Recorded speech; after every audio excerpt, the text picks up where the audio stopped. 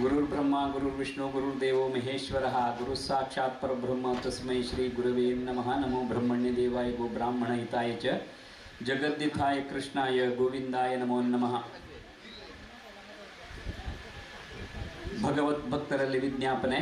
ಶ್ರೀ ಯೋಗಾಲಕ್ಷ್ಮೀ ನರಸಿಂಹ ದೇವಸ್ಥಾನ, industrial area, Hegde road, Kumta ಇಲ್ಲಿ ನಡೆಯತಕ್ಕಂತಹ ದಶದಿನಾತ್ಮಕ ಶ್ರೀ ಗೋಕರ್ಣ ಮಠಾಧೀಶ ಶ್ರೀಮದ್ ವಿದ್ಯಾಧೀಶ ತೀರ್ಥ ಶ್ರೀಪಾದ ಒಡೆಯರ ಸ್ವಾಮೀಜಿಯವರ ದಿವ್ಯ ದಶದಿನಾತ್ಮಕ ವಾಸ್ತವ್ಯದಲ್ಲಿ ನಡೆಯತಕ್ಕಂತಹ ಈ ಒಂದು ಭಾಗವತ ಸಪ್ತಾಹ, ಪ್ರವಚನ ಸಪ್ತಾಹ ಇವತ್ತಿಗೆ 3ನೇ ದಿನಕ್ಕೆ ಕಾಲಿಟ್ಟಿದ್ದೇವೆ. ಅದೇ ರೀತಿ ಈ ಒಂದು ಕಾರ್ಯಕ್ರಮಕ್ಕೆ ಬೆಂಗಳೂರಿನಿಂದ ಬಿ ರಾಮಕೃಷ್ಣ ಭಟ್ ಇವರು ಒಂದು ಪ್ರವಚನಕಾರರಾಗಿ ನಮ್ಮೆದುರು ವೇದಿಕೆಯಲ್ಲಿ ಆಸೀನರಾಗಿದ್ದಾರೆ. ಅವರಿಗೆ ಅವರ ದೊಡ್ಡಪ್ಪನವರಾದ ಶ್ರೀ ಬಿ ಸತ್ಯೇಂದ್ರ ಭಟ್ ಅವರು ಕೂಡ ಅವರ ಜೊತೆ ಅವರಿಗೆ ಸಹಾಯವನ್ನು ನೀಡುತ್ತಾ ಇದ್ದಾರೆ. ಅವರೀರುವರೆಗೂ ಕೂಡ ತಮ್ಮೆಲ್ಲರ ಪರವಾಗಿ, ಜೊತೆಗೆ ಯೋಗಾಲಕ್ಷ್ಮೀ ನರಸಿಂಹ ದೇವಸ್ಥಾನದ ಆಡಳಿತ ವರ್ಗ ಮತ್ತು ನಾಯಕ್ ಕುಟುಂಬದ ಪರವಾಗಿ ಹೃತ್ಪೂರ್ವಕವಾಗಿ ಸ್ವಾಗತವನ್ನು ಬಯಸ್ತಾ ಇದ್ದೇನೆ. ಅದೇ ರೀತಿ ಜೀವನದಲ್ಲಿ ಸಾರ್ಥಕ್ಯವನ್ನು ಪಡಿಬೇಕು, ಇರತಕ್ಕಂತಹ ಕಷ್ಟ ಕಾರ್ಪಣ್ಯಗಳಿಗೆ ತಿಲಾಂಜಲಿ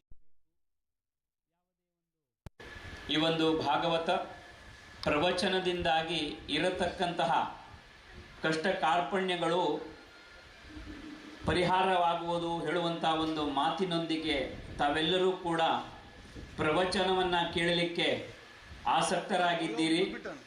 ಇವತ್ತು ಕೂಡ ತಮ್ಮೆಲ್ಲರಿಗೆ ಟ್ರಸ್ಟ್ ವತಿಯಿಂದ ಮತ್ತು ನಾಯಕ್ ಕುಟುಂಬದವರ ವತಿಯಿಂದ ಹೃತ್ಪೂರ್ವಕವಾಗಿ ಸ್ವಾಗತವನ್ನು ಬಯಸ್ತಾ ಇದ್ದೇನೆ. ಜೊತೆಗೆ ನಿನ್ನೆ ಕೂಡ ಹೇಳಿದ್ದೆ, ಪ್ರವಚನ ಇರಬಹುದು ಅಥವಾ ಯಾವುದೇ ಒಂದು ಕಾರ್ಯಕ್ರಮದಲ್ಲಿ ಮಧ್ಯದಲ್ಲಿ ಆಗತಕ್ಕಂತಹ ಅಡೆತಡೆಗಳು, ಅದರ ಬಗ್ಗೆ ನಾವು ಹೆಚ್ಚಿನ ಗಮನವನ್ನು ಕೊಡಬೇಕಾಗಿ ಮತ್ತೊಮ್ಮೆ ತಮ್ಮಲ್ಲಿ ನಾನು ಕೇಳ್ಕೊಳ್ತಾ ಇದ್ದೇನೆ. ಹಾಗಾಗಿ ತದೇಕ ಚಿತ್ತರಾಗಿ ಯಾಕೆ ಈ ಮಾತನ್ನು ಹೇಳ್ತೇನೆ ಅಂತಂದರೆ, ನನಗೆ ಆಸಕ್ತಿ ಇಲ್ಲಾಗಿರಬಹುದು ಕೇಳಲಿಕ್ಕೋ ಏನೋ, ನಾನು ಹೀಗೆ ಒಂದು ವೇದಿಕೆಯಲ್ಲಿ ಅಥವಾ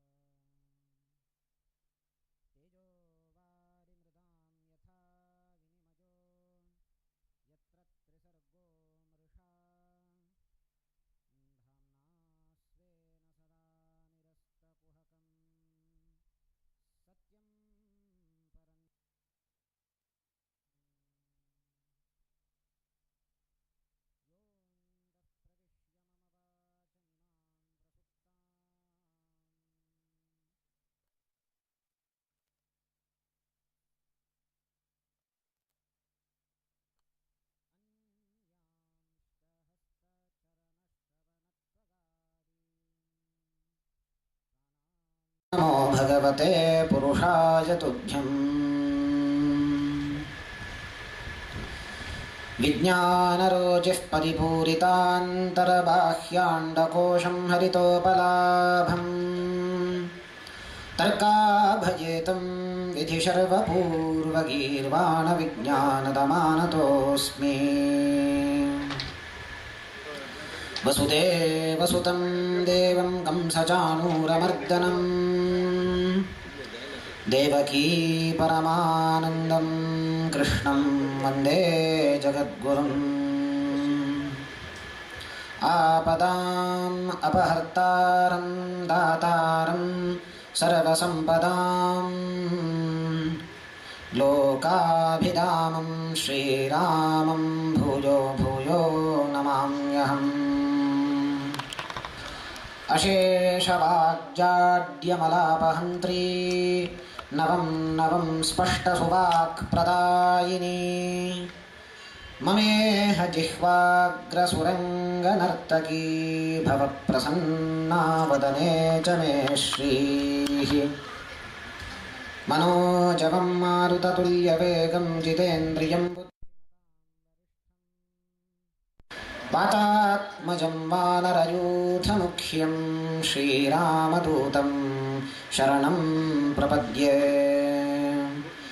बुद्धिर्बलं यशोधैर्यं निर्भयत्वमरोगता अजाड्यं वाक्पटुत्वं च हनूमत्स्मरणात् भवेत् अभ्रमं भङ्गरहितम् अजडं विमलं सदा आनन्दतीर्थमतुलं भजे तापत्रयापहम् तपस्वाध्यायशुश्रूषा कृष्णपूजारतं मुनिं विश्वेशमिष्टदं वन्दे परिव्राट् चक्रवर्तिनम् ॐ सच्चिदानन्दरूपाय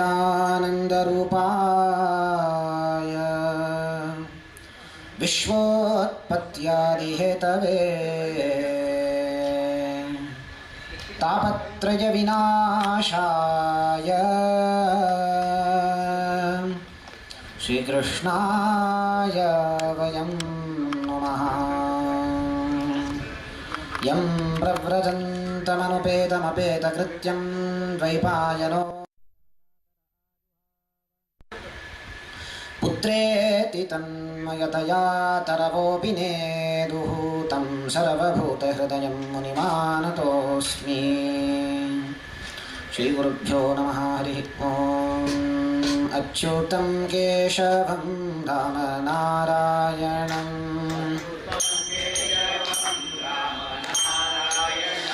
कृष्णदामोदरं वासुदेवं भजे।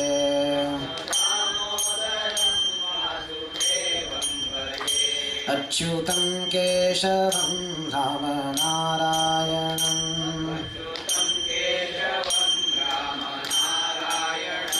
ಕೃಷ್ಣದಾಮೋ. 3 ಜನ ಹೆಣ್ಣು ಮಕ್ಕಳು, ಆಕೂತಿ, ದೇವಹೂತಿ, ಪ್ರಸೂತಿ. ದೇವಹೂತಿಯ ಚರಿತ್ರೆಯನ್ನು ನೀವೆಲ್ಲರೂ ನಿನ್ನೆಯ ದಿನ ಕೇಳಿದಿರಿ. ಅದಾದ ಮೇಲೆ ಪ್ರಸೂತಿಯ ಚರಿತ್ರೆಯನ್ನು ಕೂಡ ಕೇಳಿದಿರಿ. ಪ್ರಸೂತಿಯನ್ನು ದಕ್ಷ ಪ್ರಜಾಪತಿಗೆ ಕೊಟ್ಟು ಮದುವೆ ಮಾಡಿದ ನಂತರ ಅದರಲ್ಲಿ ಕೊನೆಯ ಮಗಳಾದಂತಹ ಸತೀದೇವಿಗೆ ರುದ್ರದೇವರನ್ನು ಕೊಟ್ಟು ಮದುವೆ ಮಾಡಿದರು. ಅದಾದ ಮೇಲೆ ಆದಂತಹ ಪ್ರಸಂಗ ಎಲ್ಲವನ್ನೂ ಕೂಡ ನಾವು ನಿನ್ನೆಯ ದಿನ ಚಿಂತನೆ ಮಾಡಿದ್ವಿ. ಅದಾದ ಮೇಲೆ ಆಕೂತಿಯ ಚರಿತ್ರೆಯನ್ನು ಮುಂದೆ ಭಾಗವತವೇ ಹೇಳುತ್ತೆ. ಈಗ ಭಾಗವತ ಈ ಇಬ್ಬರು ಹೆಣ್ಣು ಮಕ್ಕಳ ಚರಿತ್ರೆಯನ್ನು ಹೇಳಿ ನಿರೂಪಣೆ ಮಾಡಿ ಗಂಡು ಮಕ್ಕಳ ಚರಿತ್ರೆಯನ್ನು ಆರಂಭ ಮಾಡುತ್ತೆ. ಅದರಲ್ಲಿ ಇಬ್ಬರು ಗಂಡು ಮಕ್ಕಳು ಸ್ವಯಂಭುವ ಮನುವಿಗೆ ಉತ್ತಾನಪಾದ ಮತ್ತು ಪ್ರಿಯವ್ರತ ಅಂತ ಹೇಳಿ. ಮೊದಲು ಉತ್ತಾನಪಾದನ ಚರಿತ್ರೆಯನ್ನು ಭಾಗವತ ನಿರೂಪಣೆ ಮಾಡುತ್ತೆ. ಶುಕಾಚಾರ್ಯರು ಪರೀಕ್ಷಿತನಿಗೆ ಉತ್ತಾನಪಾದನ ಚರಿತ್ರೆಯನ್ನು ಹೇಳ್ತಾರೆ. ಉತ್ತಾನಪಾದ ಅವನಿಗಿಬ್ಬರು ಹೆಂಡಂದಿರು, ಸುರುಚಿ ಮತ್ತು ಸುನೀತಿ ಅಂತ. ಈತನಿಗೇನು ಅಂತಂದರೆ ಸುರುಚಿಯ ಮೇಲೆ ರುಚಿ ಜಾಸ್ತಿ, ಸ್ವಲ್ಪ ಸುನೀತಿಯ ಕಡೆ ಅಷ್ಟು ಗಮನ ಕೊಡ್ತಾ ಇರಲಿಲ್ಲ. ಕಾರಣ ಏನು? ಸುನೀತಿ ಯಾವಾಗಲೂ ಒಳ್ಳೆಯ ನೀತಿಯನ್ನು ಉಪದೇಶ ಮಾಡುವವಳು. ನಮಗೂ ಹಾಗೆ ಯಾರಾದರೂ ನಮಗೆ ಬಂದು ಒಳ್ಳೆಯ ನೀತಿಯನ್ನು ಉಪದೇಶ ಮಾಡುತ್ತಾರೆ ಅಂತಂದರೆ ನಾವು ಸಹಜವಾಗಿ ಅವರನ್ನು ದೂರ ಇಡುತ್ತೇವೆ. ಯಾವತ್ತು ಹೇಗೆ ಅಂತಂದರೆ, ಪರರಿಗೆ ಉಪದೇಶ ಮಾಡಬೇಕಾದ್ರೆ ನಾವೆಲ್ಲರೂ ಪಂಡಿತರೇ. ಪರರಿಗೆ ಪರೋಪದೇಶ ಸಮಯೇ ಸರ್ವೇ ಪಂಡಿತ ಅಂತ ಹೇಳ್ತಾರೆ. ಪರರಿಗೆ ಉಪದೇಶ ಮಾಡಬೇಕಾದ್ರೆ ಎಲ್ಲರೂ ನಾವು ಪಂಡಿತರೇ. ಆದರೆ ನಾವು ಅದನ್ನು ಪರಿಪಾಲನೆ ಮಾಡಬೇಕಾದ್ರೆ ನಾವು ಸೋಲುತ್ತೇವೆ. ಹಾಗಾಗಿ ನಮಗೆ ಯಾರಾದರೂ ಬಂದು ನೀತಿ ಉಪದೇಶ ಮಾಡಿದರೆ ಸಾಕು, ಗೊತ್ತು ನನಗೆ ಅಂತ ಹೇಳ್ತೀವಿ. ನೀನೇನು ಉಪದೇಶ ಮಾಡುವ ಅಗತ್ಯ ಇಲ್ಲ, ನನಗೆಲ್ಲವೂ ಗೊತ್ತು ಅಂತ ಹೇಳ್ತೀವಿ. ಇದು ಸಹಜ ಸ್ವಭಾವ, ಮನುಷ್ಯನ ಗುಣ. ಹಾಗಾಗಿ ಸುಷ್ಟು ನೀತಿಯನ್ನು ಉಪದೇಶ ಮಾಡುವ ಸುನೀತಿಯನ್ನು ದೂರ ಇಟ್ಟಿದ್ದ ಉತ್ತಾನಪಾದ. ಸುರುಚಿ ತನಗೆ ಹೇಗೆ ಬೇಕೋ ಹಾಗೆ ನಡೆದುಕೊಳ್ತಾ ಇದ್ಲು. ಆದ್ದರಿಂದ ಅವಳ ಮೇಲೆ ರುಚಿ ಸ್ವಲ್ಪ ಜಾಸ್ತಿ ಈತನಿಗೆ. ಸಹಜವಾಗಿ ಸುರುಚಿಯ ಮೇಲೆ ಅನುರಾಗ ಇದ್ದದ್ದರಿಂದ ಸುರುಚಿಯ ಮಗನಾದಂತಹ ಉತ್ತಮನ ಮೇಲೂ ಅಷ್ಟೇ ಪ್ರೀತಿ. ಸುರುಚಿಯ ಮಗ ಉತ್ತಮ, ಸುನೀತಿಯ ಮಗ ಧ್ರುವ. ಧ್ರುವನ ಮೇಲೆ ಅಷ್ಟಕ್ಕಷ್ಟೇ, ಇಬ್ಬರೂ ಮಕ್ಕಳೇ. ಆದರೆ ಸುರುಚಿಯ ಮೇಲೆ ಅಪಾರವಾದ ಪ್ರೇಮ ಇದ್ದದ್ದರಿಂದ ಅವಳ ಮಗಳಾದ ಉತ್ತಮನ ಮೇಲೆ ಸ್ವಲ್ಪ ಪ್ರೀತಿ ಹೆಚ್ಚು. ಅವನನ್ನೇ ಆಟ ಆಡಿಸೋದು, ಅವನೊಟ್ಟಿಗೆ ಇರೋದು, ಹೀಗೆಲ್ಲ ತಾನು ಮಾಡ್ತಾ ಇದ್ದ ಉತ್ತಾನಪಾದ. ಒಂದು ದಿನ ಸಿಂಹಾಸನದ ಮೇಲೆ ಕುಳಿತಿದ್ದಾನೆ. ಉತ್ತಮನನ್ನು ತನ್ನ ತೊಡೆಯ ಮೇಲೆ ಕುಳ್ಳಿರಿಸಿ ಆಟ ಆಡಿಸ್ತಾ ಇದ್ದಾನೆ. ಈ ಸನ್ನಿವೇಶವನ್ನು, ಈ ದೃಶ್ಯವನ್ನು ಕಂಡ ಧ್ರುವ. ಪುಟ್ಟ ಬಾಲಕ, 5-6 ವರ್ಷದ ಬಾಲಕ ಅಷ್ಟೇ. ತನ್ನ ತಂದೆಯ ತೊಡೆಯ ಮೇಲೆ ಉತ್ತಮ ಆಟ ಆಡ್ತಾ ಇದ್ದಾನೆ. ಈ ದೃಶ್ಯವನ್ನು ಕಂಡು ತಾನೂ ಹೋಗಿ ತನ್ನ ತಂದೆಯ ತೊಡೆ ಮೇಲೆ ಕೂತು ಆಡಬೇಕು ಅಂತ ತನಗೂ ಆಸೆ ಆಯಿತು. ನೋಡಿ, ಆ ಆಸೆ ಚಿಗುರಿತು. ಬಂದ, ಇನ್ನೇನು ಸಿಂಹಾಸನ ಹತ್ತಿ ತನ್ನ ತಂದೆಯ ತೊಡೆಯ ಮೇಲೆ ಕೂಡಬೇಕು ಅಂತ ಹೊರಟಾಗ ಸುರುಚಿ ತಡೆದಳು. ನೋಡಿ, ಬಂದ್ಲು ಸುರುಚಿ. ಧ್ರುವ, ನಿನಗೆ ಈ ಸಿಂಹಾಸನದ ಮೇಲೆ ಉತ್ತಾನಪಾದನ ತೊಡೆಯ ಮೇಲೆ ಕೂಡುವ ಅಧಿಕಾರ ನಿನಗಿಲ್ಲ. ಕಾರಣ, ನನ್ನ ಮಗನಿಗೆ ಮಾತ್ರ ಆ ಅಧಿಕಾರ ಇದೆ. ಸಿಂಹಾಸನದ ಅಧಿಕಾರಿ ನನ್ನ ಮಗ. ನೀನು ಒಂದೊಮ್ಮೆ ಉತ್ತಾನಪಾದನ ತೊಡೆಯ ಮೇಲೆ ಕೂಡಬೇಕಾದರೆ ಹೋಗು, ಕಾಡಿಗೆ ಹೋಗು, ತಪಸ್ಸು ಮಾಡು. ಕಠಿಣವಾದ ತಪಸ್ಸನ್ನು ಆಚರಿಸಿ ವ್ರತಾನುಷ್ಠಾನವನ್ನು ಕೈಗೊಂಡು ಅದಾದ ಮೇಲೆ ನನ್ನ ಗರ್ಭದಲ್ಲಿ ಹುಟ್ಟಿ ಬಾ. ಆಗ ನೀನು ಈ ಸಿಂಹಾಸನಕ್ಕೆ ಅಧಿಕಾರಿಯಾಗ್ತಿ. ನೀನು ನನ್ನ ಮಗ ಅಲ್ಲ. ಆದ್ದರಿಂದ ನೀನು ಉತ್ತಾನಪಾದನ ತೊಡೆ ಏರುವ ಅಧಿಕಾರ ನಿನಗಿಲ್ಲ ಅಂತ ಹೇಳಿ ಅತ್ಯಂತ ಮನಸ್ಸಿಗೆ ಘಾಸಿಯಾಗುವಂತಹ ಕಠೋರವಾದ ಕಟು ವಚನಗಳನ್ನು ಮಾತನಾಡಿದಳು. ಪುಟ್ಟ ಬಾಲಕನಿಗೆ ಎಂತಹ ಆಘಾತವಾಗಿರಬಾರದು ಹೇಳಿ. 2 ಪೆಟ್ಟು ಹೊಡೆದರೂ ಕೂಡ ಆಗ ಗಾಯ ವಾಸಿಯಾಗತ್ತೆ. ಆದರೆ ಚುಚ್ಚಿ ಮಾತನಾಡಿದಾಗ ಮನಸ್ಸಿಗೆ ಆಗುವ ಗಾಯ ಇದೆಯಲ್ಲ, ಅದನ್ನು ಮರ್ಮಾಘಾತ ಅಂತ ಕರೀತಾರೆ. ಆ ಗಾಯ ವಾಸಿಯಾಗಲಿಕ್ಕೆ ತುಂಬ ವರ್ಷಗಳೇ ಹೋಗತ್ತೆ. ಹಾಗೆ ಮನಸ್ಸಿಗೆ ಘಾಸಿಯಾಯಿತು ಈತನಿಗೆ. ಅದು ಪುಟ್ಟ ಬಾಲಕ. ನಮ್ಮಂತಹ ದೊಡ್ಡವರಿಗೇನೆ ಯಾರಾದರೂ ಚುಚ್ಚಿ ಮಾತನಾಡಿದರೆ ನಾವೇ ಅದನ್ನು ಸಹಿಸಿಕೊಳ್ಳೋದಿಲ್ಲ. ಇನ್ನು ಪುಟ್ಟ ಬಾಲಕ ಪಾಪ, ಅವನು ಹೇಗೆ ತಾನೇ ಸಹಿಸಿಕೊಳ್ಳಿ? ಈ ಧ್ರುವನಿಗೆ ಅವಮಾನ ಆಯಿತು. ಅತ್ತ ಕಣ್ಣು ತುಂಬಿ ಬಂದಿದೆ. ಮಲತಾಯಿಯ ಅವಮಾನಕರವಾದಂತಹ ಮಾತುಗಳಿಂದ ತಾನು ಅತ್ತು ಬರ್ತಾ ಇದ್ದಾನೆ. ಎಲ್ಲರೂ ಕೇಳಿದರು ಧ್ರುವನಿಗೆ, ಏನಾಯಿತು ಏನಾಯಿತು ಅಂತ. ತಾಯಿ ಕೇಳಿದ್ಲು. ತಾಯಿ ಹತ್ತಿರ ಬಂದು ಅಳ್ತಾ ಇದ್ದಾನೆ. ತಾಯಿ ಏನಾಯಿತು ಅಂತ ಸುನೀತಿ ಕೇಳಿದರೆ ತನಗೆ ಏನಾಯಿತು ಅಂತ ಹೇಳಲಿಕ್ಕಾಗ್ತಾ ಇಲ್ಲ. ಅಷ್ಟು ಕಣ್ಣು ತುಂಬಿ ಬಂದಿದೆ, ಕಂಠ ಕಟ್ಟಿದೆ, ಮಾತನಾಡಲಿಕ್ಕಾಗ್ತಾ ಇಲ್ಲ. ಮಲತಾಯಿಗೆ ವಿಚಾರ ತಿಳಿತು. ತಾಯಿಯಾದ ಸುನೀತಿಗೆ ವಿಚಾರ ತಿಳಿತು. ಮಲತಾಯಿಯಿಂದ ಅವಮಾನಿತನಾಗಿದ್ದಾನೆ ಧ್ರುವ, ಕಠೋರವಾದ ಕಟು ವಚನಗಳನ್ನು ಆಡಿದ್ದಾಳೆ, ಆದ್ದರಿಂದ ಈತ ಅಳ್ತಾ ಇದ್ದಾನೆ ಅಂತ ಗೊತ್ತಾಯಿತು. ಸುನೀತಿ ಹೇಳಿದ್ಲು, ಕರೆದು ಧ್ರುವನನ್ನ, ನೋಡು ಕಂದ, ಮಾಮಂಗಲಂ ತಾತ ಪರೇಶು ಮಂಸ್ಥಾಹ. ನಿನ್ನ ಮಲತಾಯಿಯನ್ನು, ಅವಳ ವಿಷಯದಲ್ಲಿ ಯಾವತ್ತೂ ಕೆಟ್ಟದ್ದನ್ನು ಬಯಸಬೇಡ. ನಿನ್ನನ್ನು ನಿಂದೆ ಮಾಡಿದ್ದಾಳೆ, ಕಠೋರ ವಚನಗಳಿಂದ ನಿನ್ನ ಮನಸ್ಸಿಗೆ ಆಘಾತವನ್ನುಂಟು ಮಾಡಿರಬಹುದು. ಆದರೆ ಅವಳ ವಿಷಯದಲ್ಲಿ ಅವಳಿಗೆ ಕೇಡನ್ನು ಬಯಸಬೇಡ ಅಂತ ಹೇಳ್ತಾಳೆ. ನೋಡಿ ಎಂತಹ ಉಪದೇಶ ಸುನೀತಿಯದ್ದು. ಆದ್ದರಿಂದಲೇ ಅವಳನ್ನು ಸುನೀತಿ ಅಂತ ಕರೆದದ್ದು. ಯಾವತ್ತೂ ಎಂತಹ ವಿಷಮ ಪರಿಸ್ಥಿತಿ ಇದ್ದರೂ ಕೂಡ ಒಳ್ಳೆಯ ನೀತಿಯನ್ನೇ ಉಪದೇಶ ಮಾಡುವವಳು. ಬೇರೆಯವರಾಗಿದ್ದಿದ್ದರೆ ಏನು ಮಾಡ್ತಾ ಇದ್ರು? ನಿನಗೆ ಸಿಂಹಾಸನದ ಮೇಲೆ ಅಧಿಕಾರ ಇದೆ. ಹೇಗೆ ಹೇಳಿದ್ಲು ಅವಳು? ಕಾಡಿಗೆ ಹೋಗಿ ತಪಸ್ಸು ಮಾಡಿ ಅವಳ ಹೊಟ್ಟೆಯಲ್ಲಿ ಹುಟ್ಟಿ ಬಂದರೆ ಮಾತ್ರ ಅಧಿಕಾರ ಅಂತ ಹೇಗೆ ಹೇಳಿದ್ಲು? ಶಾಪ ಕೊಡ್ತಾ ಇದ್ರು ಯಾರಾದರೂ, ಅಥವಾ ಜಗಳಕ್ಕೆ ನಿಂತುಕೊಳ್ತಾ ಇದ್ರು. ನನ್ನ ಮಗನೇ ಸಿಂಹಾಸನಕ್ಕೆ ಅಧಿಕಾರಿ ಅಂತ ನಿಂತುಕೊಳ್ಳಬಹುದಾಗಿತ್ತು, ಆದರೆ ತಾನು ನಿಂತಿಲ್ಲ. ನಿನಗೆ ಅವಮಾನ ಮಾಡಿದ ಮಲತಾಯಿಯ ವಿಷಯದಲ್ಲಿ ಕೇಡನ್ನು ಬಯಸಬೇಡ, ಹೋಗು. ಅವಳೇನು ಹೇಳಿದ್ದಾಳೆ? ತಪಸ್ಸು ಮಾಡಿ ಅವಳ ಗರ್ಭದಲ್ಲಿ ಹುಟ್ಟು ಬರಬೇಕು ಅಂತ ಹೇಳಿದ್ದಾಳಲ್ವ? ಹೋಗು, ತಪಸ್ಸು ಮಾಡು, ಕಾಡಿಗೆ ಹೋಗು. ಆದರೆ ಕಾಡಿಗೆ ಹೋಗಿ ತಪಸ್ಸು ಮಾಡಬೇಕು. ಏನಕ್ಕೆ? ಉದ್ದೇಶ ಏನು? ಅವಳ ಗರ್ಭದಲ್ಲಿ ಹುಟ್ಟು ಬರಬೇಕು ಅಂತ ನಿನ್ನ ಉದ್ದೇಶ ಇರಬಾರದು. ಕಾಡಿಗೆ ಹೋಗಿ ತಪಸ್ಸು ಮಾಡಿ ಭಗವಂತನನ್ನ ಸಾಕ್ಷಾತ್ಕರಿಸಿಕೊಳ್ತೇನೆ ಅನ್ನುವ ಉದ್ದೇಶದಿಂದ ಹೋಗು, ಅನ್ನುವ ಸಂಕಲ್ಪದಿಂದ ಹೋಗು. ನನ್ನ ಆಶೀರ್ವಾದ ಸರ್ವದಾ ನಿನ್ನ ಮೇಲೆ ಇದೆ ಅಂತ ಹೇಳಿ ತಾನು ಆಶೀರ್ವದಿಸಿ ಆ ಪುಟ್ಟ ಬಾಲಕನನ್ನ ಕಳಿಸಿಕೊಡ್ತಾಳೆ ವನಕ್ಕೆ, ಅರಣ್ಯಕ್ಕೆ. ನೋಡಿ, ನಾವು ನಮ್ಮ ಮಕ್ಕಳಿಗೆ ದೂರ ಅವರು ಏನಾದರೂ ಧರ್ಮದ ವಿಷಯದಲ್ಲಿ ಏನಾದರೂ ಅವರು ಸ್ಟೆಪ್ಸ್ ತಗೊಂಡ್ರೆ, ನಾನು ಉಪವಾಸ ಮಾಡ್ತೇನೆ ಅಂತ ನಮ್ಮ ಮಕ್ಕಳು ಏನಾದರೂ ಮುಂದೆ ಬಂದರೆ ನಾವೇ ಏನು ಮಾಡ್ತೀವಿ ಅಂತಂದರೆ, ಬೇಡ ಮಗು, ಉಪವಾಸ ಎಲ್ಲ ಈಗೆಲ್ಲ ಮಾಡೋದು ಅಂತ ಹೇಳಿ ಅವರಲ್ಲಿರುವಂತಹ ಆ ಧಾರ್ಮಿಕ ಉತ್ಸಾಹವನ್ನು ನಾವೇ ಹಾಳುಗೆಡುತ್ತೀವಿ. ನೋಡಿ, ಉಪವಾಸ ಮಾಡ್ತೇವೆ ಅಂತ ಮಕ್ಕಳೇ ಸ್ವಯಂ ಪ್ರವೃತ್ತರಾಗ್ತಾರೆ. ನಾವೇ ಹೇಳ್ತೀವಿ, ಏನಕ್ಕೆ ನಮಗೆ ತಂದೆ ತಾಯಿಗಳಾಗಿ ಅವರು ಉಪವಾಸ ಮಾಡಿದರೆ ನಮಗೆ ಸಂಕಟ ಆಗತ್ತೆ.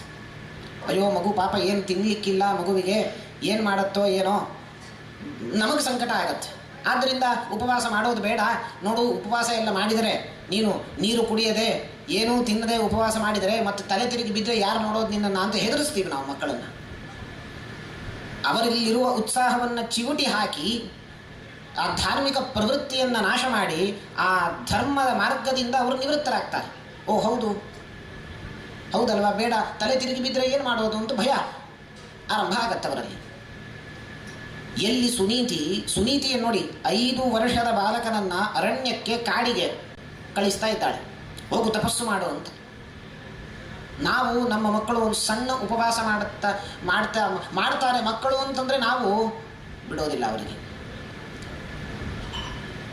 ಲಕ್ಷ್ಮಣ ತಾನು ರಾಮನ ಹಿಂದೆಯೇ, ನಿನ್ನ ಸೇವೆಗೋಸ್ಕರ ನಾನು ನಿನ್ನ ಹಿಂದೆಯೇ 14 ವರ್ಷಗಳ ಬರ್ತೇನೆ, ನಿನ್ನ ಹಿಂದೆ 14 ವರ್ಷಗಳ ಕಾಲ ನಾನು ನಿನ್ನೊಟ್ಟಿಗೆ ವನವಾಸ ಮಾಡುತ್ತೇನೆ ಅಂತ ಲಕ್ಷ್ಮಣ ಬಂದ. ರಾಮ ಹೇಳುತ್ತಾನೆ, ನಿನ್ನ ತಾಯಿಯ ಆಶೀರ್ವಾದವನ್ನು ತಗೊಂಡು ಬಾ, ನನ್ನದೇನು ಅಭ್ಯಂತರ ಇಲ್ಲ ಅಂತ ರಾಮ ಹೇಳುತ್ತಾನೆ. ಲಕ್ಷ್ಮಣ ಬರ್ತಾನೆ, ಸುಮಿತ್ರೆಯ ಬಳಿ ಬಂದು ತಾನು ಆಶೀರ್ವಾದವನ್ನು ಬೇಡುವಾಗ ಸುಮಿತ್ರೆ ಏನು ಹೇಳಬಹುದಿತ್ತು? ನೋಡೋ ಲಕ್ಷ್ಮಣ, 14 ವರ್ಷ ವನವಾಸ ಅದು ರಾಮನಿಗೆ ಮಾತ್ರ. ವರ ಏನಿದೆ? ರಾಮ ಮಾತ್ರ 14 ವರ್ಷ ವಾಸ ಮಾಡಬೇಕು, ಭರತನಿಗೆ ಪಟ್ಟಾಭಿಷೇಕ. ನಿನ್ನ ಉಲ್ಲೇಖವೇ ಇಲ್ಲ. ನೀನು ಈ ರಾಜವೈಭವವನ್ನು ಬಿಟ್ಟು, ಎಲ್ಲ ಸುಖ ಸಾಮಗ್ರಿಗಳು ಇದೆ, ಎಲ್ಲ ಕೈಗೆ ಬಂದ ತುತ್ತನ್ನು ನೀನು ಬಿಟ್ಟು ಸುಖವಾಗಿ ನೀನು ಇಲ್ಲಿ ಮೆರೆಯಬಹುದು. ಆದರೆ ನೀನು ರಾಮನ ಸೇವೆ ಮಾಡಬೇಕು ಅಂತ ನೀನೇನೇ ಹೋಗ್ತಿ. ಇಲ್ಲೇ ಇದ್ದು ಆನಂದ ಪಡು, ಸಂತೋಷ ಪಡು ಹೇಳಬಹುದಾಗಿತ್ತು. ನಿನಗಲ್ಲ ಈ ವನವಾಸ ಹೇಳಬಹುದಾಗಿತ್ತು. ಆದರೆ ಸುಮಿತ್ರೆ ಆಶೀರ್ವಾದ, ಲಕ್ಷ್ಮಣ ಬಂದು ಆಶೀರ್ವಾದ ಪಡೀಲಿಕ್ಕೆ ಅವಳು ಹೇಳುವ ಮಾತು, ಸೃಷ್ಟಸ್ತ್ವಂ ವನವಾಸಾಯ, ನಿನ್ನ ಜನ್ಮವಾದದ್ದೇ, ನಿನ್ನ ಹುಟ್ಟಾದದ್ದೇ ವನವಾಸ ಮಾಡಲಿಕ್ಕೆ, ಹೋಗು, ನನ್ನ ಆಶೀರ್ವಾದ ಇದೆ ಅಂತ ಕೊಟ್ಟು ಕಳಿಸ್ತಾಳೆ. ಎಂತಹ ಧೀರತನ, ದಿಟ್ಟತನ ನೋಡಿ ಆ ತಾಯಿಯದ್ದು. ಹಾಗೆ ಈ ಮಗುವನ್ನು, ಧ್ರುವಕುಮಾರನನ್ನು ತನ್ನ ತಾಯಿ ಸುನೀತಿ ಕಳಿಸ್ತಾ ಇದ್ದಾಳೆ. ಧ್ರುವ ತಾನು ಕಾಡಿಗೆ ಹೊರಟಿದ್ದಾನೆ. ಆ ಧ್ರುವನ ದಿಟ್ಟತನವನ್ನು ನಾವು ಪ್ರಶಂಸಿಸಲೇಬೇಕು. ಏನಕ್ಕೆ ಅಂತಂದರೆ 5 ವರ್ಷದ ಬಾಲಕನಿಗೆ ಅರಣ್ಯಕ್ಕೆ ಹೋಗುವ ಆ ಧೈರ್ಯ ಎಲ್ಲಿಂದ ಬರಬೇಕು? ಪರಮಾತ್ಮ ಆ ಬುದ್ಧಿಯನ್ನು ಪ್ರೇರಿಸಿ ತಾನು ಕಳಿಸಿದ್ದಾನೆ. ಧ್ರುವ ತಾನು ಅರಣ್ಯಕ್ಕೆ ಬರ್ತಾ ಇದ್ದಾನೆ. ಮಾರ್ಗದಲ್ಲಿ ನಾರದರು ಈ ಪುಟ್ಟ ಬಾಲಕನನ್ನು ಪರೀಕ್ಷಿಸಬೇಕು ಅನ್ನುವ ದೃಷ್ಟಿಯಿಂದ ತಾವು ಬಂದರು. ಧ್ರುವಕುಮಾರನನ್ನು ಮಾತನಾಡಿಸಿದರು. ಕಂದ, ಎಲ್ಲಿ ಹೋಗ್ತಾ ಇದ್ದಿ ಅಂತ ಕೇಳಿದರು ನಾರದರು. ಧ್ರುವ ಹೇಳಿದ, ತಪಸ್ಸಿಗೆ ಹೊರಟಿದ್ದೇನೆ ಅಂತ. ಏನಕ್ಕೆ? ತಪಸ್ಸು ಮಾಡಿ ಏನು ಮಾಡ್ತಿ? ಏನನ್ನು ಪಡೆದುಕೊಳ್ಳಬೇಕು ಅಂತ ಹೋಗ್ತಾ ಇದ್ದಿ? ಇಲ್ಲ, ಭಗವಂತನನ್ನು ಸಾಕ್ಷಾತ್ಕರಿಸಿಕೊಳ್ಳಬೇಕು ಅಂತ ಹೋಗ್ತಾ ಇದ್ದೇನೆ ಅಂತ. ನಾರದರು ಹೇಳ್ತಾರೆ, ನೋಡು, ನೀನು 2 ದೃಷ್ಟಿಯಿಂದ ಈ ಕಾರ್ಯವನ್ನು ಮಾಡೋದು ಸಮಂಜಸವಲ್ಲ ಅಂತ ನನಗನ್ನಿಸ್ತಾ ಇದೆ ಅಂತ ಹೇಳಿದರು ನಾರದರು ಪರೀಕ್ಷೆ ಮಾಡ್ತಾ ಇದ್ದಾರೆ. ಹೇಗಾದರೂ ಮಾಡಿ ಇವನಲ್ಲಿ ಎಷ್ಟು ಉತ್ಕಟವಾದ ಇಚ್ಛೆ ಇದೆ ತಪಸ್ಸು ಮಾಡುವ ಉತ್ಕಟವಾದ ಬಯಕೆ ಎಷ್ಟಿದೆ ನೋಡೋಣ ಅಂಥೇಳಿ ಪರೀಕ್ಷೆ ಮಾಡ್ತಾ ಇದ್ದಾರೆ. ನಾರದರು ಹೇಳಿದರು, ನೋಡು, ಒಂದು ಕಾರಣ, ನಿನ್ನ ಮಲತಾಯಿಯಿಂದ ನೀನು ಅವಮಾನಿತನಾಗಿದ್ದೀಯ, ಆದ್ದರಿಂದ ಹೊರಟಿದ್ದೀಯ. ನೋಡು, ಮಾನಾವಮಾನಗಳ ಪ್ರಶ್ನೆ ಯಾವಾಗ ಗೊತ್ತಾ, ಏನಕ್ಕೆ ಗೊತ್ತಾ? ಇವಾಗ ಯಾರಾದರೂ ನಮ್ಮನ್ನು ನಿಂದೆ ಮಾಡಿದಾಗ, ಕಠೋರ ವಚನಗಳಿಂದ ನಮ್ಮನ್ನು ನಿಂದೆ ಮಾಡಿದಾಗ ನಾವು ಕುಗ್ಗುತ್ತೇವೆ, ನಮ್ಮನ್ನು ಪ್ರಶಂಸಿಸಿದಾಗ ನಾವು ಹಿಗ್ಗುತ್ತೇವೆ. ಈ ಹಿಗ್ಗೋದು ಕುಗ್ಗೋದು ಎಲ್ಲ ಏನಕ್ಕೆ ಗೊತ್ತೇನು? ಹಿಗ್ಲಿಕ್ಕೂ ಕುಗ್ಲಿಕ್ಕೂ ಎಲ್ಲ ಕಾರಣ ಮನಸ್ಸೇ ಕಾರಣ. ನಮ್ಮ ಮನಸ್ಸಿನಲ್ಲಿರುವಂತಹ ಮೋಹ ಅಥವಾ ಈ ದೇಹದ ಮೇಲೆ ನಾವು ವಿಪರೀತವಾದ ಅಭಿಮಾನವನ್ನು ಇಟ್ಟುಕೊಂಡಿರೋದ್ರಿಂದ ನನ್ನನ್ನು ಬೈದಾಗ, ನನ್ನನ್ನು ನಿಂದೆ ಮಾಡಿದಾಗ ನನ್ನನ್ನು ಅವಮಾನಿಸ್ತಾ ಇದ್ದಾರೆ ಅಂತನ್ನೋ ಭಾವನೆ ಬರುತ್ತೆ ನಮಗೆ. ಹಾಗಾಗಿ ನಮ್ಮ ಮನಸ್ಸು ಕಾರಣ, ದೇಹದ ಮೇಲಿರುವ ಅಭಿಮಾನ ಕಾರಣ. ಆದ್ದರಿಂದ ಮಲತಾಯಿ ನಿನ್ನನ್ನು ಅವಮಾನ ಮಾಡಿದ್ಲು ಅಂತ ನೀನೇ ತಲೆ ಕೆಡಿಸ್ಕೊಳ್ತಾ ಇದ್ದಿ? ನೀನು ತಲೆ ಕೆಡಿಸಿಕೊಳ್ಳಬಾರದು. ಒಂದು. ಎರಡನೆಯದ್ದು, ನೋಡು, ನೀನು ಪರಮಾತ್ಮನ ಅವನನ್ನೇ ಲಕ್ಷ್ಯವನ್ನಾಗಿಟ್ಟುಕೊಂಡು ಅವನ ಸಾಕ್ಷಾತ್ಕಾರ ಪಡಿಬೇಕು ಅಂತ ಹೋಗ್ತಾ ಇದ್ದಿ. ಆದರೆ ದೊಡ್ಡ ದೊಡ್ಡ ಋಷಿಗಳು ಅವರು ಅನೇಕ ವರ್ಷಗಳ ಕಾಲ ವ್ರತಾನುಷ್ಠಾನ ನಿರತರಾಗಿ ತಪಸ್ಸನ್ನಾಚರಿಸಿ, ಅದು ಕೇವಲ ತಪಸ್ಸಲ್ಲ, ಉಗ್ರವಾದ ಕಠಿಣವಾದ ತಪಸ್ಸನ್ನಾಚರಿಸಿಯೂ ಭಗವಂತನ ಸಾಕ್ಷಾತ್ಕಾರವನ್ನು ಪಡೆದುಕೊಳ್ಳಲಿಕ್ಕಾಗಲಿಲ್ಲ ಅವರಿಗೆ. ಅಂದ ಮೇಲೆ ನೀನು ಪುಟ್ಟ ಬಾಲಕ, ಹೇಗೆ ಸಾಕ್ಷಾತ್ಕಾರ ನಿನಗೆ? ಹೇಗಾದರೂ ಆದೀತು ಸಾಕ್ಷಾತ್ಕಾರ ನಿನಗೆ. ಹೀಗೆ ನಾರದರು ತಾವು ಎರಡು ಕಾರಣದಿಂದ ನೀನು ಹೋಗಲಿಕ್ಕಿಲ್ಲ. ಅಷ್ಟೇ ಅಲ್ಲ, ನೀನು ಪುಟ್ಟ ಬಾಲಕ, ಬಾಲಸ್ತಾವತ್ ಕ್ರೀಡಾಸಕ್ತ. ಯಾವತ್ತು ಬಾಲಕರು ಹೇಗೆ ಅಂತಂದರೆ ಅವರಿಗೆ ಕ್ರೀಡೆಯಲ್ಲೇ ನೋಡಿ ಮನಸ್ಸು, ಆಟ ಆಡಬೇಕು. ನೀವು ಮಕ್ಕಳನ್ನು ಕರ್ಕೊಂಡು ಬಂದಿರ್ತೀರಿ ಪಾಪ, ಆದರೆ ಅವ್ರಿಗೆ ಮನಸ್ಸು ಏನು ಅಂತಂದರೆ ನಾವು ಮಾಡೋ ಪ್ರವಚನ ಮಕ್ಕಳು ಕೇಳ್ತಾರೇನು? ಬಾಲಸ್ತಾವತ್ ಕ್ರೀಡಾಸಕ್ತ ಅಂತ ಹೇಳಿ ಆಗಿದೆ ಹಿರಿಯರು. ಅವ್ರಿಗೆ ಯಾವತ್ತೂ ಕ್ರೀಡೆಯಲ್ಲೇ ಆಸಕ್ತಿ. ತರುಣಸ್ತಾವತ್ ತರುಣೀಸಕ್ತ ಅಂತ, ತಾರುಣ್ಯದಲ್ಲಿ ಯೌವನದಲ್ಲಿ ಆ ಸೆಳೆತ ಇರುತ್ತೆ, ಯೌವನದ ಆಕರ್ಷಣೆ, ಅಲ್ಲಿ ಆ ದಿಕ್ಕಿಗೆ ಆಕರ್ಷಿತರಾಗಿರ್ತಾರೆ. ವೃದ್ಧಸ್ತಾವತ್ ಚಿಂತಾಸಕ್ತ, ವೃದ್ಧರಿಗೆ ಯಾವಾಗಲೂ ಚಿಂತೆ. ಒಮ್ಮೆ ವಯಸ್ಸಾಯಿತೋ, ನನ್ನ ಮಗನಿಗೆ ಮದುವೆ ಆಗಿಲ್ಲ, ನನ್ನ ಮಗಳಿಗೆ ಮದುವೆ ಆಗಿಲ್ಲ, ಮದುವೆ ಆದರೆ ಸಂತತಿ ಆಗಿಲ್ಲ, ಹೀಗೆಲ್ಲ ಒಂದೋ ಎರಡೋ ಸಾವಿರಾರು ಚಿಂತೆಗಳು. ಬಾಲಸ್ತಾವತ್ ಕ್ರೀಡಾಸಕ್ತ, ತರುಣಸ್ತಾವತ್ ತರುಣೀಸಕ್ತ, ವೃದ್ಧಸ್ತಾವತ್ ಚಿಂತಾಸಕ್ತ. ವೃದ್ಧರಿಗೆ ಚಿಂತೆ. ಆದರೆ ಪರೇ ಬ್ರಹ್ಮಣಿ, ಬ್ರಹ್ಮನ ವಿಷಯದಲ್ಲಿ, ಪರಮಾತ್ಮನ ವಿಷಯದಲ್ಲಿ, ಪ್ರವಚನದ ವಿಷಯದಲ್ಲಿ ಯಾರಿಗೂ ಆಸಕ್ತಿ ಇಲ್ಲ. ನೋಡ್ರಿ, ಯಾರಿಗೂ ಆಸಕ್ತಿ ಇಲ್ಲ. ಆ ದೃಷ್ಟಿಯಿಂದ ನಾರದರು ಹೇಳ್ತಾರೆ, ನೀನು ಬಾಲಕ, ಹೋಗಿ ಆಟ ಆಡಿಕೊಂಡಿರು. ರಾಜವೈಭವ ಎಲ್ಲ ಬಿಟ್ಟು ಏನಕ್ಕೆ ಬಂದಿದ್ದಿ ಇಲ್ಲಿ? ಧ್ರುವ ಹೇಳ್ತಾನೆ, ನಾರದರೆ, ನಿಮಗೆ ನನ್ನ ಮೇಲಿರುವ ಪ್ರೀತಿ ಅಭಿಮಾನಗಳನ್ನು ನಾನು ಮೆಚ್ಚುತ್ತೇನೆ, ನಿಮ್ಮ ಉಪದೇಶ ನಾನು ಸ್ವೀಕಾರ ಮಾಡುತ್ತೇನೆ. ಆದರೆ ಸದ್ಯಕ್ಕೆ ಈ ಯಾವ ಮಾತುಗಳನ್ನು ಕೇಳಿ ಮತ್ತೆ ಹೋಗುವ ಪ್ರಶ್ನೆಯೇ ಇಲ್ಲ. ಏನಕ್ಕೆ ಅಂದರೆ ನನ್ನ ಮನಸ್ಸಿನಲ್ಲಿ ಎಷ್ಟು ಉತ್ಕಟವಾದ ಇಚ್ಛೆ ಉತ್ಪನ್ನವಾಗಿದೆ ಅಂತಂದರೆ ಪರಮಾತ್ಮನನ್ನು ಸಾಕ್ಷಾತ್ಕರಿಸಿಕೊಳ್ಳಬೇಕು ಅಂಥೇಳಿ ನೀವು ಏನು ಹೇಳಿದರೂ ನಾನು ಕೇಳುವಂತಹ ಪರಿಸ್ಥಿತಿಯಲ್ಲಿಲ್ಲ. ನಿಮಗೆ ನಮಸ್ಕಾರ, ನನ್ನನ್ನು ಆಶೀರ್ವದಿಸಿ ನೀವು ಹೇಗೆ ಭಗವದ್ ದರ್ಶನಾಕಾಂಕ್ಷಿಗಳಾಗಿ ಹೋಗಿ ಭಗವಂತನ ಸಾಕ್ಷಾತ್ಕಾರವನ್ನು ಪಡೆದುಕೊಂಡು ಇವತ್ತು ಭಗವದ್ ಅನುಗ್ರಹದಿಂದ ತ್ರಿಲೋಕ ಸಂಚಾರಿಗಳಾಗಿದ್ದೀರೋ, ನಾನು ಹಾಗೆ ಆಗಲಿ ಅಂತ ನನ್ನನ್ನು ಆಶೀರ್ವದಿಸಿ ಕಳಿಸಿಕೊಡಿ ಅಂತ ಧ್ರುವಕುಮಾರ ನಾರದರನ್ನು ಬೇಡಿಕೊಳ್ಳುತ್ತಾನೆ, ಪ್ರಾರ್ಥನೆ ಮಾಡುತ್ತಾನೆ. ನಾರದರಿಗೆ ಗೊತ್ತಾಯಿತು, ಪರೀಕ್ಷೆಯಲ್ಲಿ ಉತ್ತೀರ್ಣನಾಗಿದ್ದಾನೆ. ಆಯಿತು. ತಾವು ನಾರದರು ಸ್ವಯಂ ಧ್ಯಾನ ಹೇಗೆ ಮಾಡಬೇಕು ಅಂತ ಧ್ಯಾನದ ಪ್ರಕ್ರಿಯೆಯನ್ನು ಎಲ್ಲವನ್ನೂ ಕೂಡ ಧ್ರುವನಿಗೆ ತಿಳಿಸಿಕೊಟ್ಟು, ಅದಾದ ಮೇಲೆ ದಿವ್ಯವಾದ ಮಂತ್ರವನ್ನು, ಮೋಕ್ಷಪ್ರದವಾದ ಮಂತ್ರವನ್ನು ತಾವು ಉಪದೇಶ ಮಾಡುತ್ತಾರೆ. ಅದೇ ಓಂ ನಮೋ ಭಗವತೆ ವಾಸುದೇವಾಯ. ಇದನ್ನು ವಾಸುದೇವ ದ್ವಾದಶಾಕ್ಷರ ಮಂತ್ರ ಅಂತ ಕರೀತಾರೆ. ಮೋಕ್ಷಪ್ರದವಾದ ಮಂತ್ರ. ಪರಮಾತ್ಮನ ನಾರಾಯಣನ ರೂಪದಲ್ಲಿ ವಾಸುದೇವ ರೂಪ, ಅದು ಮೋಕ್ಷವನ್ನು ಕರುಣಿಸುವ ರೂಪ ಅಂತ ನೋಡಿ. ಹಾಗಾಗಿ ಅಂತಹ ಮೋಕ್ಷಪ್ರದವಾದ ಆ ವಾಸುದೇವನ ಮಂತ್ರವನ್ನು, ದ್ವಾದಶಾಕ್ಷರ ಮಂತ್ರವನ್ನು ನಾರದರು ತಾವು ಉಪದೇಶ ಮಾಡಿದ್ದಾರೆ. ನೋಡಿ, ಭಾಗವತಕ್ಕೂ 12 ಸ್ಕಂಧಗಳು ಭಾಗವತದಲ್ಲಿ. ದ್ವಾದಶಾಕ್ಷರ ಮಂತ್ರ ಅದು 12 ಅಕ್ಷರ. ಓಂ ನಮೋ ಭಗವತೆ ವಾಸುದೇವಾಯ. ಈ ವಾಸುದೇವ ದ್ವಾದಶಾಕ್ಷರ ಮಂತ್ರದ ಒಂದೊಂದು ಅಕ್ಷರಕ್ಕೆ ಒಂದೊಂದು ಸ್ಕಂದ ವ್ಯಾಖ್ಯಾನ ಇದ್ದಾಗೆ ನೋಡಿ. ಒಂದೊಂದು ಅಕ್ಷರಕ್ಕೆ ಒಂದೊಂದು ಸ್ಕಂಧ ವ್ಯಾಖ್ಯಾನ. ಆಶ್ಚರ್ಯ ಆಗತ್ತೆ, ಹೇಗೆ ಅಂತ ನಮಗೆ ಅರ್ಥ ಆಗೋದಿಲ್ಲ. ಅದು ವ್ಯಾಸರಿಗೆ, ಶುಕರೇ ಅವರೇ ಬಲ್ಲರು ಆ ಅರ್ಥ ಹೇಗೆ ಅಂತ. ಹೀಗೆ ಆ ದ್ವಾದಶಾಕ್ಷರ ಮಂತ್ರವನ್ನು ಉಪದೇಶ ಮಾಡಿ ತಾನು ನಾರದರು ಕೊಟ್ಟು ಕಳಿಸಿದ್ದಾರೆ ಧ್ರುವನನ್ನ. ಧ್ರುವ ತಾನು ಅರಣ್ಯವನ್ನು ಪ್ರವೇಶಿಸಿ ತಪಸ್ಸನ್ನು 6 ತಿಂಗಳುಗಳ ಕಾಲ ಅತ್ಯುಗ್ರವಾದ ಕಠಿಣವಾದ ತಪಸ್ಸನ್ನು ತಾನು ಪುಟ್ಟ ಬಾಲಕ ಆಚರಿಸಿದ್ದಾನೆ. ತದೇಕ ತಾನ ಲೀನವಾಗಿ ತಚ್ಚಿತ್ತನಾಗಿ ಭಗವಂತ ಬಿಟ್ಟು ಮತ್ಯಾವುದೂ ಧ್ರುವನಿಗೆ ಕಾಣಿಸ್ತಾ ಇಲ್ಲ ನೋಡಿ. ನಮಗಾದರೆ ಎಲ್ಲ ನೋಡಿ, ಧ್ರುವನಿಗೆ ಭಗವಂತ ಬಿಟ್ಟು ಬೇರೆ ಏನೂ ಕಾಣಿಸ್ತಾ ಇಲ್ಲ.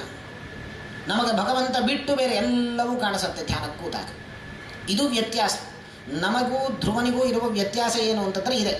ಏನಕ್ಕೆ ಅಂತಂದರೆ, ಬೆಳಗ್ಗೆ ನೋಡಿ ಪೂಜೆಗೆ ಕೂತಾಗ ಅಥವಾ ಧ್ಯಾನಕ್ಕೆ ಕೂತಾಗ ಮನೆಯ ತಾಪತ್ರಯ, ಬೇರೆ ಎಲ್ಲ ವ್ಯವಹಾರದ ಚಿಂತೆ ಎಲ್ಲವೂ ಆರಂಭ ಆಗೋದು, ಎಲ್ಲ ಮನಸ್ಸಿನಲ್ಲಿ ಆ ಥಾಟ್ಸ್ ಎಲ್ಲ ಫ್ಲೋ ಆಗೋದು ಯಾವಾಗ ಅಂತಂದರೆ ಬೆಳಗ್ಗೆ. ಏನಕ್ಕೆಂದರೆ ಪುರುಸೊತ್ತಿರೋದು ಬೆಳಗ್ಗೆ ಮಾತ್ರ ನಮಗೆ. ಯಾವಾಗ ಪುರುಸೊತ್ತಿರುತ್ತಲ್ಲ ಆಗ ಎಲ್ಲ ಚಿಂತನೆಗಳ ಲಹರಿ ಪ್ರವಾಹ ಬರ್ತಾ ಇರುತ್ತೆ. ಬ್ಯುಸಿ ಇದ್ದಾಗ ಯಾವತ್ತೂ ಈ ಚಿಂತನೆಗಳು ಬರೋದೇ ಇಲ್ಲ. ಬೆಳಗ್ಗೆ ಧ್ಯಾನಕ್ಕೆ ಯಾವಾಗ ಕೂಡ್ತೀವಲ್ಲ, ಭಗವಂತನನ್ನು ಧ್ಯಾನಿಸಬೇಕು ಅಂತ, ಆ ಎಲ್ಲ ಚಿಂತೆ ಆರಂಭ ಆಗತ್ತೆ. ಧ್ಯಾನ ಬಿಟ್ಟುಬಿಡ್ತೇವೆ. ಭಗವಂತ ಬಿಟ್ಟು ಬೇರೆ ಎಲ್ಲ ವಿಚಾರಗಳು ಹರಿಲಿಕ್ಕೆ ಆರಂಭ ಆಗ್ತವೆ. ಧ್ರುವ ಭಗವಂತ ಬಿಟ್ಟು ಬೇರೆ ಏನೂ ಕಾಣಿಸ್ತಾ ಇಲ್ಲ ಧ್ರುವಕುಮಾರನಿಗೆ. ತಾನು ಮೊದಲು ಕೇವಲ ಫಲವನ್ನು, ಗೆಡ್ಡೆ ಗೆಣಸುಗಳನ್ನು ಮಾತ್ರ ಸ್ವೀಕಾರ ಮಾಡಿ ತಪಸ್ಸು ಮಾಡಿದ. ಕ್ರಮೇಣ ಅದನ್ನೂ ಕೂಡ ತ್ಯಾಗ ಮಾಡಿದ. ಕೇವಲ ಜಲವನ್ನು ಮಾತ್ರ, ಜಲಪಾನ ಮಾತ್ರ ಸ್ವೀಕಾರ ಮಾಡಿ ತಾನು ತಪಸ್ಸು ಮಾಡಿದ. ಅದಾದ ಮೇಲೆ ಜಲವನ್ನೂ ಬಿಟ್ಟ, ನಿರ್ಜಲವಾಗಿ ಕೇವಲ ವಾತಭಕ್ಷನಾಗಿ ವಾಯುವನ್ನೇ ಆಹಾರ, ಗಾಳಿಯನ್ನೇ ಆಹಾರವನ್ನಾಗಿ ಸ್ವೀಕಾರ ಮಾಡಿ ತಾನು ನಿಂತು ಆ ಭಗವಂತನನ್ನು ಸಾಕ್ಷಾತ್ಕರಿಸಿಕೊಳ್ಳಬೇಕು ಅಂತ ತಪಸ್ಸು ಮಾಡ್ತಾ ಇದ್ದಾನೆ. ಧ್ರುವನ ಈ ತಪಸ್ಸಿಗೆ ದೇವತೆಗಳೆಲ್ಲರಿಗೂ ಕೂಡ ಉಸಿರು ಕಟ್ಟಿದ ಹಾಗಾಯ್ತಂತೆ ನೋಡಿ. ಅಂತಹ ಉಗ್ರವಾದ ತಪಸ್ಸನ್ನು ಧ್ರುವ ಆಚರಿಸಿದ್ದಾನೆ. 6 ತಿಂಗಳುಗಳ ಕಾಲ ತಪಸ್ಸು ಮಾಡಿದ ಮೇಲೆ ದೇವತೆಗಳೆಲ್ಲರೂ ಕೂಡ ಭಗವಂತನಲ್ಲಿ ಹೋಗಿ ಬೇಡಿಕೊಳ್ತಾ ಇದ್ದಾರೆ. ಹೋಗು ಪರಮಾತ್ಮ, ಹೇ ಭಗವಂತ ಹೋಗು, ಆ ಧ್ರುವಕುಮಾರನನ್ನು ಹೋಗಿ ಅನುಗ್ರಹಿಸು. ಏನಕ್ಕೆ ಅಂದರೆ ಅವನ ತಪಸ್ಸು ಎಷ್ಟು ಉಗ್ರವಾಗಿದೆ ಅಂತಂದರೆ ನಮಗೆ ಉಸಿರಾಡ್ಲಿಕ್ಕಾಗ್ತಾ ಇಲ್ಲ, ಉಸಿರ ಕಟ್ಟಿದ ಹಾಗೆ ಆಗ್ತಾ ಇದೆ, ಹೋಗು ಅಂತ ಬೇಡಿಕೊಂಡಾಗ ಪರಮಾತ್ಮ ತಾನು ಅಲ್ಲಿ ಪ್ರಕಟನಾಗಿದ್ದಾನೆ. ದಿವ್ಯ ರೂಪದಿಂದ ತಾನು ಧ್ರುವನ ಎದುರು ಬಂದಿದ್ದಾನೆ. ಆದರೆ ಧ್ರುವ ತನ್ನ ಒಳಗೆ ಅಂತಃಕರಣದಲ್ಲಿ ಆ ದಿವ್ಯವಾದ ಪರಮಾತ್ಮ ರೂಪವನ್ನೇ ಧ್ಯಾನ ಮಾಡ್ತಾ ಇದ್ದಾನೆ. ಹೊರಗೆ ಬಂದ ಪರಮಾತ್ಮನನ್ನು ತಾನು ನೋಡ್ತಾ ಇಲ್ಲ. ಹೊರಗೆ ಬಂದು ಪರಮಾತ್ಮ ನಿಂತಿದ್ದಾನೆ, ನಾನು ಬಂದಿದ್ದೇನೋ ನೋಡು ಅಂತ ಹೇಳ್ತಾ ಇದ್ದಾನೆ. ಆದರೆ ಧ್ರುವನಿಗೆ ತಾನು ಅಂತರಂಗದಲ್ಲಿರುವ ಆ ದಿವ್ಯ ರೂಪವನ್ನು ಚಿಂತನೆ ಮಾಡಿದಾಗ ಹೊರಗೆ ಏನು ಆಗ್ತಾ ಇದೆ ತನಗೆ ಗೊತ್ತಿಲ್ಲ. ಪರಮಾತ್ಮ ಮನಸ್ಸಿನಲ್ಲೇ ಅಂದುಕೊಂಡಂತೆ, ನಾನು ಹೀಗೆ ಏನಾದರೂ ಕಾದರೆ ಇವನು ಕಣ್ಣು ತೆರೆಯೋದಿಲ್ಲ, ನನ್ನನ್ನು ನೋಡೋದಿಲ್ಲ ಅಂಥೇಳಿ ಪರಮಾತ್ಮ ಏನು ಮಾಡಿದ, ಯಾವ ರೂಪವನ್ನು ಧ್ರುವ ತಾನು ಅಂತರಂಗದಲ್ಲಿ ಧ್ಯಾನ ಮಾಡ್ತಾ ಇದ್ನೋ ಆ ರೂಪವನ್ನು ಮಾಯ ಮಾಡಿದ ನೋಡಿ. ತತ್ಕ್ಷಣ ಧ್ರುವ ಎಚ್ಚರಗೊಂಡ. ಎಲ್ಲಿ ಹೋಯಿತು ಆ ಭಗವದ್ ರೂಪ ಅಂಥೇಳಿ ತಾನು ಕಣ್ಣು ತೆರೆದಾಗ ಆ ಪರಮಾತ್ಮನ ಸಚ್ಚಿದಾನಂದಮಯವಾದಂತಹ ದಿವ್ಯವಾದ ಭವ್ಯವಾದ ರೂಪವನ್ನು ಕಂಡು ತಾನು ಸ್ತೋತ್ರ ಮಾಡಲಿಕ್ಕೆ ಪ್ರವೃತ್ತನಾಗ್ತಾನೆ. ಆದರೆ ಸ್ತೋತ್ರ ಮಾಡಲಿಕ್ಕೆ ಆಗೋದಿಲ್ಲ ನೋಡಿ ಧ್ರುವನಿಗೆ. ಪರಮಾತ್ಮ ಎದುರು ಬಂದಿದ್ದಾನೆ. ಆ ಪರಮಾತ್ಮನನ್ನು ಕಂಡು ತನ್ನ ಭಾವ ಉಕ್ಕೇರಿ ಕಣ್ಣು ತುಂಬಿ ಬಂದಿದೆ ಅವನಿಗೆ.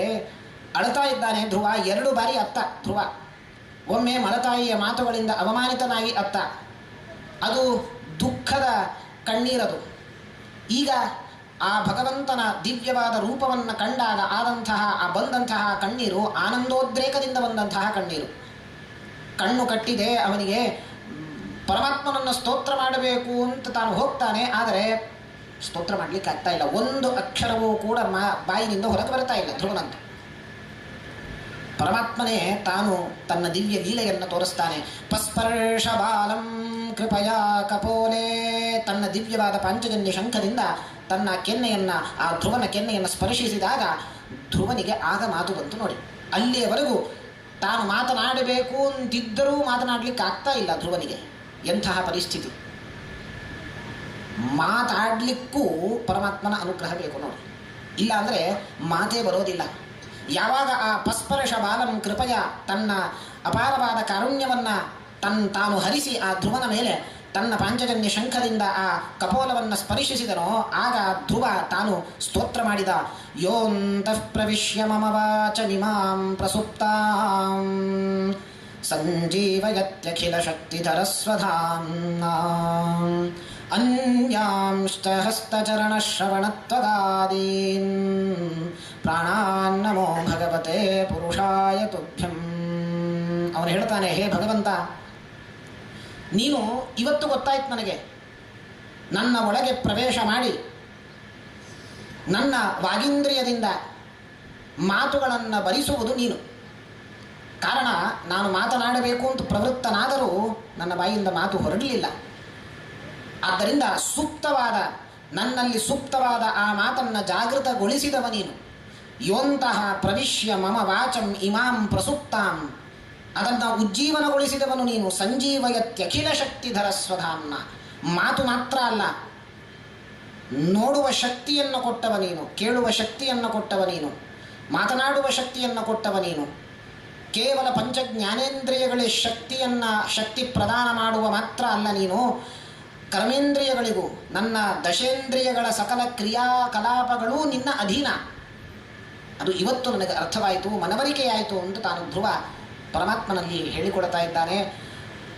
ರುದ್ರದೇವರು ಬ್ರಹ್ಮನಲ್ಲಿ ಪ್ರಶ್ನೆ ಮಾಡ್ತಾರೆ, ಚತುರ್ಮುಖ ಬ್ರಹ್ಮದೇವರಲ್ಲಿ, ಕೇನೇಷಿತಂ ಪತತಿ ಪ್ರೇಷಿತಂ ಮನಃ ಕೇನ ಪ್ರಾಣಃ ಪ್ರಥಮ ಪ್ರೀತಿಯುಕ್ತಃ ಕೇನೇಷಿತಾಂ ವಾಚಮಿಮಾಂ ವದಂತಿ ಚಕ್ಷುಶ್ರೋತ್ರಂ ಕವು ದೇವೋ ಯುನಕ್ತಿ. ರುದ್ರದೇವರ ಪ್ರಶ್ನೆ ಇದು. ನಾವು ಯಾವುದನ್ನು ಕೇಳಬೇಕು ಅಂತಿರ್ತೇವೆ ಅದನ್ನು ಕೇಳಲಿಕ್ಕೆ ಆಗೋದಿಲ್ಲ ನಮಗೆ ಕೆಲವೊಮ್ಮೆ. ಯಾರಿಂದ ಆಗ್ತಾ ಇದೆ ಇದು? ನಮ್ಮ ಇಚ್ಛೆಗೆ ವಿರುದ್ಧವಾಗಿ ಯಾವುದನ್ನು ಕೇಳಬೇಕು ಅಂತಿರ್ತೇವೆ, ಕೇಳಲಿಕ್ಕೆ ಆಗೋದಿಲ್ಲ. ಯಾವುದನ್ನು ನೋಡಬೇಕು ಅಂತಿರ್ತೇವೆ, ಅದು ನೋಡ್ಲಿಕ್ಕೆ ಆಗೋದಿಲ್ಲ. ಯಾವುದನ್ನು ನೋಡಬಾರದು ಅಂತಿರ್ತೇವೆ, ಅದನ್ನೇ ನೋಡ್ತೇವೆ. ಯಾವುದನ್ನು ಕೇಳಬಾರದು ಅಂತಿರ್ತೇವೆ, ಅದನ್ನೇ ಕೇಳ್ತೇವೆ. ಅದೇ ಕಿವಿಗೆ ಬೀಳತ್ತೆ. ಏನನ್ನು ಮಾತನಾಡಬಾರದು ಅಂತ ನಾವು ಶಪಥ ತೊಟ್ಟಿರ್ತೇವೆ, ಪ್ರತಿಜ್ಞೆ ಮಾಡಿರ್ತೇವೆ, ಅದನ್ನೇ ಮಾತನಾಡ್ತೇವೆ. ಯಾರಿಂದ ಆಗ್ತಾ ಇದೆ ಇದು? ನಾವು ಉಸಿರಾಡ್ತಾ ಇದ್ದೇವೆ. ಉಸಿರಾಟ ಯಾರಿಂದ ಆಗ್ತಾ ಇದೆ? ಈಗ ನಾವು ಅಂದ್ಕೊಳ್ಬಹುದು, ಕೂತಾಗ ನಾವೇ ನಮ್ಮ ಪಾಡಿಗೆ ನಾವು ಉಸಿರಾಡ್ತಾ ಇದ್ದೇವೆ, ನಮಗೆ ಉಸಿರಾಟದಲ್ಲಿ ಸ್ವಾತಂತ್ರ್ಯ ಇದೆ ಅಂತ ನಾವು ಭಾವಿಸಬಹುದು. ಆದರೆ ಮಲ್ಕೊಂಡಾಗ ಯಾರಿಂದ ಉಸಿರಾಟ ಆಗ್ತಾ ಇದೆ? ಮಲ್ಕೊಂಡಾಗ ನಾವು ಉಸಿರಾಟ ನಮ್ಮಲ್ಲಿ ನಡೀತಾ ಇದೆ ಅಂತನ್ನೋ ಎಚ್ಚರವೂ ನಮಗಿರೋದಿಲ್ಲ. ನಮ್ಮಲ್ಲಿ ಉಸಿರಾಟ ಯಾರಿಂದ ಆಗ್ತಾ ಇದೆ? ಕೇನ ಪ್ರಾಣಃ ಪ್ರಥಮ ಪ್ರೀತಿಯುಕ್ತ. ನಮ್ಮ ಮನಸ್ಸು ಯಾವುದನ್ನು ಆಲೋಚನೆ ಮಾಡಬಾರದು ಅಂತಿರತ್ತಲ್ಲ, ಅದೇ ಆಲೋಚನೆ ಮಾಡ್ತೀವಿ ನೋಡಿ. ನೀವು ಉಪವಾಸ ಮಾಡಿರ್ತೀರಿ. ಉಪವಾಸ ಮಾಡಿದಾಗ ನಮ್ಮ ಏನು ಅಂತಂದರೆ, ಎಟ್ ಎನಿ ಕಾಸ್ಟ್ ನನಗೆ ಆಹಾರದ ಮೇಲೆ ಮನಸ್ಸು ಹೋಗಬಾರದು, ಅದರ ಆಲೋಚನೆ ಮಾಡಬಾರದು ಅಂತ ಅಂದ್ಕೊಂಡಿರ್ತೇವೆ. ಆದರೆ ಮನಸ್ಸು ಅಲ್ಲೇ ಹೋಗುತ್ತೆ. ಉಪವಾಸ ಆದಮೇಲೆ ಏನು ತಿನ್ನೋದು, ಏನು ಮಾಡಿ ತಿನ್ನೋಣ, ಆಹಾರದ ಮೇಲೆ ಮನಸ್ಸು ಹೋಗುತ್ತೆ, ಖಾದ್ಯಗಳ ಮೇಲೆ ಮನಸ್ಸು ಹೋಗುತ್ತೆ. ಯಾವುದನ್ನು ಆಲೋಚನೆ ಮಾಡಬಾರದು ಅಂತ ಅಂದ್ಕೊಂಡಿರ್ತೇವೆ ಅದನ್ನು ಆಲೋಚನೆ ಮಾಡ್ತೇವೆ. ಭಗವಂತನ ಸ್ಮರಣೆ ಮಾಡಬೇಕು ಅಂತ ಅಂದ್ಕೊಳ್ತೇವೆ, ಮಾಡಲಿಕ್ಕೆ ಆಗೋದಿಲ್ಲ. ಹಾಗಾಗಿ ಈ ವೈಷಮ್ಯ, ಈ ವೈರುಧ್ಯ ಯಾರಿಂದ ಆಗ್ತಾ ಇದೆ? ನಮ್ಮ ಇಚ್ಛೆಗೆ ವಿರುದ್ಧವಾಗಿ ಎಲ್ಲ ಕಾರ್ಯಗಳು, ಕ್ರಿಯಾಕಲಾಪಗಳು ಕೂಡ ನಡೀತಾ ಇದೆ. ಯಾರಿಂದ? ಬ್ರಹ್ಮದೇವರು ಹೇಳ್ತಾರೆ, ನಮ್ಮ ಮಾತಿಗೆ ಮಾತಾಗಿ, ಕಿವಿಗೆ ಕಿವಿಯಾಗಿ, ಕಣ್ಣಿಗೆ ಕಣ್ಣಾಗಿ, ಪ್ರಾಣಕ್ಕೆ ಪ್ರಾಣನಾಗಿ ಭಗವಂತ ಇದ್ದಾನೆ. ಅವನ ಪ್ರೇರಣೆಯಿಂದಲೇ ಎಲ್ಲವೂ ಕೂಡ ನಡೀತಾ ಇದೆ. ಅವನು ಹೇಗೆ ಅಂತಂದ್ರೆ, ಯಂತ್ರದಲ್ಲಿರುವ ವಿದ್ಯುತ್ ಶಕ್ತಿ ಅಂತ. ತತ್ರ ತತ್ರ ಸ್ಥಿತೋ ವಿಷ್ಣು ತತ್ತಚ್ಛಕ್ತಿ ಪ್ರಬೋಧಯನ್ ಏಕ ಏವ ಮಹಾಶಕ್ತಿ ಕುರುತೆ ಸರ್ವಮಂಜಸ. ಮಧ್ವಾಚಾರ್ಯರು ಹೇಳ್ತಾರೆ, ತತ್ರ ತತ್ರ ಸ್ಥಿತೋ ವಿಷ್ಣು, ನಮ್ಮ ಎಲ್ಲರಲ್ಲೂ ಭಗವಂತ ಇದ್ದಾನಂತೆ ನೋಡಿ. ಹೇಗಿದ್ದಾನೆ? ವ್ಯಾಪಿಸಿ, ಸರ್ವವ್ಯಾಪ್ತನಾಗಿ. ವಿಷ್ಣು ಅಂತವನನ್ನು ಕರೆಯೋದು ಅದಕ್ಕೆ. ವಿಷ್ಣು ಅಂತಂದರೆ ಸರ್ವತ್ರ ವ್ಯಾಪ್ತನಾದವ ಅಂತರ್ಥ. ಅವನು ಇಲ್ಲದಿರುವ ಸ್ಥಳ ಇಲ್ಲ. ಎಲ್ಲರಲ್ಲಿಯೂ ಇರೋದು ಮಾತ್ರ ಅಲ್ಲ, ಎಲ್ಲರಲ್ಲಿಯೂ ಇದ್ದು ತಾನು ಅಸ್ತಿತ್ವವನ್ನು ಕೊಡೋದು ಅವನೇ. ನಮ್ಮಲ್ಲಿದ್ದು ನಮಗೆ ಅಸ್ತಿತ್ವವನ್ನು ಕೊಡುವವ ಭಗವಂತ ನಾರಾಯಣ. ಅಷ್ಟೇ ಅಲ್ಲ, ನಮಗೆ ಶಕ್ತಿಯನ್ನೂ ಕೊಡುವವ ಅವನೇ. ಅವನು ಸರ್ವಾಂತರ್ಯಾಮಿ, ಸರ್ವಶಕ್ತಿ ಪ್ರದನೂ ಹೌದು. ಆದ್ದರಿಂದ ಭಗವಂತ ನಮ್ಮ ಎಲ್ಲ ಇಂದ್ರಿಯಗಳ ಕ್ರಿಯಾಕಲಾಪಗಳು ಎಲ್ಲ ಭಗವಂತನ ಅಧೀನ. ಅವನಿಂದಲೇ, ಭಗವಂತನ ಅನುಗ್ರಹದಿಂದ ಎಲ್ಲವೂ ಕೂಡ ನಡೆಯೋದು. ಹೇಗೆ ಅಂತಂದರೆ, ಈ ಯಂತ್ರ ಇದೆ, ವಿದ್ಯುತ್ತೇ ಇಲ್ಲ ಅಂತಂದರೆ ಈ ಯಂತ್ರ ವ್ಯರ್ಥ, ಏನು ಕ್ರಿಯೆಯನ್ನು ಮಾಡೋದಿಲ್ಲ. ಹಾಗೆ ಶರೀರ ಎಂಬ ಯಂತ್ರಕ್ಕೆ ಪರಮಾತ್ಮನೆಂಬ ವಿದ್ಯುತ್ ಬೇಕು. ಪರಮಾತ್ಮನೆಂಬ ವಿದ್ಯುತ್ ಶಕ್ತಿ ಶರೀರ ಎಂಬ ಯಂತ್ರದಲ್ಲಿ ಹರಿದರೆ ಮಾತ್ರ ಶರೀರ ಎಂಬ ಯಂತ್ರ ಕೆಲಸ ಕಾರ್ಯ ಮಾಡುತ್ತೆ, ಇಲ್ಲ ಅಂದರೆ ಇಲ್ಲ. ಹಾಗಾಗಿ ಏಕ ಏವ ಮಹಾಶಕ್ತಿ, ಆ ಪರಮಾತ್ಮ ಎಂಬ ಒಂದೇ ಒಂದು ಮಹಾಶಕ್ತಿ ನಮ್ಮನ್ನು ನಿಯಂತ್ರಿಸ್ತಾ ಇದೆ, ನಮ್ಮನ್ನು ಪ್ರೇರೇಪಿಸ್ತಾ ಇದೆ. ಆದ್ದರಿಂದಲೇ ಅವನನ್ನು ನಾವು ಸರ್ವಕಾರಕ, ಸರ್ವ ಪ್ರೇರಕ, ಸರ್ವಶಕ್ತಿ ಪ್ರದ, ಸರ್ವಾಂತರ್ಯಾಮಿ ಅಂತ ಹೇಳೋದು. ಅಂತಹ ಸರ್ವಜ್ಞ, ಇಂತಹ ಭಗವಂತ ತಾನು ಪ್ರಕಟನಾಗಿ ಆ ಧ್ರುವನಿಗೆ ಅನುಗ್ರಹ ಮಾಡಿದ್ದಾನೆ. ನೋಡಿ ಎಷ್ಟು ಕಾರುಣ್ಯ ಭಗವಂತನದ್ದು. ಪುಟ್ಟ ಬಾಲಕನ ಮೇಲೆ ತೋರಿದ ಕಾರುಣ್ಯ, ಅಪಾರವಾದ ಕಾರುಣ್ಯ. ಹೇಳ್ತಾರೆ, ಮಲಗಿ ಪರಮಾದರದಿ ಪಾಡಲು ಕುಳಿತು ಕೇಳುವ, ಕುಳಿತು ಪಾಡಲು ನಿಲುವ, ನಿಂತರೆ ನಲಿವ, ನಲಿದರೆ ಒಲಿವ, ಸುಲಭನೋ ಹರಿ. ಅವನನ್ನು ಒಲಿಸಿಕೊಳ್ಳುವುದು ಸುಲಭ ಅಂತ ಹೇಳ್ತಾರೆ ದಾಸರು. ರಮಾಧವನು ಅವನನ್ನು ಒಲಿಸಲು ಅರಿಯದೆ ಪಾಮರರು ಬಳಲುವರು ಭವದೊಳಗೆ. ನಾವು ಎಷ್ಟು ಸುಲಭ ಅಂತಂದರೆ ಭಗವಂತನನ್ನು ಒಲಿಸಿಕೊಳ್ಳೋದು, ಆದರೆ ನಾವು ಎಲ್ಲರೂ ಪಾಮರರು. ಆ ಉಪಾಯವನ್ನು ಅನುಸರಿಸದೆ ಅವನನ್ನು ಒಲಿಸಿಕೊಳ್ಳಲಿಕ್ಕಾಗದೆ ನಾವು ಬಳಲ್ತಾ ಇದ್ದೇವೆ ಸಂಸಾರದಲ್ಲಿ. ಸುಲಭ ಹೇಗೆ ಸುಲಭ? ಮಲಗಿ ಪರಮಾದರದಿ ಪಾಡಲು ಕುಳಿತು ಕೇಳುವ. ನಮಗಾಗೋದಿಲ್ವಾ? ಕೂತು ಸುಖಾಸನದಲ್ಲೋ ಪದ್ಮಾಸನದಲ್ಲೋ ಕೂತು 2 ಗಂಟೆ ಭಜನೆ ಮಾಡಲಿಕ್ಕಾಗೋದಿಲ್ಲ, ಜಪ ಮಾಡಲಿಕ್ಕಾಗೋದಿಲ್ಲ, ರಾಮನಾಮ ಜಪ ಮಾಡಲಿಕ್ಕಾಗೋದಿಲ್ಲ. ಬೇಡ, ಚೇರ್ ಮೇಲೆ ಕೂತ್ಕೊಂಡು ಮಾಡ್ರಿ, ಪರಮಾತ್ಮ ಕೇಳ್ತಾನಂತೆ. ಕೆಳಗೆ ಕೂತು ಮಾಡಲಿಕ್ಕಾಗೋದಿಲ್ವಾ? ಚೇರ್ ಮೇಲೆ ಕೂತು ಮಾಡಿ. ಪ್ರವಚನ ಕೆಳಗೆ ಕೂತು ಕೇಳಲಿಕ್ಕಾಗೋದಿಲ್ವಾ? ಚೇರ್ ಮೇಲೆ ಕೂಡಿ. ಚೇರ್ ಮೇಲೂ ಆಗೋದಿಲ್ವಾ? ಮಲಗಿ ಪರಮಾದರದಿ ಪಾಡಲು. ನಮ್ಮ ಆರೋಗ್ಯವೇ ಇಲ್ಲ, ಅನಾರೋಗ್ಯ ಪೀಡಿತರಾದಾಗ, ನಾವು ರುಗ್ಣರಾದಾಗ ಏನು ಮಾಡೋದು? ಮಲ್ಕೊಂಡು ಪರಮಾತ್ಮನ ಭಜನೆ ಮಾಡಿ. ಕುಳಿತು ಕೇಳ್ತಾನಂತ. ನಾವು ಮಲಗಿ ಮಾಡಿದರೆ ಅವನು ಕುಳಿತು ಕೇಳ್ತಾನೆ. ಭೀಷ್ಮಾಚಾರ್ಯರು ಶರಶಯ್ಯೆಯಲ್ಲಿ ಮಲಗಿದ್ದಾಗ ತಾವು ಮಲಗಿಯೇ ಪರಮಾತ್ಮನ ಸ್ತೋತ್ರ ಮಾಡಿದ್ದು. ಕೃಷ್ಣ ಬಂದು ಕುಳಿತು ಕೇಳಿದ ನೋಡಿ. ಕೃಷ್ಣ ಧರ್ಮ ಪಾಂಡವರನ್ನು ಕರ್ಕೊಂಡು ಬರ್ತಾನೆ ನೋಡಿ. ಹೋಗಿ 500 ವರ್ಷಗಳ ಕಾಲ ವಿದ್ಯಾಭ್ಯಾಸವನ್ನು ಮಾಡಿ ಪರಶುರಾಮನ ಬಳಿ ಭೀಷ್ಮಾಚಾರ್ಯ ಮಹಾಜ್ಞಾನಿ, ಅವನ ಅಂತ್ಯ ಸಮೀಪಿಸಿದೆ, ಅವನು ಪ್ರಾಣತ್ಯಾಗ ಮಾಡುವ ಮೊದಲೇ ಅವನಿಂದ ಧರ್ಮೋಪದೇಶವನ್ನು ಪಡೀರಿ ಅಂತ ಕೃಷ್ಣ ತಾನು ಕರ್ಕೊಂಡ್ಬರ್ತಾರೆ ಪಾಂಡವರನ್ನು. ಆಗ ಭೀಷ್ಮಾಚಾರ್ಯರು ಒಂದು ಮಾತನ್ನು ಹೇಳ್ತಾರೆ ಧರ್ಮರಾಜನಿಗೆ. ಧರ್ಮರಾಜ, ಕೃಷ್ಣ ನಿಮ್ಮನ್ನಿಲ್ಲಿ ಕರ್ಕೊಂಡು ಬಂದಿರೋ ಕಾರಣ ಏನು ಗೊತ್ತೇನು? ನನ್ನ ಮುಖೇನ ಧರ್ಮೋಪದೇಶ ಕೊಡಿಸಬೇಕು ಅನ್ನೋ ಉದ್ದೇಶ ಅಲ್ಲ. ಏನಕ್ಕೆ ಅಂದರೆ ಈ ಹಿಂದೆ ಕೃಷ್ಣ ಈಗಾಗಲೇ ಗೀತೆಯನ್ನು ಉಪದೇಶ ಮಾಡಿ ಆಗಿದೆ ಅರ್ಜುನನಿಗೆ. ತತ್ವೋಪದೇಶವನ್ನು, ಧರ್ಮೋಪದೇಶವನ್ನು ಸ್ವಯಂ ಮಾಡುವ ಸಾಮರ್ಥ್ಯ ಕೃಷ್ಣನಿಗೇ ಇದೆ. ಆದರೂ ನನ್ನ ಮುಖಾಂತರ ಆಗಬೇಕು ಅಂತ ನಿಮ್ಮನ್ನು ಕರ್ಕೊಂಡು ಬಂದಿದ್ದಾನೆ. ಅದಕ್ಕೆ ಕಾರಣ ಏನು ಗೊತ್ತೇನು? ನನ್ನ ಭಕ್ತ ಭೀಷ್ಮ ಅವನು ಪ್ರಾಣತ್ಯಾಗ ಮಾಡ್ತಾ ಇದ್ದಾನೆ. ಅಂತ್ಯಕಾಲದಲ್ಲಿ ನನ್ನ ದರ್ಶನ ಆ ಭೀಷ್ಮನಿಗಾಗಲಿ ಅಂತ ತಾನು ಬಂದಿದ್ದಾನೆ ಕೃಷ್ಣ ನನ್ನ ಮೇಲೆ ಕಾರುಣ್ಯದಿಂದ. ಏಕೆಂದರೆ ನಾನು ಪ್ರಾಣತ್ಯಾಗ ಮಾಡುತ್ತೇನೆ, ನಾನು ಹಪಹಪಿಸ್ತಾ ಇದ್ದೇನೆ ಪರಮಾತ್ಮನನ್ನು ನೋಡಬೇಕು ಅಂತ. ಆದರೆ ಅದು ಗೊತ್ತಾಯಿತು ಕೃಷ್ಣನಿಗೆ. ಅಂತ್ಯಕಾಲದಲ್ಲಿ ನಾನು ಪ್ರಾಣ ಬಿಡಬೇಕಾದ್ರೆ ಕೃಷ್ಣನನ್ನು ನೋಡಬೇಕು ಅಂತನ್ನೋ ಆ ಇಚ್ಛೆ, ಉತ್ಕಟವಾದ ಇಚ್ಛೆಯನ್ನು ಬಲ್ಲ ಆ ಕೃಷ್ಣ ನಿಮ್ಮನ್ನು ನಿಮಿತ್ತ ಮಾಡಿಕೊಂಡು ಇಲ್ಲಿ ಕರ್ಕೊಂಡು ಬಂದಿದ್ದಾನೆ. ಬಂದಿರೋದು ನಿಮಗೆ ಧರ್ಮೋಪದೇಶ ಕೊಡಿಸಬೇಕು ಅಂತಲ್ಲ, ನನ್ನನ್ನು ಅನುಗ್ರಹ ಮಾಡಲಿಕ್ಕೆ ಬಂದಿದ್ದಾನು. ನನಗೆ ಅವನ ದರ್ಶನ ಆಗತ್ತೆ ಅಂತ, ದರ್ಶನ ಕೊಡಲಿಕ್ಕೆ ಅಂತ ಬಂದಿದ್ದಾನೆ. ಭಕ್ತನಿಗೋಸ್ಕರ ನೋಡಿ ಪರಮಾತ್ಮ ಹೇಗೆ ಮಾಡ್ತಾನೆ. ಭೀಷ್ಮಾಚಾರ್ಯರ ಅಷ್ಟು ಮಾತ್ರ ಅಲ್ಲ ಹೇಳೋದು, ಅವರು ಹೇಳ್ತಾರೆ, ತಾವು ಸ್ಮರಿಸಿಕೊಳ್ತಾರೆ ಹಿಂದೆ ಆದ ಘಟನೆಯನ್ನು. ಕೃಷ್ಣ ಪ್ರತಿಜ್ಞೆ ಮಾಡಿದ್ದ, ನಾನು ಆಯುಧವನ್ನು ಹಿಡಿಯೋದಿಲ್ಲ ಅಂತ. ತಾನು ದ್ವಾರಕೆಯಲ್ಲಿದ್ದಾಗ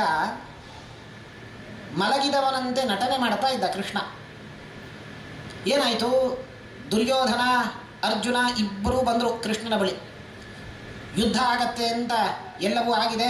ಯುದ್ಧದಲ್ಲಿ ಸಹಾಯವನ್ನು ಯಾಚಿಸಿ ಬಂದರು ಇಬ್ಬರು, ಕೃಷ್ಣನ ಬಳಿ ಬಂದರು. ಮೊದಲು ಬಂದವ ದುರ್ಯೋಧನ ಬಂದ.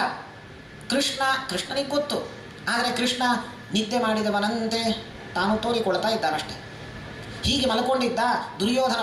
ದುರ್ಯೋಧನ ಬಂದ ಕ್ಷಣವೇ ನಾನು ರಾಜ, ನಾನು ಕಾಲು ಕೆಳಗೇನು ಕೂಡಬೇಕು ಅಂಥೇಳಿ ತಲೆಯ ಹಿಂದೆ ಕೂತ, ಕೃಷ್ಣನ ತಲೆ ಹಿಂದೆ. ಅರ್ಜುನ ಬಂದ. ಅರ್ಜುನ ಸ್ವಲ್ಪ ಬರಬೇಕಾದ್ರೆ ವಿಳಂಬ ಆಯಿತು. ಬಂದ ಮೇಲೆ ಅರ್ಜುನನಿಗೆ ನಾನು ದಾಸ, ಕೃಷ್ಣನ ದಾಸ ಅಂಥೇಳಿ ನಾನು ಅವನ ಪಾದಾರವಿಂದಗಳ ಹತ್ತಿರನೇ ಕೂಡ್ತೇನೆ ಅಂತ ಅಲ್ಲಿ ಕೂತ ಅರ್ಜುನ. ಕೃಷ್ಣ ಮಲಗಿದ್ದಾನೆ. ಕೃಷ್ಣನಿಗೆ ಕಾಣಿಸೋದು ಯಾರು? ಮೊದಲು ಕಣ್ಣು ತೆರೆದಾಗ ಅರ್ಜುನ ಕಾಣಿಸ್ತಾನೆ.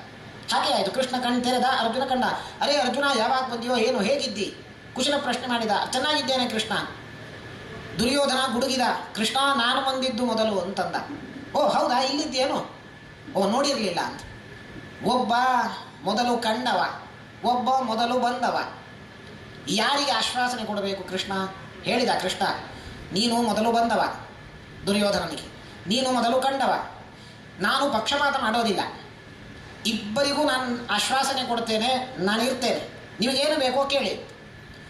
ಆದರೆ ಮೊದಲು ಕೇಳುವ ಅವಕಾಶ ಅದು ಅರ್ಜುನನಿಗೆ. ಮೊದಲು ಕಂಡವ ಅವನು. ದುರ್ಯೋಧನಿಗೆ ಹೆದರಿಕೆ. ಕೃಷ್ಣ ಮೊದಲೇ ಹೇಳ್ತಾನೆ, ನೋಡಿ ನಾನು ಒಂದೆಡೆ ನಾನಿರ್ತೇನೆ ನಿರಾಯುಧನಾಗಿ, ನಾನು ಆಯುಧ ಹಿಡಿದು ಯುದ್ಧ ಮಾಡೋದಿಲ್ಲ ಯುದ್ಧದಲ್ಲಿ, ಆದರೆ ನಾನಿರ್ತೇನೆ ಅಷ್ಟೇ. ಇನ್ನೊಂದೆಡೆ ನನ್ನ ನಾರಾಯಣೀ ಸೈನ್ಯ ಇರುತ್ತದೆ, ನಿಮಗೆ ಯಾವುದು ಬೇಕು ಆಪ್ಟ್ ಮಾಡೋ ಆ ಚಾಯ್ಸ್ ನಿಮಗೆ ಕೊಡ್ತೇನೆ ಅಂತಂದ ಕೃಷ್ಣ. ಮೊದಲು ಕೇಳುವ ಅವಕಾಶ ಅರ್ಜುನನಿಗೆ. ದುರ್ಯೋಧನಿಗೆ ಹೆದರಿಕೆ, ಎಲ್ಲಿ ನಾರಾಯಣೀ ಸೈನ್ಯ ಕೇಳಿಬಿಟ್ರೆ ಅರ್ಜುನ ಹೋಯಿತು ನನ್ನ ಕೈಯಿಂದ ಅಂತ ತಾನು ಮನಸ್ಸಿನಲ್ಲಿ ಭಾವಿಸಿಕೊಳ್ಳಬೇಕಾದ್ರೇನೆ ಅರ್ಜುನ ಹೇಳಿದ, ಕೃಷ್ಣ ನನಗೇನು ಬೇಡ, ನೀನೊಬ್ಬ ಇದ್ದರೆ ಸಾಕು, ನೀನು ಆಯುಧವನ್ನು ಹಿಡಿಬೇಕು ಅಂತಿಲ್ಲ ಕೃಷ್ಣ, ನೀನು ಇರು ಸಾಕು, ನಿನ್ನ ಸನ್ನಿಧಾನ ಮಾತ್ರವೇ ಸಾಕು ನನಗೆ ಅಂತ ಹೇಳ್ತಾನೆ ಅರ್ಜುನ. ಖುಷಿಯಾಯಿತು ದುರ್ಯೋಧನಿಗೆ. ಹಬ್ಬ, ಮೂರ್ಖ ಅರ್ಜುನ, ನಾರಾಯಣಿ ಸೈನ್ಯವನ್ನು ಕೇಳಬಹುದಿತ್ತು, ಆದರೆ ಕೇಳಲಿಲ್ಲ, ನನಗೆ ಬೇಕು ಅಂತ ತಗೊಂಡು ಹೋದ ದುರ್ಯೋಧನ. ಆ ದಿನ ಪ್ರತಿಜ್ಞೆ ಮಾಡಿದ್ದ ನೋಡಿ ಕೃಷ್ಣ, ನಾನು ಆಯುಧ ಹಿಡಿಯೋದಿಲ್ಲ ಯುದ್ಧದಲ್ಲಿ. ಭೀಷ್ಮಾಚಾರ್ಯರಿಗೆ ಗೊತ್ತಿತ್ತು ಕೃಷ್ಣ ಪ್ರತಿಜ್ಞೆ ಮಾಡಿದ್ದಾನೆ ಆಯುಧ ಹಿಡಿಯೋದಿಲ್ಲ ಅಂತ. ಭೀಷ್ಮಾಚಾರ್ಯರು ಅವರು ಪ್ರತಿಜ್ಞೆ ಮಾಡಿದ್ರಂತೆ, ಕೃಷ್ಣನ ಕೈಯಲ್ಲಿ ಕೃಷ್ಣನ ಮುಖೇನ ನಾನು ಆಯುಧವನ್ನು ಹಿಡಿಸಿಯೇ ಸಿದ್ಧ ಅಂತ.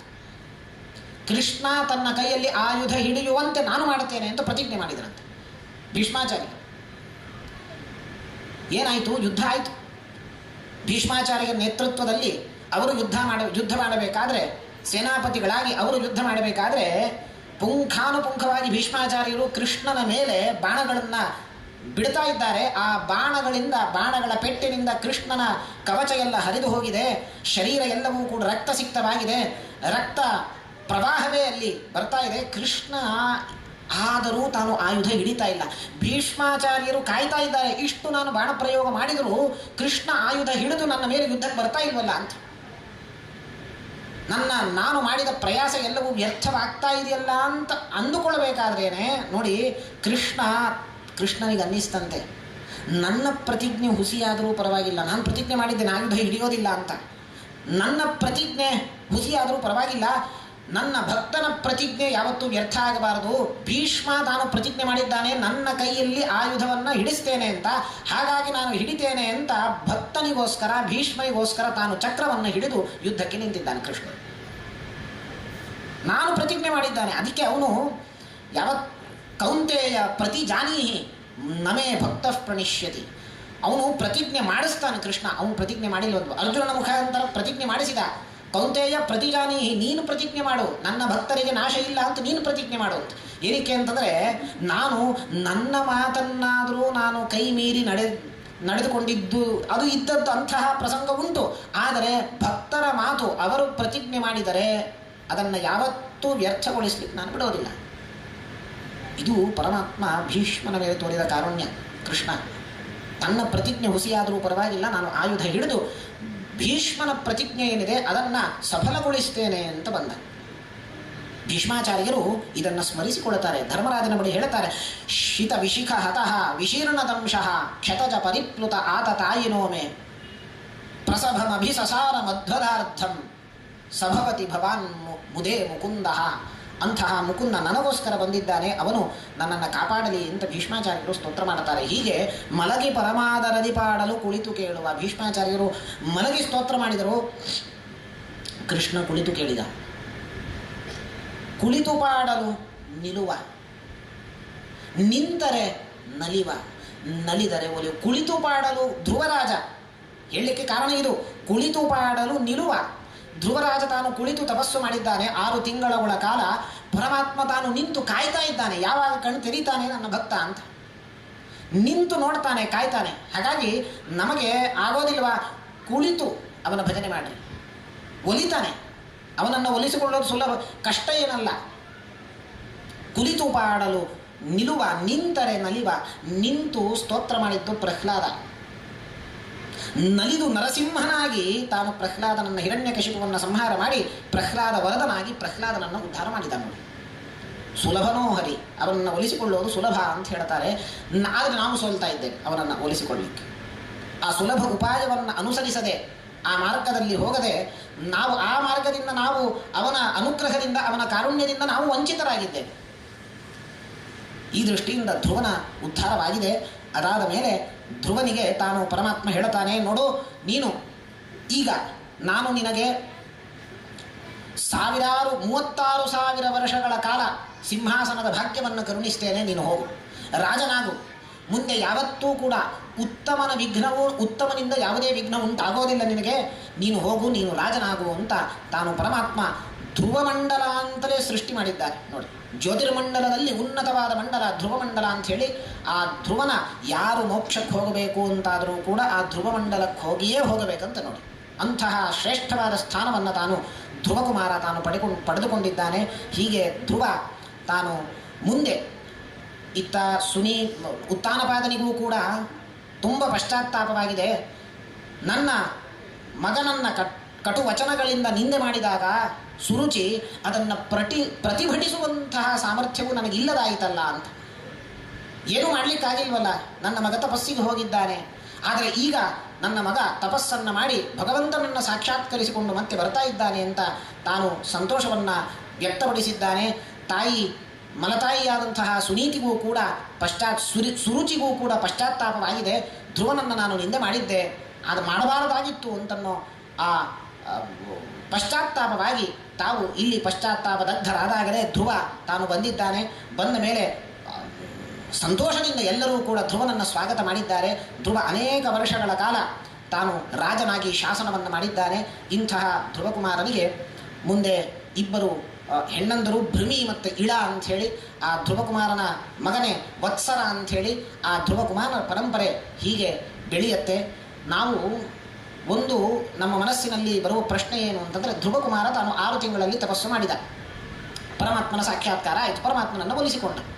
ಹಾಗಾದರೆ ನಾವು ಕೂಡ ಅಂತ್ಯಕಾಲದಲ್ಲಿ 6 ತಿಂಗಳು ತಪಸ್ಸು ಮಾಡಿದರೆ ಸಾಕು, ಪರಮಾತ್ಮನನ್ನು ಒಲಿಸಿಕೊಳ್ಳಬಹುದು? ಏನಕ್ಕೆಂದರೆ ಧ್ರುವ ನಮಗೆ ನಿದರ್ಶನ ಇದೆ.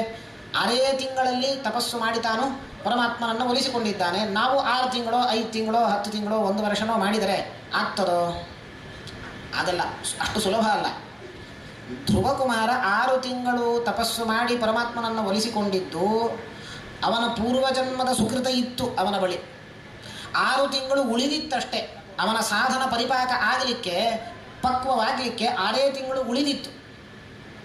ಕಾರಣ ಏನು ಅಂತಂದರೆ, ಇದೇ ಧ್ರುವ ಪೂರ್ವಜನ್ಮದಲ್ಲಿ ತಾನು ಬ್ರಾಹ್ಮಣನಾಗಿದ್ದ. ವಿಷ್ಣು ಶರ್ಮ ಅಂತ ಅವನ ಹೆಸರು. ವಿಷ್ಣು ಶರ್ಮ ಎಂಬ ಬ್ರಾಹ್ಮಣನಾಗಿದ್ದಾಗ ತಪಸ್ಸಿಗೆ ಹೊರಟ, ಕಾಡಿನಲ್ಲೇ ತಪೋನಿರತನಾಗಿದ್ದ.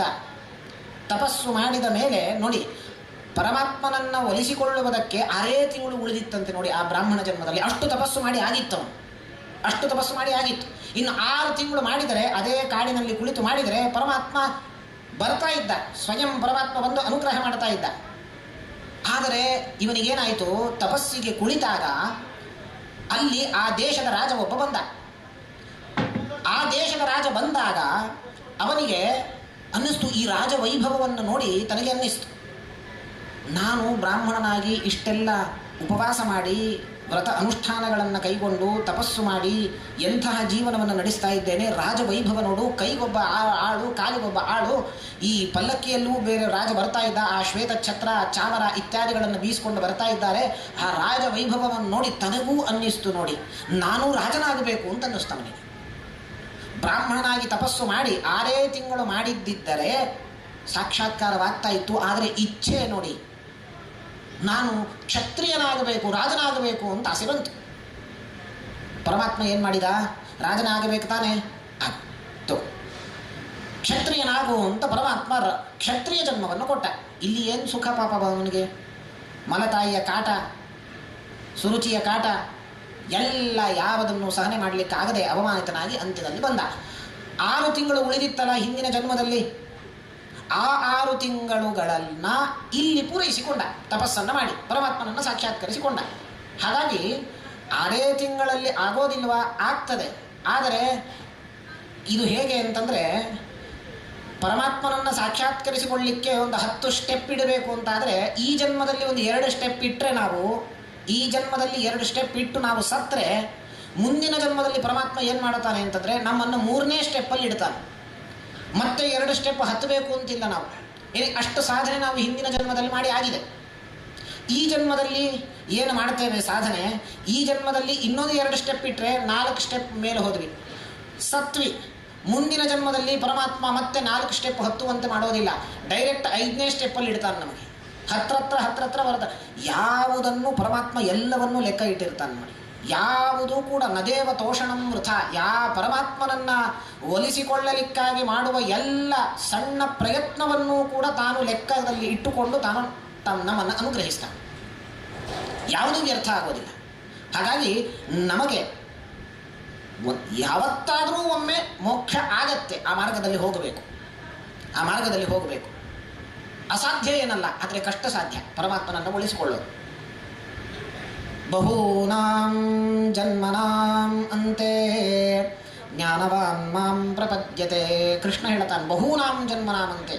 ಒಂದಲ್ಲ ಎರಡಲ್ಲ, ಎಷ್ಟು ಜನ್ಮ ಆಗಬಹುದೋ ಗೊತ್ತಿಲ್ಲ, ಆದರೆ ನನ್ನನ್ನು ಒಲಿಸಿಕೊಳ್ಳಬಹುದು.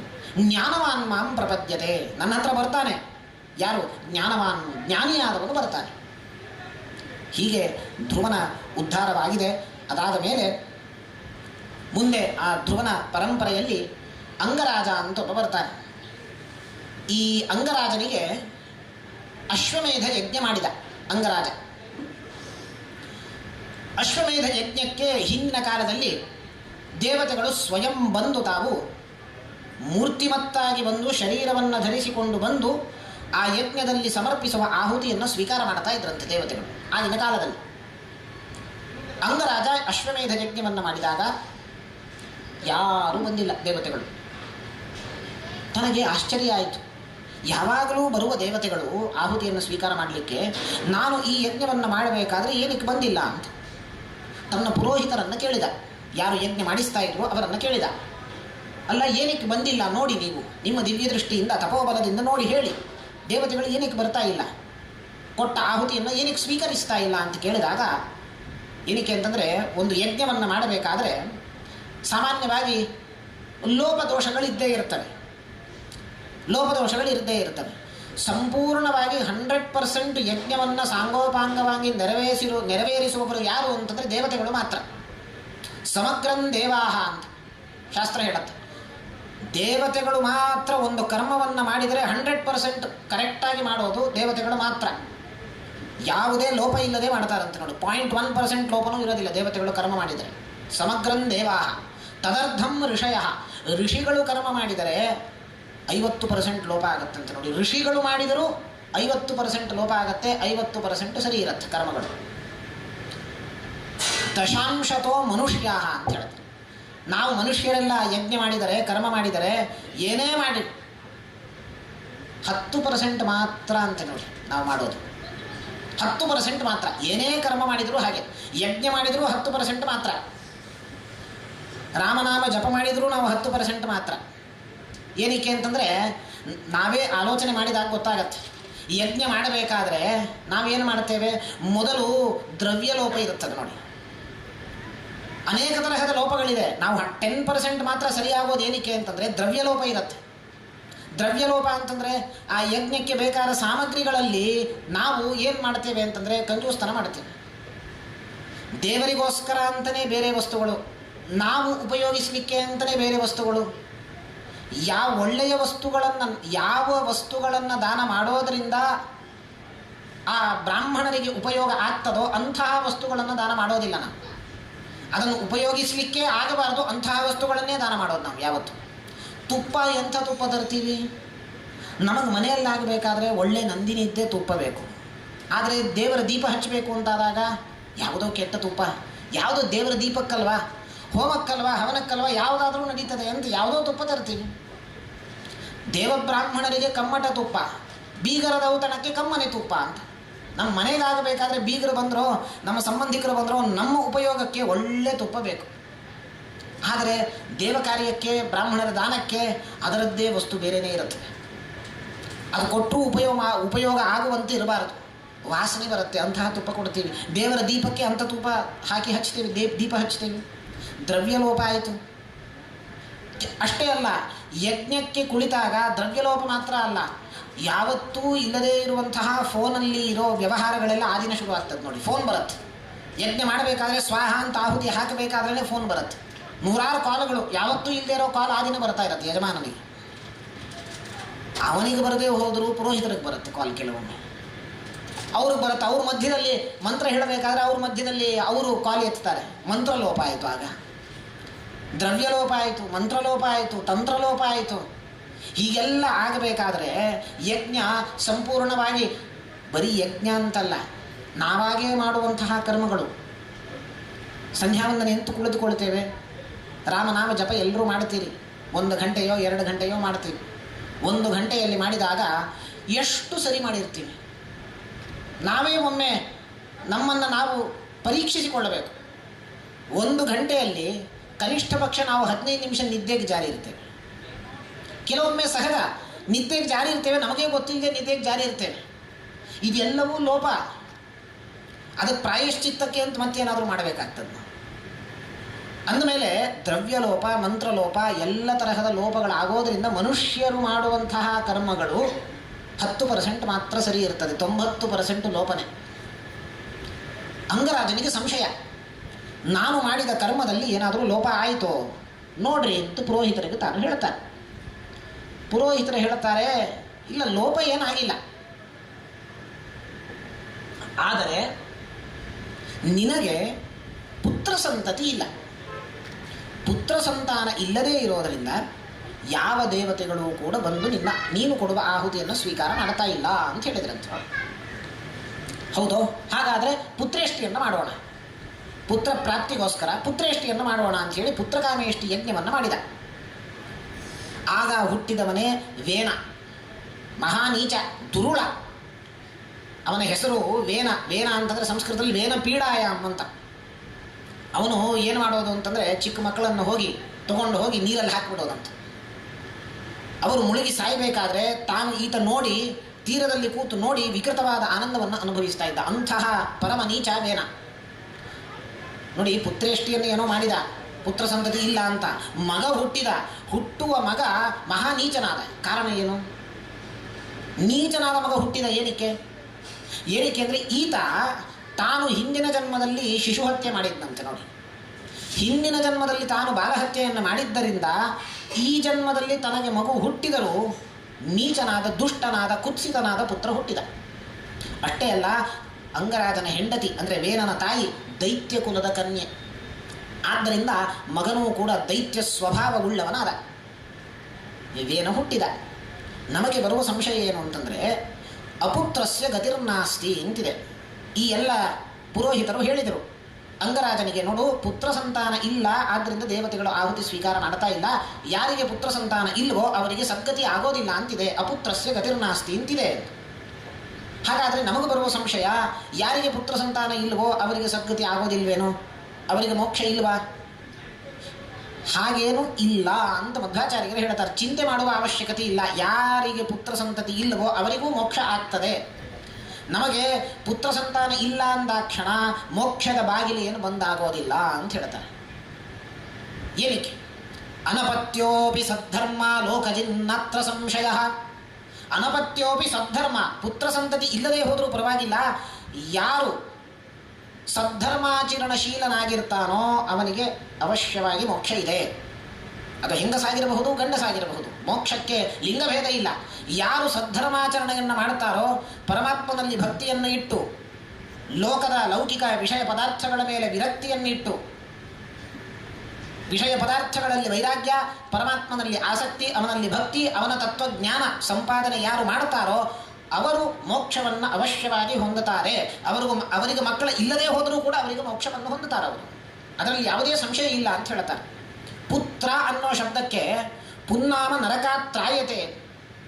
ಪುತ್ ಅಂತ ಒಂದು ನರಕ ಇದೆಯಂತೆ. ಆ ನರಕಕ್ಕೆ ಹೋಗದೇ ಇರುವಂತೆ ಮಗ ತಂದೆ ತಾಯಂದಿರನ್ನು ರಕ್ಷಿಸ್ತಾನಂತೆ. ಹೇಗೆ? ತಂದೆ ತಾಯಂದಿರು ತೀರಿಕೊಂಡಾಗ ಶ್ರಾದ್ದಾದಿ ಕರ್ಮಗಳನ್ನು ಮಾಡುವ ಮೂಲಕ ಆ ತಂದೆ ತಾಯಿಗಳು ನರಕಕ್ಕೆ ಬೀಳದಂತೆ ತಾನು ರಕ್ಷಿಸ್ತಾನೆ. ಆದ್ದರಿಂದ ಅವನನ್ನು ಪುತ್ರ ಅಂತ ಕರೆಯೋದು. ಈಗ ನಮಗೆ ಪುತ್ರ ಸಂತತಿ ಆಗಿಯೂ ಈ ದುಂದುಕಾರಿಯಂತಹ ವೇನನಂತಹ ಮಗ ಹುಟ್ಟಿದರೆ, ನೀಚ ಮಗ ಹುಟ್ಟಿದರೆ, ನಾಸ್ತಿಕನಾದ ಡಾಂಭಿಕನಾದ ಮಗ ಹುಟ್ಟಿದರೆ, ಶ್ರಾದ್ದಾದಿ ಕರ್ಮಗಳಲ್ಲಿ ವಿಶ್ವಾಸ ಇಲ್ಲದೇ ಇರುವಂತಹ, ಶ್ರಾದ್ದಾದಿ ಕರ್ಮಗಳನ್ನೇ ಮಾಡದೇ ಇರುವ ಮಗ ಹುಟ್ಟಿದರೆ, ಅಂತಹ ಮಕ್ಕಳು ಹುಟ್ಟಿಯಾದರೂ ಪ್ರಯೋಜನ ಏನು? ಪ್ರಯೋಜನ ಇಲ್ಲ. ಆದ್ದರಿಂದ ನಮಗೆ ಪುನ್ನಾಮ ನರಕಾತ್ರಾಯತೆ ಯಾವುದು? ಮಗ ಅಲ್ಲ. ಪುನ್ನಾಮ ನರಕಾತ್ರಾಯತೆ ನಮ್ಮನ್ನು ರಕ್ಷಿಸೋದು, ನರಕಕ್ಕೆ ಹೋಗದೇ ಇರುವಂತೆ ರಕ್ಷಿಸೋದು ಪರಮಾತ್ಮನ ಜ್ಞಾನ, ಅವನ ಮೇಲೆ ಮಾಡುವ ಭಕ್ತಿ, ನಾವು ಅವನ ಮಾಡುವ ಭಜನೆ, ಇದೆಲ್ಲವೂ ನಮ್ಮನ್ನು ರಕ್ಷಿಸುತ್ತೆ. ನಮ್ಮ ಮಗ, ನಮ್ಮ ಮಕ್ಕಳು ನಮ್ಮನ್ನು ರಕ್ಷಿಸೋದಿಲ್ಲ. ನಾವು ಮಾಡುವ ಕರ್ಮ ನಮಗೆ. ಅವರು ಸದ್ಭಕ್ತರು, ಪರಮಾತ್ಮನ ಭಕ್ತರಾದರೂ ಶ್ರಾದ್ದಾದಿಗಳನ್ನು ಮಾಡಿದರೂ ಒಳ್ಳೆಯದು. ಆದ್ದರಿಂದ ಮಕ್ಕಳನ್ನು ನಂಬಿ ನಾವು ಯಾವತ್ತೂ ಇರಬಾರದು ಅಂತ ಹೇಳ್ತಾರೆ. ಆದ್ದರಿಂದಲೇ ಗರುಡ ಪುರಾಣ ಏನು ಹೇಳುತ್ತೆ ಅಂತಂದರೆ, ಅಂತ್ಯಕಾಲದಲ್ಲಿ ನಾವು ಇನ್ನೇನು ಸಾಯ್ತೇವೆ ಅಂತ ಪ್ರತಿಯೊಬ್ಬ ಮನುಷ್ಯನಿಗೂ ಗೊತ್ತಾಗತ್ತಂತೆ. ನೋಡಿ, ಅಂತ್ಯಕಾಲ ಸಮೀಪಿಸಿತು ಅಂತ ಪ್ರತಿಯೊಬ್ಬರಿಗೂ ಗೊತ್ತಾಗತ್ತೆ. ಅದು ಗೊತ್ತಾದ ತಕ್ಷಣವೇ ಆತುರದಾನ ಅಂತ ಕರೆಯುತ್ತೆ ಗರುಡ ಪುರಾಣ ಅದನ್ನು. ನಾವಾಗೇ ನಮ್ಮ ಕೈಯಿಂದಲೇ ದಶದಾನಾದಿಗಳನ್ನು ಮಾಡಿಬಿಡಬೇಕಂತೆ. ಏನಕ್ಕೆಂದರೆ ಮುಂದೆ ನಾವು ಸತ್ತ ಮೇಲೆ ನಮ್ಮ ಮಕ್ಕಳು ದಾನ ಮಾಡ್ತಾರೆ ಅನ್ನೋ ವಿಶ್ವಾಸವನ್ನು, ಅವರ ಮೇಲೆ ನಂಬಿಕೆ ನಾವು ಇಟ್ಕೊಳ್ಬಾರದಂತೆ. ನೋಡಿ, ಲೋಭದಿಂದ ತಂದೆ ಮಾಡಿದ ಆಸ್ತಿಯ ಮೇಲೆ ಆಸೆಯಿಂದ ಮಗ ಮಾಡದೆ ಹೋದರೆ, ದಾನ ಮಾಡದೆ ಹೋದರೆ ಕಷ್ಟ ಅನುಭವಿಸಬೇಕು ತಂದೆ ತಾಯಿಯಿಂದ. ಆದ್ದರಿಂದ ನಮ್ಮ ಬಳಿ ಏನಿದೆಯೋ ಸಂಪತ್ತು, ನಾವು ಸಾಯುವ ಮುನ್ನವೇ ಅದನ್ನು ದಾನ ಮಾಡಬೇಕು ಅಂತ ಹೇಳ್ತಾರೆ. ಅಂತ್ಯಕಾಲದಲ್ಲಿ ಆತುರ ದಾನ ಅಂತ ಕರೀತಾರೆ. ಅದನ್ನು ಮಾಡಿ ಸಾಯಬೇಕು. ಮುಂದೆ ಮಕ್ಕಳು ಕೊಟ್ಟರೆ ಒಳ್ಳೆಯದು, ಪ್ಲಸ್ ಇಲ್ಲ ಅಂದರೆ ಆಯಿತು ನಾವು ಕೊಟ್ಟಿದ್ದೇವೆ. ಈ ದೃಷ್ಟಿಯಿಂದ ದಾನಕ್ಕೆ ತುಂಬ ಮಹತ್ವವನ್ನು ಹೇಳುತ್ತೆ ಶಾಸ್ತ್ರ. ಆದ್ದರಿಂದ ಆತುರ ದಾನ ಅಂತ ಗರುಡ ಪುರಾಣ ಹೇಳುತ್ತೆ. ಹೀಗೆ ತಾನು ನಾವು ಮಾಡುವ ಕರ್ಮಕ್ಕೆ ಅನುಗುಣವಾಗಿ ನಮಗೆ ಫಲ ಸಿಗತ್ತೆ, ಮಕ್ಕಳಿಂದ ಅಲ್ಲ. ಹಾಗಾದರೆ ನಮಗೆ ಬರುವ ಪ್ರಶ್ನೆ, ಅಂಗರಾಜನ ಈ ಯಜ್ಞಕ್ಕೆ ದೇವತೆಗಳೇನಕ್ಕೆ ಬಂದಿಲ್ಲ? ಪುತ್ರ ಸಂತತಿ ಇಲ್ಲ ಅಂತ ತಾನೇ ಬಂದಿಲ್ಲ ಅಂದರೆ ಹಾಗಲ್ಲ ಅಂತ ಹೇಳ್ತಾರೆ. ಅವರಿಗೊಂದು ನಿಮಿತ್ತ ಬೇಕಷ್ಟೆ. ಪುತ್ರ ಸಂತತಿ ಇಲ್ಲ ಆದ್ದರಿಂದ ಬಂದಿಲ್ಲ ಅಂತ ನಿಮಿತ್ತ ಅಷ್ಟೇ. ವಸ್ತುತಃ ದೇವತೆಗಳ ಮನಸ್ಸು ಏನು ಅಂತಂದರೆ, ನಾವು ಈಗ ಅಂಗರಾಜನಿಗೆ ಪುತ್ರ ಸಂತತಿ ಇಲ್ಲ ಅಂತ ನಾವು ಹೋಗದೇ ಇದ್ದರೆ ಅವನು ಪುತ್ರೇಷ್ಟಿಯನ್ನು ಮಾಡ್ತಾನೆ. ಪುತ್ರೇಷ್ಟಿಯನ್ನು ಮಾಡಿದಾಗ ವೇನ ಹುಟ್ಟುತ್ತಾನೆ, ಹುಟ್ಟಲಿ. ಮುಂದೆ ಅದೇ ಪರಂಪರೆಯಲ್ಲಿ ಮಹಾಭಗವದ್ಭಕ್ತನಾದಂತಹ ಪರಮಾತ್ಮನ ಆವೇಶವುಳ್ಳಂತಹ ಪೃಥು ತಾನು ಹುಟ್ಟುತ್ತಾನೆ. ಅಂತಹ ಭಾಗವತೋತ್ತಮನಾದ ಪೃಥುವಿನ ಜನ್ಮಕ್ಕೋಸ್ಕರ ತಾವು ಯಾರೂ ಕೂಡ ಬಂದಿಲ್ಲ. ನೋಡಿ, ಒಂದೊಮ್ಮೆ ಅವರು ಬಂದಿದ್ದರೆ ದೇವತೆಗಳು ಆಹುತಿಯನ್ನು ಸ್ವೀಕಾರ ಮಾಡಲಿಕ್ಕೆ, ಈತನಿಗೆ ಸಂತತಿ ಇರಲಿಲ್ಲ. ಮುಂದೆ ಸಂತತಿಗೋಸ್ಕರ ತಾನು ಪ್ರಯತ್ನ ಮಾಡ್ತಾ ಇರಲಿಲ್ಲ. ಸಂತತಿಗೋಸ್ಕರ ಪ್ರಯತ್ನ ಮಾಡದೇ ಇದ್ದಿದ್ದರೆ ಮುಂದೆ ಪೃಥು ತಾನು ಹುಟ್ಟುತ್ತಾ ಇರಲಿಲ್ಲ. ಆದ್ದರಿಂದ ಪೃಥುವಿನಂತಹ ಶ್ರೇಷ್ಠ ಭಗವದ್ಭಕ್ತನ ಜನ್ಮ ಆಗಬೇಕು ಅಂತ ಇವರು ನಾಟಕ ಆಡಿದರೆ ಅಷ್ಟೇ. ನಿಮಿತ್ತ ಏನು? ಪುತ್ರ ಸಂತತಿ ಇಲ್ಲ, ನಾವು ಬಂದಿಲ್ಲ ಅಂತ ಅಷ್ಟೆ. ಆದ್ದರಿಂದ ಹವಿರಂಗಸ್ಯನೋ ದೇವಸ್ಯ ಪೃಥುಜನ್ಮಾರ್ಥೆ ಹವಿರಂಗಸ್ಯನೋ ಹೃದಂ. ಹೀಗೆ ನಾವು ಕೂಡ ಚಿಂತೆ ಮಾಡುವ ಅವಶ್ಯಕತೆ ಇಲ್ಲ ಅಂತ ಮಧ್ವಾಚಾರ್ಯರು ತಾವು ನಿರ್ಣಯವನ್ನು ಕೊಡ್ತಾರೆ. ಹೀಗೆ ಮುಂದೆ ಆ ವೇನ ತಾನು ಬೆಳೆದಿದ್ದಾನೆ. ವೇನನ ಈ ಕಾಟವನ್ನು ಸಹಿಸಿಕೊಳ್ಳಲಿಕ್ಕಾಗದೆ ಹೇಗೆ ದುಂದುಕಾರಿಯ ತಂದೆ ಆತ್ಮದೇವ ತಾನು ಬಿಟ್ಟು ಹೋದ್ನೋ ರಾಜ್ಯವನ್ನು, ತನ್ನ ಮನೆಯನ್ನು, ಹಾಗೆ ಇಲ್ಲಿ ಅಂಗರಾಜ ತನ್ನ ಮಗನಾದ ವೇನನ ಕಾಟ ಸಹಿಸಿಕೊಳ್ಳಲಿಕ್ಕಾಗದೆ ತಾನೂ ಕೂಡ ರಾಜ್ಯವನ್ನು ಬಿಟ್ಟು ಹೋದ. ಇತ್ತ ಸಿಂಹಾಸನದಲ್ಲಿ ಯಾರೂ ಇಲ್ಲ. ಶಾಸಕ ಒಬ್ಬ ಬೇಕು ರಾಜ್ಯ ನಡೀಬೇಕಾದ್ರೆ. ಶಾಸಕ ಇಲ್ಲದೆ ಹೋದರೆ ಇಡೀ ರಾಜ್ಯ, ಇಡೀ ದೇಶ ಕಳ್ಳಕಾಕರ ರಾಜ್ಯ ಆಗಿಬಿಡುತ್ತೆ. ಎಲ್ಲ ಕಡೆ ಕಳ್ಳರೇ ತುಂಬಿಕೊಂಡು ಬಿಡ್ತಾರೆ, ದರೋಡೆ ಎಲ್ಲವೂ ಆರಂಭ ಆಗುತ್ತೆ. ಆದ್ದರಿಂದ ಸಿಂಹಾಸನವನ್ನು ಹಾಗೆ ರಿಕ್ತವಾಗಿ ಬಿಡಬಾರದು, ಯಾರಾದರೂ ಇರಬೇಕು. ಏನು ಮಾಡೋದು? ವೇನನನ್ನೇ ಕೂಡಿಸೋಣ ಅಂತ ಎಲ್ಲ ಋಷಿಗಳು ತಾವು ಮಂತ್ರಾಲೋಚನೆ ಮಾಡಿ ಈ ದುಷ್ಟನಾದ ವೇನನನ್ನು ಕೂರಿಸಿದರು ಸಿಂಹಾಸನದ ಮೇಲೆ. ಅವನಿಗೂ ಬೇಕಾದದ್ದೇ ದುಷ್ಟ, ಮೊದಲೇ ದುಷ್ಟ ಸ್ವಭಾವ. ಅವನಿಗೆ ಅಧಿಕಾರವೂ ಬಂತು. ನೋಡಿ, ಯೌವನ ಇತ್ತು, ಅದರೊಟ್ಟಿಗೆ ಯೌವನದೊಟ್ಟಿಗೆ ಅಧಿಕಾರವೂ ಬಂತು. ಯೌವನದೊಟ್ಟಿಗೆ ಅಧಿಕಾರ ಬಂತೋ ಅವನನ್ನು ಹಿಡಿಲಿಕ್ಕಾಗೋದಿಲ್ಲ. ಏಕೈಕಮಪ್ಯನರ್ಥಾಯ ಕಿಮು ಯತ್ರ ಚತುಷ್ಟಯಂ ಅಂತ ಹೇಳ್ತಾರೆ. ಯಾವುದು 4 ವಸ್ತುಗಳಿದೆ ಅಂತ ನೋಡಿ, ಒಂದೊಂದಿದ್ರೂ ಸಾಕು ಅನರ್ಥಕ್ಕೆ ಕಾರಣ ಅಂತ. ಯೌವನಂ ಧನ ಸಂಪತ್ತಿ ಪ್ರಭುತ್ವಂ ಅವಿವೇಕತ. ಯೌವನ ಇದು ಒಂದಿದ್ರೂ ಸಾಕಂತೆ. ಯೌವನ ಇದ್ದರೆ ಅವರನ್ನು ಹಿಡಿಲಿಕ್ಕಾಗೋದಿಲ್ಲ. ಪ್ರಾಯಕ್ಕೆ ಬಂದಂತಹ ಯುವಕರಾಗಲಿ ಯುವತಿಯರನ್ನಾಗಲಿ ಅವರನ್ನು ನಿಯಂತ್ರಣ ಮಾಡುವುದು ಅಷ್ಟು ಸುಲಭ ಅಲ್ಲ. ತಂದೆ ತಾಯಿಯಂದಿರನ್ನು ಬಹಳ ಕಷ್ಟ. ಆದ್ದರಿಂದ ಯೌವನಂ ಇದು ಒಂದು. ಎರಡನೇದ್ದು, ಆ ಯೌವನದೊಟ್ಟಿಗೆ ಧನವೂ ಬಂತೋ, ಧನ ಸಂಪತ್ತಿಯೂ ಬಂತೋ, ಶ್ರೀಮಂತಿಕೆ ಬಂತೋ, ಇನ್ನೂ ಹೋಯಿತು, ಹಿಡಿಲಿಕ್ಕಾಗೋದಿಲ್ಲ. ಆಕಾಶದಲ್ಲಿ ಇರ್ತಾರೋ, ಗಾಳಿಯಲ್ಲೇ ಇರ್ತಾರೆ, ಭೂಮಿಯಲ್ಲಿರೋದಿಲ್ಲ. ಯೌವನಂ ಧನ ಸಂಪತ್ತಿ, ಆ ಧನ ಸಂಪತ್ತಿಯೊಟ್ಟಿಗೆ ಮತ್ತೆ ಪ್ರಭುತ್ವ ಅಧಿಕಾರ ಬಂತೋ, ಇನ್ನೂ ಹೋಯಿತು, ಹಿಡಿಲಿಕ್ಕೆ ಆಗೋದಿಲ್ಲ. ಆ ಅಧಿಕಾರದೊಟ್ಟಿಗೂ ಅವಿವೇಕತನ ಬಂತೋ, ವಿವೇಕ ಇಲ್ಲವೋ, ಆ ಅಂತಹ ಮನುಷ್ಯನ ಅನರ್ಥ ಖಂಡಿತ, ಅಧಃಪತನ ಖಂಡಿತ. ಹಾಗಾಗಿ ಒಂದೊಂದು ಅನರ್ಥಕ್ಕೆ ಕಾರಣ ಆಗ್ತದೆ. ಇನ್ನು 4 ಒಬ್ಬನಲ್ಲೇ ಸೇರಿಬಿಟ್ರೆ ಅನರ್ಥವಾಗದೇ ಇರೋದಿಲ್ವೇನು? ಹಾಗೇ ಆಗತ್ತೆ ಅಂತ ಹೇಳುತ್ತೆ ಶಾಸ್ತ್ರ.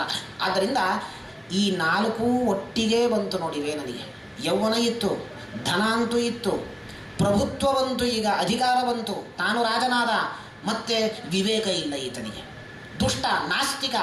ತಾನು ಸಿಂಹಾಸನದ ಮೇಲೆ ಕೂತು ಮಾಡಿದ ಮೊದಲ ಕೆಲಸ ಏನು ಅಂತಂದರೆ, ಎಲ್ಲ ಆ ದೂತರನ್ನ ದೇಶ ದೇಶಕ್ಕೆ, ಊರುಗಳಿಗೆ, ಗ್ರಾಮಗಳಿಗೆ ಎಲ್ಲ ಕಡೆ ಕಳಿಸಿ ನಗಾರಿಯನ್ನು ಬಾರಿಸಿ ತಾನು ಘೋಷಣೆ ಮಾಡಿಸಿದ್ನಂತೆ. ಏನು ಅಂತ? ನ ಯಷ್ಟವ್ಯಂ ನ ಹೋತವ್ಯಂ ನ ದಾತವ್ಯಂ ದ್ವಿಜಾ ಕ್ವಚಿತ್ ಇತಿ ನ್ಯವಾರಯದ್ಧರ್ಮಂ ಭೇರಿ ಘೋಷೇಣ ಸರ್ವತಃ. ಭೇರಿ ಘೋಷದಿಂದ ತಾನು ಘೋಷಣೆ ಮಾಡಿಸಿದ್ನಂತೆ.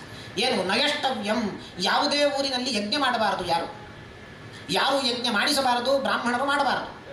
ನಯಷ್ಟವ್ಯಂ ನ ಹೋತವ್ಯಂ ನ ದಾತವ್ಯಂ, ಯಾರೂ ಬ್ರಾಹ್ಮಣರಿಗೆ ದಾನ ಕೊಡಬಾರದು ಅಂತ. ದೇವಸ್ಥಾನಕ್ಕೆ ಯಾರೂ ಡೊನೇಷನ್ ಕೊಡಬಾರದು. ನ ಯಷ್ಟವ್ಯಂ ನ ಹೋತವ್ಯಂ ನ ದಾತವ್ಯಂ ದ್ವಿಜಾ ಕ್ವಚಿತ್, ಎಲ್ಲೂ ಗೋಪೂಜೆ ಆಗಬಾರದು, ಯಜ್ಞ ಆಗಬಾರದು, ದೇವಾಲಯಗಳಲ್ಲಿ ಉತ್ಸವಾದಿಗಳು ಏನು ನಡೀತಾ ಇವೆ ಅದು ಆಗಬಾರದು. ಇತಿ ನ್ಯವಾರಯತ್ ಧರ್ಮಂ, ಹೀಗೆ ಧರ್ಮವನ್ನು ವಾರಣೆ ಮಾಡಿ ತಾನು ಅಧರ್ಮದ ಸಾಮ್ರಾಜ್ಯವನ್ನು ಸ್ಥಾಪನೆ ಮಾಡಬೇಕು ಅಂತ ಪ್ರವೃತ್ತನಾದ.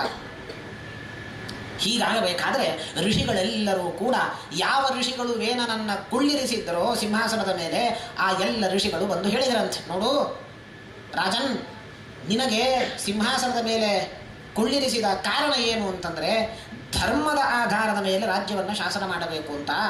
ಸರ್ವತ್ರ ಅಧರ್ಮದ ತಾಂಡವವಾಡ್ತಾ ಇದೆ ಈಗ.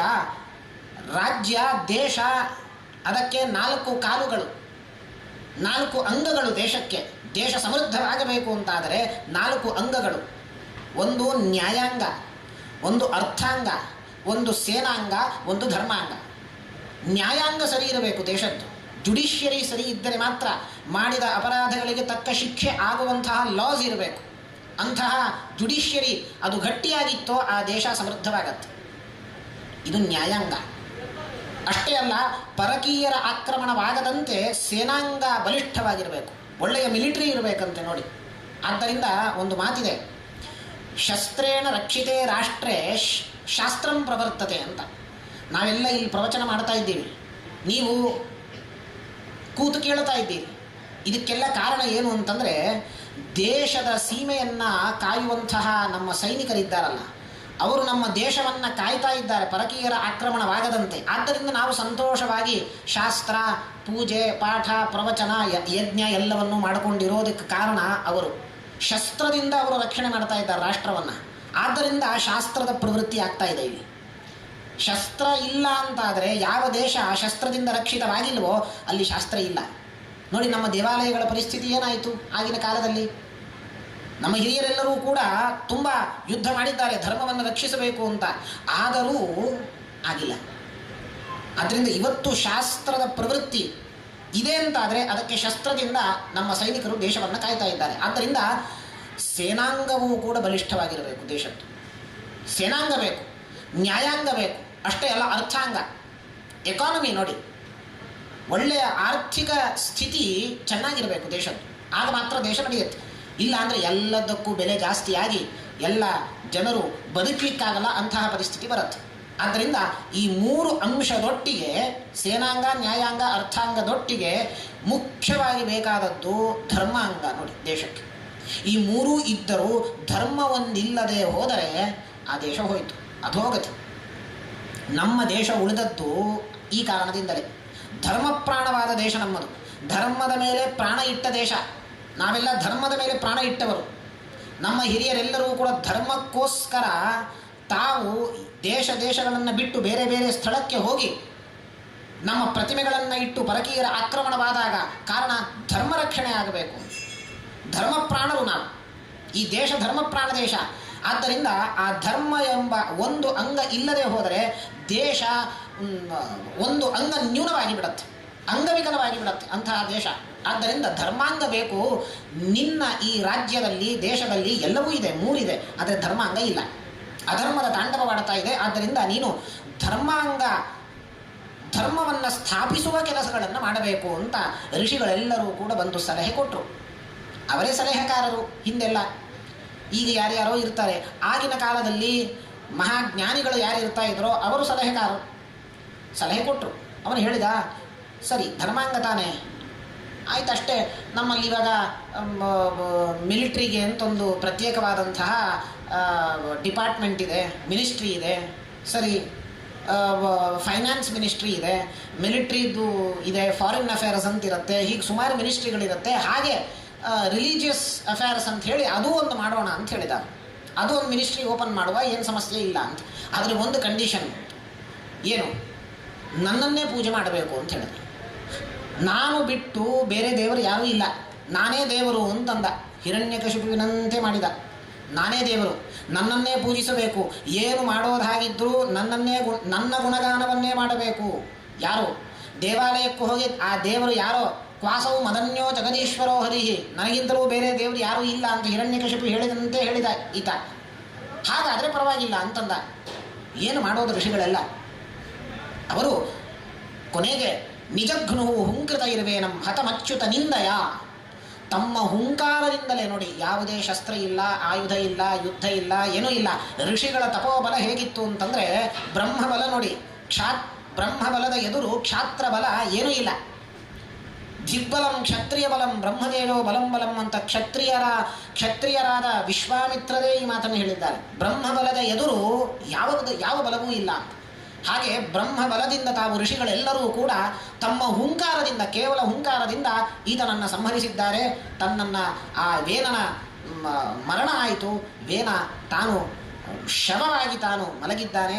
ಆಗ ಋಷಿಗಳೆಲ್ಲರೂ ಕೂಡ ಆಲೋಚನೆ ಮಾಡಿದರು, ಮುಂದೆ ಈ ವೇನನ ಶರೀರದ ಮುಖಾಂತರ ತಾವು ಒಂದು ದಿವ್ಯವಾದ ಚೇತನಕ್ಕೆ ಜನ್ಮವನ್ನು ಕೊಡಬೇಕು ಅಂಥೇಳಿ ಮೊದಲು ಏನು ಮಾಡಿದರು, ಅವನ ತೊಡೆಗಳನ್ನು ಮಥನ ಮಾಡಿದರಂತೆ. ನೋಡಿ, ಋಷಿಗಳೆಲ್ಲರೂ ಕೂಡ ವೇನನ ತೊಡೆಯನ್ನು ಮಥನ ಮಾಡಿದರು, ಕಡಿದರು. ಆ ತೊಡೆಯನ್ನು ಮಥನ ಮಾಡಿದಾಗ ಒಬ್ಬ ಹುಟ್ಟಿದ.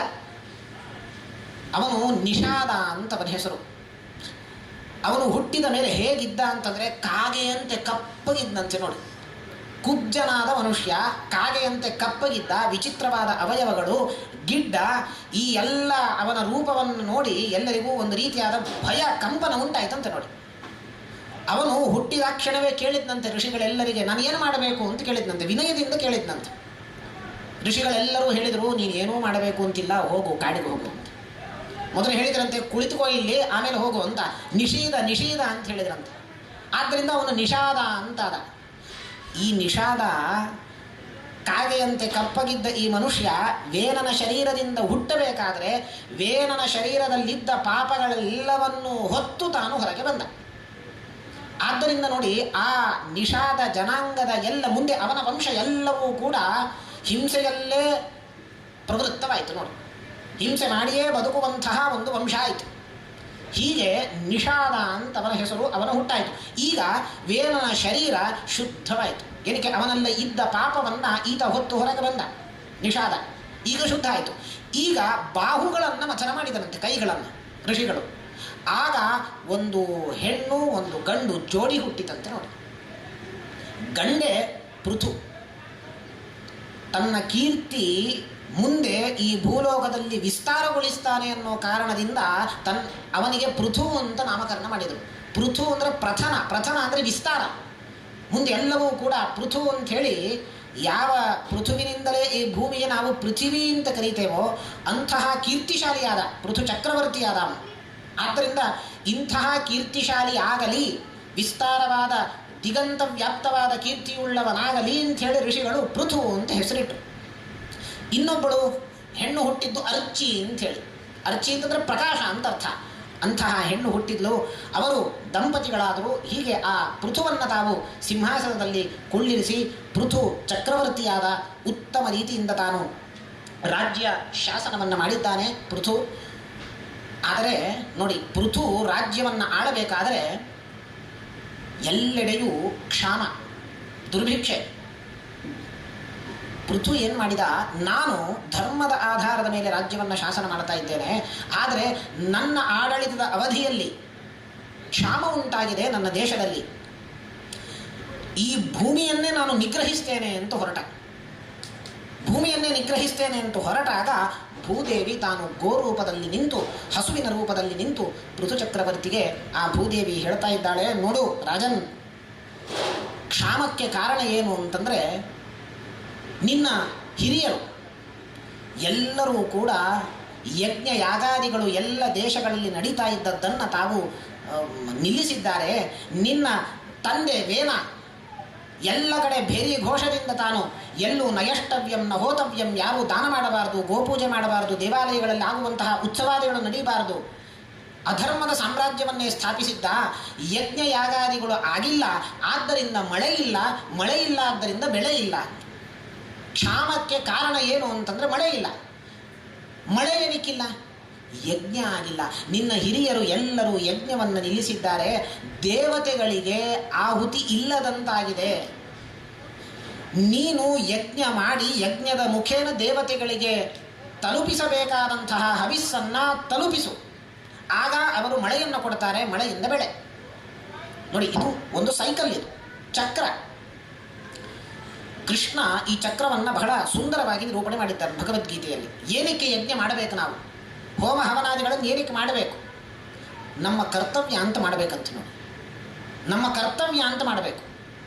ನಾವು ಇಷ್ಟೆಲ್ಲ ಉಪಯೋಗವನ್ನು ಪಡೆದುಕೊಳ್ತಾ ಇದ್ದೇವೆ ದೇವತೆಗಳಿಂದ.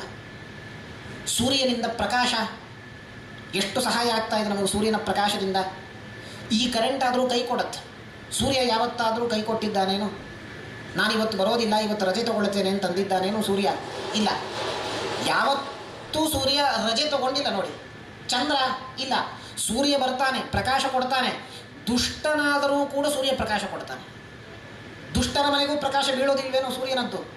ಶಿಷ್ಟರಾಗಲಿ ದುಷ್ಟರಾಗಲಿ ಅವನ ಪ್ರಕಾಶ ಬೀಳತ್ತೆ. ಅವನು ಯಾವತ್ತೂ ಪಕ್ಷಪಾತ ಮಾಡೋದಿಲ್ಲ. ಇಷ್ಟೆಲ್ಲ ಪ್ರಯೋಜನವನ್ನು ಪಡೆದುಕೊಳ್ತಾ ಇದ್ದೇವೆ. ಪ್ರಕಾಶ ಇದೆ, ಸೂರ್ಯನಿಂದ ಪ್ರಯೋಜನ. ಗಾಳಿ, ನಮಗೆ ಗಾಳಿ ಎಷ್ಟು ಫ್ರೀಯಾಗಿದೆ ನೋಡಿ. ಶ್ವಾಸೋಚ್ಛ್ವಾಸ ಮಾಡ್ತಾ ಇದ್ದೇವೆ, ಗಾಳಿ ನಮಗೆ ಸ್ವಲ್ಪ ಶ್ವಾಸೋಚ್ಛ್ವಾಸದಲ್ಲಿ ವ್ಯತ್ಯಯ ಆದರೂ ಕೂಡ ಹಾಸ್ಪಿಟ್ಲಿಗೆ ಅಡ್ಮಿಟ್ ಮಾಡಿ ನಮ್ಮ ಮೂಗಿಗೆ ನೆಬ್ಯುಲೈಸೇಷನ್ ಅಂತ ಹೇಳಿ ಆಕ್ಸಿಜನ್ ಸಿಲಿಂಡರ್ ಹಾಕಿ ಇಷ್ಟು ಗಂಟೆಗಿಷ್ಟು ಅಂತ ನಮ್ಮಿಂದ ಎಲ್ಲ ಸುಲಿಗೆ ಮಾಡ್ತಾರೆ. ಸಹಜ, ಮಾಡಲೇಬೇಕು, ನಾವು ಉಳಿಬೇಕಾದ್ರೆ ಮಾಡಬೇಕದು. ಆದರೆ ಪರಮಾತ್ಮ ಸುಲಭವಾಗಿ ಏನೂ ಇಲ್ಲದೆ, ಪರಮಾತ್ಮ ಏನಾದರೂ ತಗೊಳ್ತಾ ಇದ್ದೇನೋ, ನಾವೇನು ಟ್ಯಾಕ್ಸ್ ಕಟ್ತಾ ಇದ್ದೇವೇನೋ ಸೂರ್ಯನಿಗೆ? ಪರಮಾತ್ಮನಿಗೆ ಅವನು ನನಗೆ ಗಾಳಿ ಕೊಟ್ಟಿದ್ದಾನೆ ಅಂತ ಹೇಳಿ ಟ್ಯಾಕ್ಸ್ ಕಟ್ತಾ ಇದ್ದೇವೇನೋ? ಇಲ್ಲ. ನೀರು ಎಷ್ಟು ಫ್ರೀ ಆಗಿದೆ. ಈಗಾದರೆ ನಾವು ವಾಟರ್ ಬಿಲ್ಲು, ಎಲೆಕ್ಟ್ರಿಸಿಟಿ ಬಿಲ್ ಅಂತ ಗೌರ್ಮೆಂಟ್ ಕೊಡ್ತಾ ಇದ್ದೇವೆ, ಏನೋ ಕಟ್ತೇವೆ. ಪರಮಾತ್ಮನಿಗೆ ಏನು ಕೊಟ್ಟಿದ್ದೇವೆ? ಟ್ಯಾಕ್ಸ್ ಏನು ಕೊಡ್ತಾ ಇದ್ದೇವೆ? ಇಷ್ಟೆಲ್ಲ ಪ್ರಯೋಜನವನ್ನು ಪಡೆದುಕೊಳ್ಳುವ ನಾವು ಜಗತ್ತಿನಿಂದ, ಪರಮಾತ್ಮನಿಂದ ವಾಪಸ್ ಕೊಡಬೇಕಾದ್ರೆ ಪರಮಾತ್ಮನಿಗೆ ಏನೂ ಕೊಡ್ತಾ ಇಲ್ಲ, ದೇವತೆಗಳಿಗೆ ಏನೂ ಕೊಡ್ತಾ ಇಲ್ಲ. ಇಂದ್ರ ಮಳೆ ಕೊಡ್ತಾನೆ, ಇಂದ್ರನಿಗೆ ಏನು ಕೊಟ್ಟಿದ್ದೀವಿ? ಏನು ಕೊಟ್ಟಿಲ್ಲ. ಆದ್ದರಿಂದ ಕೃಷ್ಣ ಹೇಳ್ತಾನೆ, ಯಜ್ಞ ಮಾಡ್ರಿ. ಕೃತಜ್ಞತಾ ಸಮರ್ಪಣೆ ಮಾಡುವ ರೀತಿ ಇದೊಂದು. ಯಜ್ಞ ಮಾಡಿದರೆ, ಯಜ್ಞ ಮಾಡುವ ಮುಖಾಂತರ ದೇವತೆಗಳಿಗೆ ಅವರಿಗೆ ಬೇಕಾದ ಆಹುತಿಗಳನ್ನು ಕೊಟ್ಟರೆ ಅವರು ಸಂತುಷ್ಟರಾಗ್ತಾರೆ, ಮಳೆ ಬೆಳೆ ಕೊಡ್ತಾರೆ. ಅದನ್ನೇ ಕೃಷ್ಣ ಹೇಳಿದ್ದು, ಯಜ್ಞಾತ್ ಭವತಿ ಪರ್ಜನ್ಯ ಪರ್ಜನ್ಯಾದನ್ನ ಸಂಭವ. ಗೀತೆಯಲ್ಲಿ ಹೇಳ್ತಾನೆ, ಯಜ್ಞ ಮಾಡಿದರೆ ಏನಾಗತ್ತೆ? ಮಳೆ ಆಗತ್ತಂತೆ. ನೋಡಿ, ಯಜ್ಞಕ್ಕೂ ಮಳೆಗೂ ಹೇಗೆ ಸಂಬಂಧ? ಏನು ಸಂಬಂಧ? ಯಜ್ಞ ಮಾಡಿದರೆ ಮಳೆ ಆಗ್ತದೇನು? ಇದು ಯಾರಾದರೂ ಒಪ್ತಾರೇನು? ಯಜ್ಞ ಮಾಡಿದರೆ ಇಲ್ಲಿ ನಾವು ಕೂತು ಹೋಮ ಮಾಡಿದರೆ ಮಳೆ ಹೇಗಾಗತ್ತೆ? ಆಗತ್ತೆ. ನೋಡಿ, ಮಳೆ ಯಜ್ಞಕ್ಕೂ ಮಳೆಗೂ ಸಾಕ್ಷಾತ್ ಸಂಬಂಧ ಇಲ್ಲ, ಡೈರೆಕ್ಟ್ ಕಾಂಟ್ಯಾಕ್ಟ್ ಇಲ್ಲ. ಆದರೆ ಮಳೆ ತಾನಾಗೇ ಆಗತ್ತೆ. ಮಳೆ ಆಗೋದು ಪ್ರಕೃತಿ ಸಹಜವಾಗಿ ಮಳೆ ಆಗ್ತದೆ. ಆದರೆ ಮಳೆ ಆಗುವ ಕಾಲದಲ್ಲೂ ಮಳೆ ಆಗದೆ ಹೋದರೆ, ಯಾವಾಗ ಮಳೆ ಆಗಬೇಕೋ ಆಗಲೂ ಮಳೆ ಆಗದೆ ಹೋದರೆ ಏನೋ ಒಂದು ಪ್ರತಿಬಂಧಕ ಇದೆ ಅಂತ ಅರ್ಥ. ಆ ಪ್ರತಿಬಂಧಕವನ್ನು ಹೋಗಲಾಡಿಸಲಿಕ್ಕೆ ಯಜ್ಞ ಮಾಡಬೇಕಂತೆ. ನಾವು ಪುತ್ರೇಷ್ಟಿ ಅಂತ ಮಾಡ್ತೀವಿ, ಪುತ್ರ ಸಂತತಿಗೋಸ್ಕರ ಮಾಡ್ತೀವಿ. ಯಜ್ಞ ಮಾಡೋದಕ್ಕೂ ಪುತ್ರ ಸಂತಾನ ಆಗಲಿಕ್ಕೂ ಡೈರೆಕ್ಟ್ ಸಂಬಂಧ ಏನಿಲ್ಲ. ಅವನು ಯಜ್ಞ ಮಾಡ್ತಾ ಕೂತ್ಕೊಂಡ್ರೆ ಪುತ್ರ ಸಂತಾನ ಏನಾಗೋದಿಲ್ಲ. ಆದರೆ ಪುತ್ರ ಸಂತತಿ ಆಗುವ ಕಾಲಕ್ಕೂ ಆಗದೇ ಹೋದರೆ ಏನೋ ಅವನಲ್ಲಿ ದೋಷ ಇದೆ, ಪ್ರತಿಬಂಧಕ ಇದೆ, ಏನೋ ಪಾಪ ವಿಶೇಷ ಇರೋದ್ರಿಂದ ಆಗ್ತಾ ಇಲ್ಲ. ಆ ಪಾಪವನ್ನು ತೊಳಿಬೇಕಾದ್ರೆ ಪುತ್ರೇಷ್ಟಿ ಮಾಡಬೇಕು. ಪುತ್ರೇಷ್ಟಿ ಮಾಡೋದ್ರಿಂದ ಪುತ್ರ ಸಂತಾನ ಆಗಲಿಕ್ಕೆ ಏನು ಪ್ರತಿಬಂಧಕ ಇತ್ತಲ್ಲ ಅದು ಹೋಗತ್ತೆ. ಮಳೆಯೂ ಹಾಗೆ, ಮಳೆ ಆಗುವ ಕಾಲಕ್ಕೆ ಮಳೆ ಆಗದೇ ಇದ್ದಾಗ ಯಜ್ಞ ಮಾಡಿದಾಗ ಆ ಮಳೆ ಆಗಲಿಕ್ಕೆ ಏನು ಪ್ರತಿಬಂಧಕ ಇತ್ತಲ್ಲ ಅದು ಹೋಗುತ್ತೆ, ಮಳೆ ತಾನಾಗೆ ಆಗತ್ತೆ. ಆದ್ದರಿಂದ ಯಜ್ಞಾತ್ ಭವತಿ ಪರ್ಜನ್ಯ. ಪರ್ಜನ್ಯದಿಂದ ಏನಾಗತ್ತೆ? ಮಳೆ ಬಂದಾಗ ಬೆಳೆ ಆಗತ್ತೆ. ಪರ್ಜನ್ಯಾದ ಅನ್ನ ಸಂಭವ, ಅಕ್ಕಿ ಬೇಳೆ ಎಲ್ಲ ಸಮೃದ್ಧವಾಗಿ ಸಿಗತ್ತೆ. ಅನ್ನಾದ್ ಭವಂತಿ ಭೂತಾನಿ. ಯಜ್ಞದಿಂದ ಮಳೆ, ಮಳೆಯಿಂದ ಅನ್ನ, ಅಕ್ಕಿ ಬೇಳೆ, ಅಕ್ಕಿ ಬೇಳೆಯಿಂದ ನಾವು ಬದುಕ್ತಾ ಇದ್ದೇವೆ. ನಮ್ಮ ಅಸ್ತಿತ್ವ, ನಮ್ಮ ಜೀವನ, ನಮ್ಮ ಪ್ರಾಣ ಉಳಿದುಕೊಂಡಿದೆ ಏನಕ್ಕೆ ಅಂತಂದರೆ ಈ ಬೆಳೆಯಿಂದ. ಆದ್ದರಿಂದ ಅನ್ನಾದ್ ಭವಂತಿ ಭೂತಾನಿ. ಪರ್ಜ ಅನ್ನಾದ್ ಭವಂತಿ ಭೂತಾನಿ ಯಜ್ಞ ಕರ್ಮ ಸಮುದ್ಭವ. ಹಾಗಾದರೆ ಯಜ್ಞ ಆಗೋದು ಯಾವುದರಿಂದ? ಯಜ್ಞದಿಂದ ಮಳೆ ಆಗತ್ತೆ, ಮಳೆಯಿಂದ ಬೆಳೆ ಆಗತ್ತೆ, ಬೆಳೆಯಿಂದ ನಾವು ಬದುಕ್ತಾ ಇದ್ದೇವೆ. ಯಜ್ಞ ಮಾಡಲಿಕ್ಕೆ ಯಜ್ಞ ಹೇಗಾಗ್ತಾ ಇದೆ? ಯಜ್ಞ ಕರ್ಮ ಸಮುದ್ಭವ ಅಂತ ಹೇಳ್ತಾನೆ. ಕರ್ಮ ಮಾಡಬೇಕು, ಕೂತು ಮಾಡಿದರೆ ಮಾತ್ರ ಯಜ್ಞ ಸಾಂಗವಾಗಿ ನಡೆಯುತ್ತೆ. ಕರ್ಮ ಮಾಡಬೇಕು, ಕ್ರಿಯೆ ನಡಿಬೇಕು. ಯಜ್ಞ ಕರ್ಮ ಸಮುದ್ಭವ. ಕ್ರಿಯೆ ಮಾಡಿದರೆ ಮಾತ್ರ ಯಜ್ಞ ಸಾಂಗವಾಗಿ ಆಗತ್ತೆ. ಯಜ್ಞ ಸಾಂಗವಾಗಿ ಆದರೆ ಮಳೆ, ಮಳೆಯಿಂದ ಬೆಳೆ, ಬೆಳೆಯಿಂದ ನಾವು. ಕರ್ಮ ನಮ್ಮಿಂದ ಹಾಗೆ ಆಗ್ತದೇನೋ? ಇಲ್ಲ. ನಮ್ಮಲ್ಲಿ ಈಗ ತಾನೇ ಧ್ರುವನ ಚರಿತ್ರೆಯನ್ನು ನೋಡಿದ್ವಿ. ಪ್ರತಿಯೊಂದು ಕಾರ್ಯಕ್ಕೂ ಪರಮಾತ್ಮನೇ ನಮ್ಮಲ್ಲಿ ನಿಂತು ಆ ಕಾರ್ಯಗಳನ್ನು ಮಾಡಿಸಬೇಕು. ಹಾಗಾಗಿ ನಮ್ಮ ಶರೀರದಲ್ಲಿ ಕ್ರಿಯೆ ಉಂಟಾಗಿ ಯಜ್ಞ ಸಾಂಗವಾಗಿ ಆಗಬೇಕಾದರೆ ಪರಮಾತ್ಮ ನಮ್ಮ ಒಳಗಿದ್ದು ಎಲ್ಲ ಕ್ರಿಯೆಗಳನ್ನು ನಮ್ಮ ಮುಖೇನ ಮಾಡಿಸಬೇಕು. ಮಾಡಿಸಿದಾಗ ಮಾತ್ರ ಯಜ್ಞ ಆಗ್ತದೆ. ಹಾಗಾಗಿ ಯಜ್ಞ ಕರ್ಮ ಸಮುದ್ಭವ. ಕರ್ಮ ಬ್ರಹ್ಮೋದ್ಭವಂ ವಿದ್ಧಿ. ಕರ್ಮ ಯಾವುದರಿಂದ ಆಗೋದು? ಬ್ರಹ್ಮನಿಂದ. ಪರಮಾತ್ಮ ತಾನು ಒಳಗೆ ನಿಂತು ಕರ್ಮವನ್ನು ಮಾಡಿಸಿದರೆ ಯಜ್ಞ ಸಾಂಗವಾಗಿ ಆಗತ್ತೆ.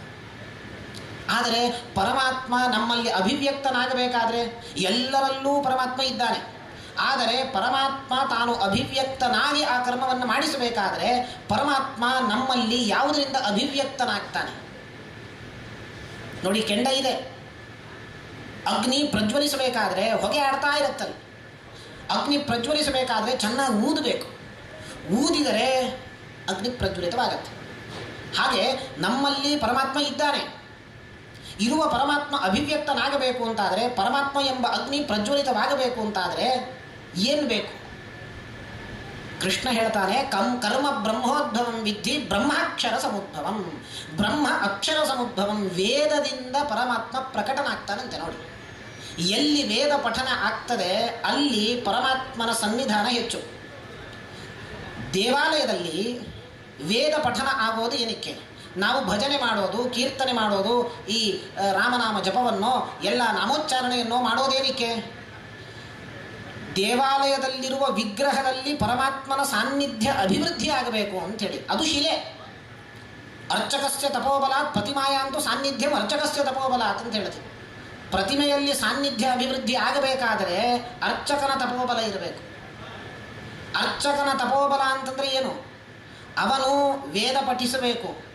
ಆ ದೇವಾಲಯದಲ್ಲಿ ನಿರಂತರ ಭಜನೆಗಳಾಗ್ತಾ ಇರಬೇಕು, ವೇದ ಪಾಠ ಆಗ್ತಾ ಇರಬೇಕು, ಕೀರ್ತನೆಗಳಾಗಬೇಕು, ಪ್ರವಚನಗಳಾಗಬೇಕು. ಇದೆಲ್ಲವೂ ಆದಾಗ, ವೇದ ಪಠನ ಆದಾಗ, ವೇದಾರ್ಥ ನಿರ್ಣಾಯಕವಾದ ಬ್ರಹ್ಮಸೂತ್ರಗಳಾಗಿರಬಹುದು, ಇತಿಹಾಸ ಪುರಾಣಗಳಾಗಿರಬಹುದು, ಎಲ್ಲದರ ಪ್ರವಚನ, ಪಾಠ, ಭಜನ, ನಾಮೋಚ್ಚಾರಣೆ ಎಲ್ಲವೂ ಆದಾಗ ಆ ವಿಗ್ರಹದಲ್ಲಿ, ಶಿಲಾಮಯವಾದ ವಿಗ್ರಹದಲ್ಲಿ ಪರಮಾತ್ಮನ ಸನ್ನಿಧಾನ ಅಭಿವೃದ್ಧಿ ಆಗತ್ತೆ. ಇಲ್ಲ ಅಂದರೆ ದೇವಾಲಯ ಅದರ ಪಾಡು ಇದೆ ಅಂತಾದರೆ ಸನ್ನಿಧಾನ. ಇವಾಗ ನಮ್ಮ ಮನೆಯಲ್ಲಿ ಆಲೋಚನೆ ಮಾಡಿ ನೀವೇ, ನಮ್ಮ ಮನೆಯಲ್ಲಿರುವ ಪ್ರತಿಮೆಗಿಂತಲೂ ಹೆಚ್ಚು ಸನ್ನಿಧಾನ ದೇವಾಲಯದಲ್ಲಿರುವ ಪ್ರತಿಮೆ. ಕಾರಣ ಏನು? ನಮ್ಮ ಮನೆಯಲ್ಲಾದಷ್ಟು ತಪಸ್ಸು, ದೇವಾಲಯದಲ್ಲಾದಷ್ಟು ತಪಸ್ಸು, ಕೀರ್ತನೆ, ಭಜನೆಗಳು ನಮ್ಮ ಮನೆಯಲ್ಲಾಗಿಲ್ಲ. ದೇವಾಲಯದಲ್ಲಾದಷ್ಟು ವೇದ ಪಠನ, ಯಜ್ಞ ಹವನಾದಿಗಳು ನಮ್ಮ ಮನೆಯಲ್ಲಾಗಿಲ್ಲ. ಆದ್ದರಿಂದ ಮನೆಯಲ್ಲಿರುವಂತಹ ಪ್ರತಿಮೆಯಲ್ಲಿ ಭಗವಂತನ ಸನ್ನಿಧಾನ ಕಮ್ಮಿ. ಆದ್ದರಿಂದ ನೋಡಿ, ತಿರುಪತಿಯಲ್ಲಿ ವೇದಬ್ರಹ್ಮ ಅಂತ ಕರಿತೀವಿ ವೆಂಕಟೇಶನನ್ನು. ವೇದಬ್ರಹ್ಮ ನಿತ್ಯ ಪಾರಾಯಣ, ಚತುರ್ವೇದಗಳ ಪಾರಾಯಣ ಆಗ್ತದಂತೆ. ನೋಡಿ, ಚತುರ್ವೇದಗಳ ಪಾರಾಯಣ ಅಲ್ಲಿ ಅಂದಮೇಲೆ ನಮ್ಮ ದೇವಾಲಯಗಳಲ್ಲೂ ಕೂಡ ವೇದ ಪಾರಾಯಣ ಆಗೋದ್ರಿಂದ ದೇವರ ಸನ್ನಿಧಾನ ಅಭಿವೃದ್ಧಿ ಆಗತ್ತೆ. ಪಂಢರಪುರದಲ್ಲಿ ವಿಠ್ಠಲನ ನಾದಬ್ರಹ್ಮ ಅಂತ ಕರಿತೀವಿ. ನಾದದಿಂದ ಅವನ ಸನ್ನಿಧಾನ ಅಭಿವ್ಯಕ್ತಿ ಆಗುತ್ತೆ.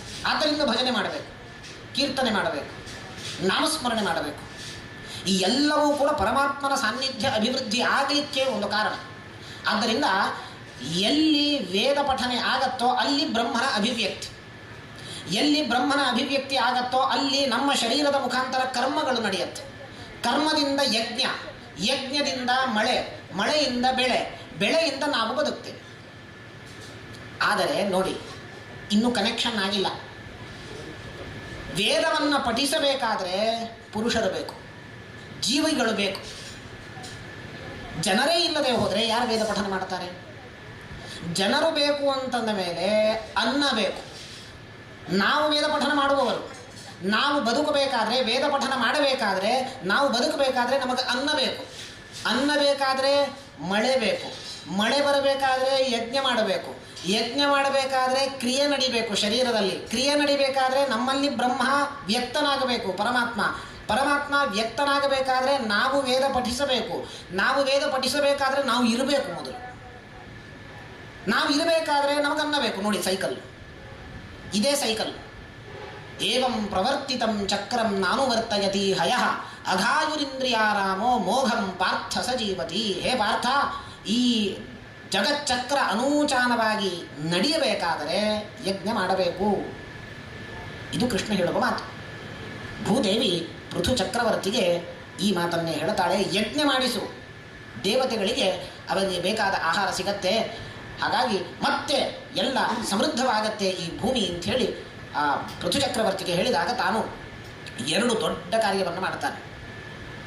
ಸಮಗ್ರ ಭೂಮಂಡಲದಲ್ಲಿ ಪೃಥು ತಾನು ಧರ್ಮಸ್ಥಾಪನೆಯನ್ನು ಮಾಡ್ತಾನೆ. ತನ್ನ ಹಿರಿಯರು ಅಧರ್ಮ ಮಾಡಿದ್ರು, ತಾನು ಧರ್ಮಸ್ಥಾಪನೆಯನ್ನು ಮಾಡ್ತಾನೆ. ಧರ್ಮಸ್ಥಾಪನೆ ಮಾಡೋದಷ್ಟೇ ಅಲ್ಲದೆ ಪೃಥು ತಾನು ಎರಡನೆಯ ಕಾರ್ಯ ಮಾಡಿದ್ದೇನು ಅಂತಂದರೆ ಆತ್ಮಪ್ರಶಂಸಾ ವರ್ಜನ. ರಾಜ ಅಂತಾದ ಮೇಲೆ, ಸಿಂಹಾಸನದ ಮೇಲೆ ಕುಳಿತ ಮೇಲೆ ಎಲ್ಲ ವಂದಿ ಮಾಗಧರೆಲ್ಲರೂ ಬರ್ತಾರೆ. ರಾಜಾಧಿರಾಜ ರಾಜ ಮಾರ್ತಾಂಡ ಅಂಥೇಳಿ ಪ್ರಶಂಸೆ ಮಾಡಲಿಕ್ಕೆ ಆರಂಭ ಮಾಡ್ತಾರೆ. ಮೊದಲು ನಿಲ್ಲಿಸಿ ಅಂತ ಹೇಳಿದ ಪೃಥು, ನನ್ನನ್ನು ಹೊಗಳಬೇಡ್ರಿ, ನನ್ನನ್ನು ಹೊಗಳಬೇಡ್ರಿ. ಸತ್ಯುತ್ತಮ ಶ್ಲೋಕ ಗುಣಾನುವಾದೆ ಜುಗುಪ್ಸಿ ತನ್ನಸ್ತವಯಂತಿ ಸಭ್ಯಾ. ವಂದಿ ಮಾಗಧರನ್ನು ಕರೆದು ಹೇಳ್ತಾನೆ, ಹೇ ಸೂತ, ಹೇ ಮಾಗಧ ಸೌಮ್ಯ ವಂದಿನ್, ಲೋಕೇಧುನಾ ಅಸ್ಪಷ್ಟ ಗುಣಸ್ಯ ಮೇ ಸ್ಯಾತ್, ಕಿಮಾಶ್ರಯೋ ವಸ್ತವ ಏಷ ಯೋಜ್ಯತಾಂ ಮಾಮಯ್ಯ ಭುವನ್ವಿ ತಥಾ ಗಿರೋವಹ. ನನ್ನಲ್ಲಿ ಏನು ಗುಣ ಇದೆ ಅಂತ ಹೊಗಳ್ತಾ ಇದ್ದೀರಿ ನೀವು? ಲೋಕೆ ಅಧುನಾ ಅಸ್ಪಷ್ಟ ಗುಣಸ್ಯ ಮೇ ಸ್ಯಾತ್, ನನ್ನಲ್ಲಿ ಏನು ಗುಣ ಇಲ್ಲ. ಇದ್ದರೂ ಭಗವಂತನ ಅನುಗ್ರಹದಿಂದ ಬಂದಿದೆ. ನನ್ನಲ್ಲಿ ಏನು ಗುಣ ಇಲ್ಲ. ಅನಂತ ಕಲ್ಯಾಣ ಗುಣಪರಿಪೂರ್ಣನಾದವನು ಭಗವಂತ ನಾರಾಯಣ, ಅವನನ್ನು ಹೊಗಳಿ.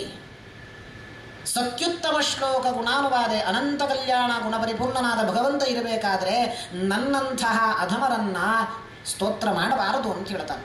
ನಮಗಾದರೆ ನಾವು ಯಾರಾದರೂ ಒಂದು ಎರಡು ಮಾತು ನಮ್ಮನ್ನು ಪ್ರಶಂಸಿಸಿದರೆ, ಹಾಡಿ ಹೊಗಳಿದ್ರೆ ನಮಗೆ ಖುಷಿಯಾಗತ್ತೆ. ಇನ್ನೂ ಹೊಗಳಿ, ಇನ್ನೂ ಹೊಗಳಿ ಅಂತ ನಮ್ಮ ಮನಸ್ಸು ನಾವು ಅಂದ್ಕೊಳ್ತಾ ಇರ್ತೀವಿ, ಹೊಗಳಿ ಇನ್ನೂ ನಮ್ಮನ್ನು ಅಂತ. ಆದರೆ ಪೃಥು ತಾನು ರಾಜನಾಗಿ ಹೊಗಳಬೇಡ್ರಿ, ಆತ್ಮ ಪ್ರಶಂಸಾ ವರ್ಜನ.